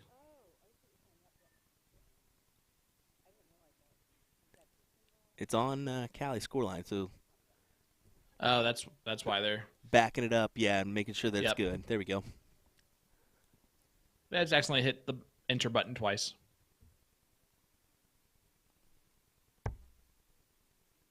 Callie right in. Oh, the last one just a little bit high. But it does get the point lead. Carolyn just needs 116 to close. There's the point lead back. There's the close.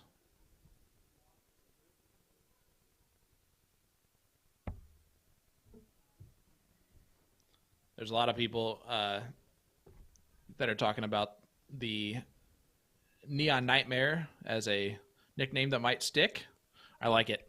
I think it's 100% sticking. There's no ifs, ands, or buts about it. Stowe, the Neon Nightmare Bunts. I like it. And, you know, I thought that was weird. I thought there would be a little bit more from the European crowd about him dressing identical or somewhat like Peter Wright. But you know what? When you throw the averages you do and you kick his tail, can't really say much, can you? No, not at all. Yeah. I don't know how to say this. My computer screen has completely shut down on me. Oh, you're fine. If you need to hop off for a second and come back in, go ahead and do it. We'll take the reins here for you, Sean. Oh, this is so weird. Hey, it is what it is, buddy. We've had weirder occurrences. Go ahead and do what you need to do. We'll take the reins here as Carolyn Mars. Hey, it's looking back. We're good. For the win. It came back. Okay, good. Thought I was going to have to come all the way to Indy to help you put together a computer screen. Ha ha. Ha ha ha. Or not? Okay. Sorry, you skipped on me, so I didn't hear the joke. But I heard I have to go all the way to Indy, and I'm okay with that. Don't threaten me with a good time. Well, look at this from Carolyn. Big trip 20. Just falls out on dart number 3. Single bowl. Well, we saw this in the last leg. Carolyn struggled to close out the match, and Callie just started running on the bowls. Unable to do that here, so Carolyn, 1 bowl needed. And there it is. 2-1 lead now for Carolyn Mars over Callie West. Yeah, good shot indeed.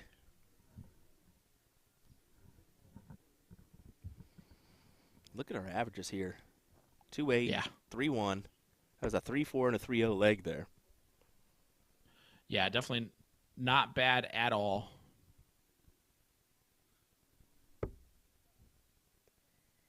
And Callie will get the start here in this leg.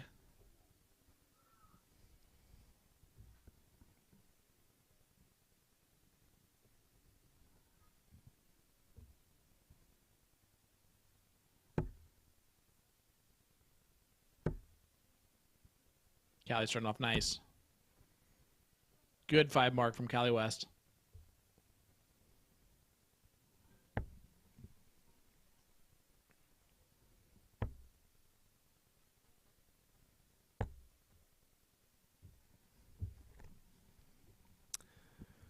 Yes, she's going to attack the 19s.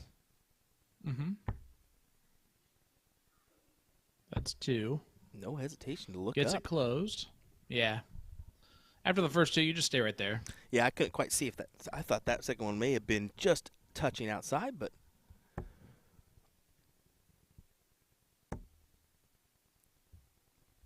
Little 3-dart close for gonna do the Carolyn. same. Gonna do the same. Go ahead and tack that number. Yep.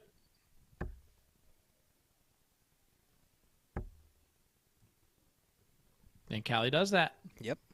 Sometimes 3 singles will do the job.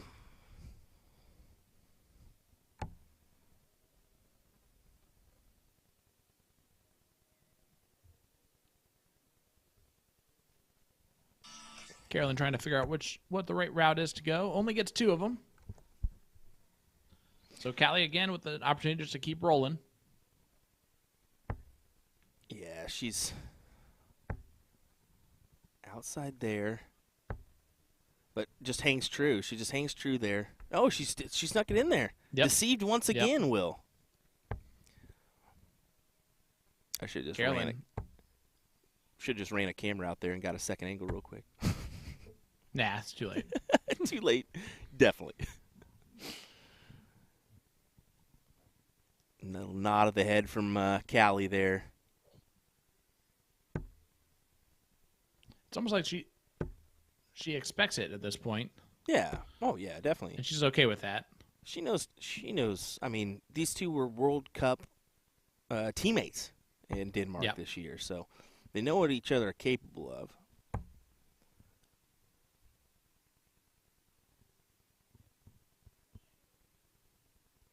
96 is where Carolyn sits currently. She does stay there to get the point lead.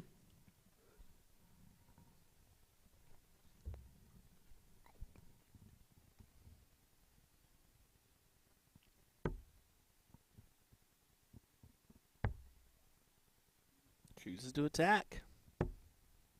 Before going back up. It goes right back to points. Yeah. Yep. I like the play. I like the play. And 4 mark on the 20s, so extends that lead out. I think that's a triple from Carolyn there. Mm-hmm. And another big 7 for her. Yeah, that'll work. Callie takes a deep breath here. She's probably wondering to herself, like, what all do I have to do?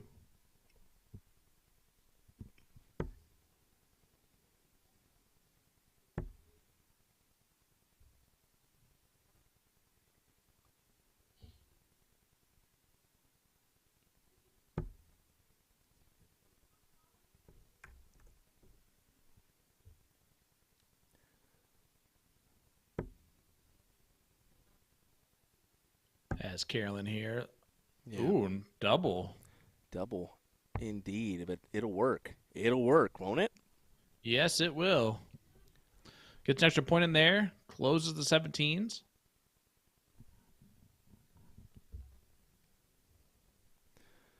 Callie just taking a moment, figuring out how she wants to go about it. All eyes on the 20s. She sneak it in with the last? No, just 2. Big triple would help. Yep. No, she'll have to stay as well.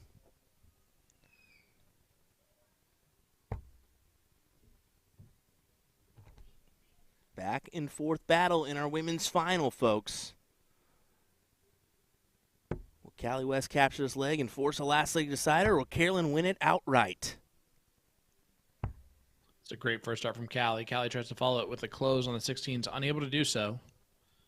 It almost feels like a now or never type of scenario for Carolyn. Yes.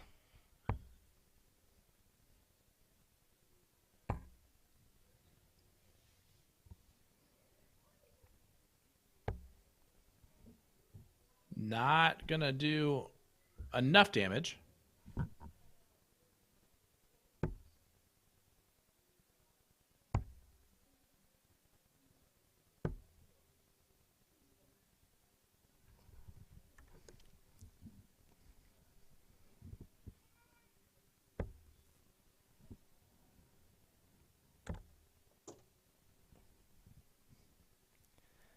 Carolyn, another one of those floor darts that just never feels good because you just not at all. That's 15. It was definitely a points on the triple. ground, or 45 points on the ground, and yeah, tough.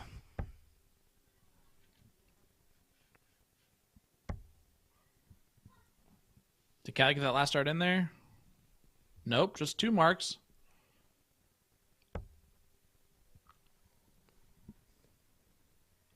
It's a big moment. That's in there. It looks like.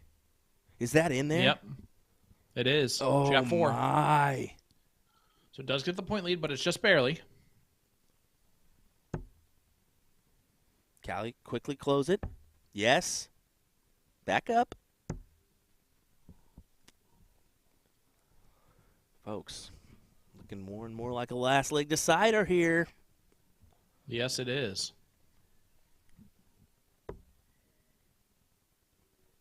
Maybe.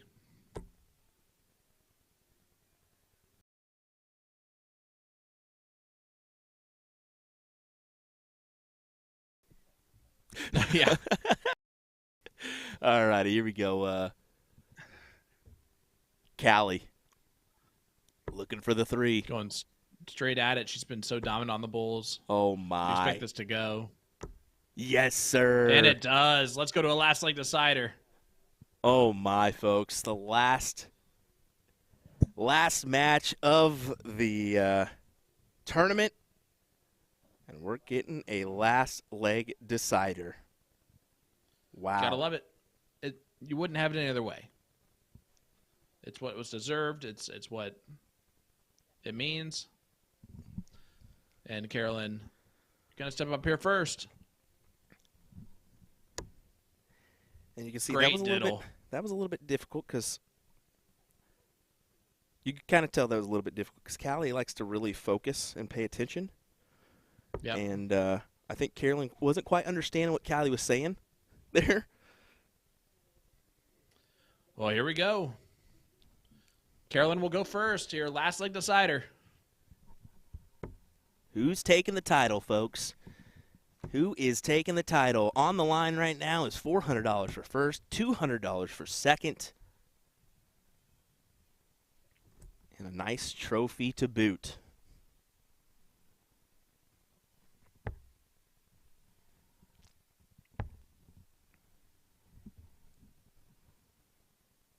Needs to find a trouble here. Does Callie just kind of stay in it? Not quite going to do that.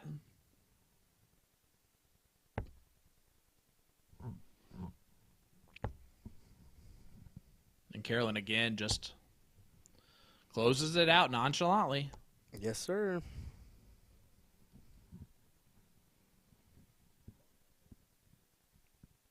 What's Callie do for a big round? Not in this one. Only 2 scored. Nope.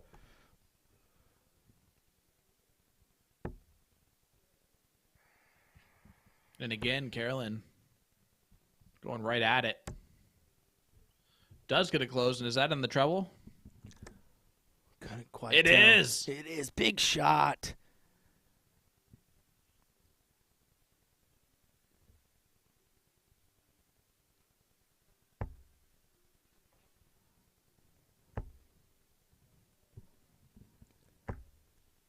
A good answer. Good answer, but it's not enough.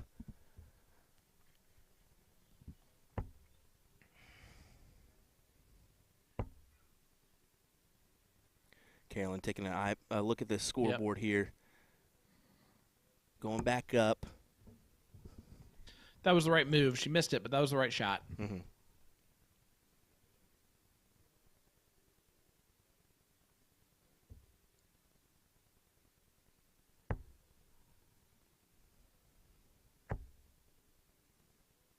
Great.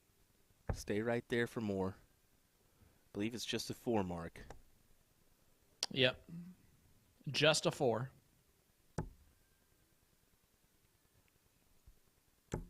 Oh, Lord. Look at Carolyn with 2 big trip 20s. Giving her the chance to And take a moves shot down. at the 17s. I like it.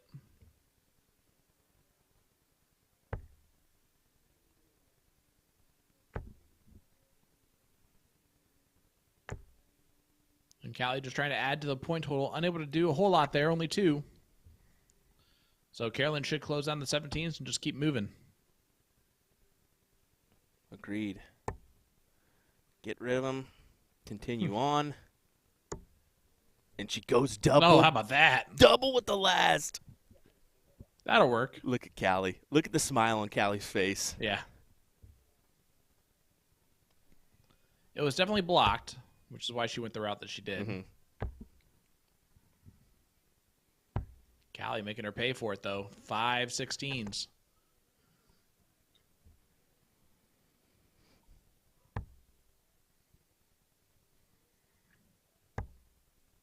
Carolyn again just trying to go for the close. Not happy after dart 2. Did you just close the bowl here? I would. No, she went up to the 20s. Mm-hmm. That's the alternative for sure. It's either that or the bowl.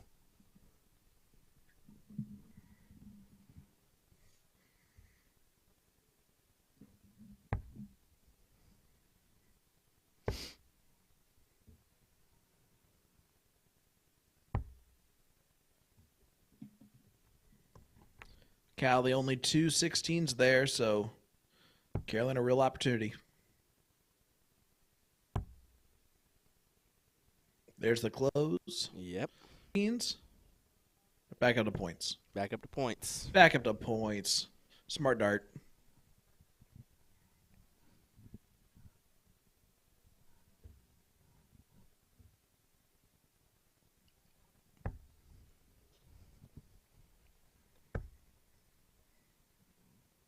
Callie just stepping over to take a look, see if that's in or not. Let's actually take a gander. Not. It is not in there, so. Only one mark on the 15s will definitely open up the door here for Carolyn. Could win this right here. Two darts. Really she could.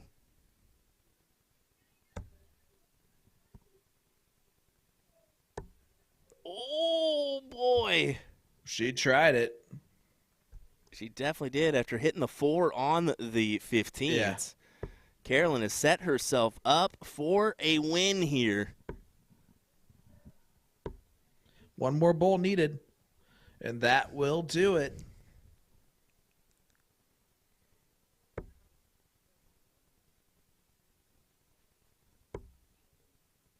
She thought that Oh, one was wow. in. Could She not thought get that closer. was in. And that There it is. Carolyn Mars is your champion. What a that was a good match. And you can see there's still some spectators here that joined us for the final of this one. Thank you, folks, for doing so. Thank you to Sean Green for joining us as well and doing some remote commentary this weekend. Because let me tell you what, it's a more difficult task than you think to produce a good effort remotely. So thank you, Sean. Appreciate it, man. Sean, you went dead there for a second, buddy. Check your mute.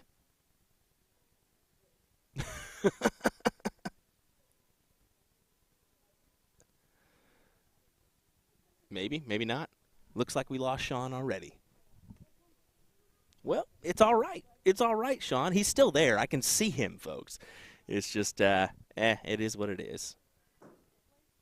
Yeah. That's quite all right. I'll say the what Sean was gonna say. He's like, thanks guys, appreciate it. I'm gonna go home this evening. I'm gonna Rogaine the hair so that it's fully gone.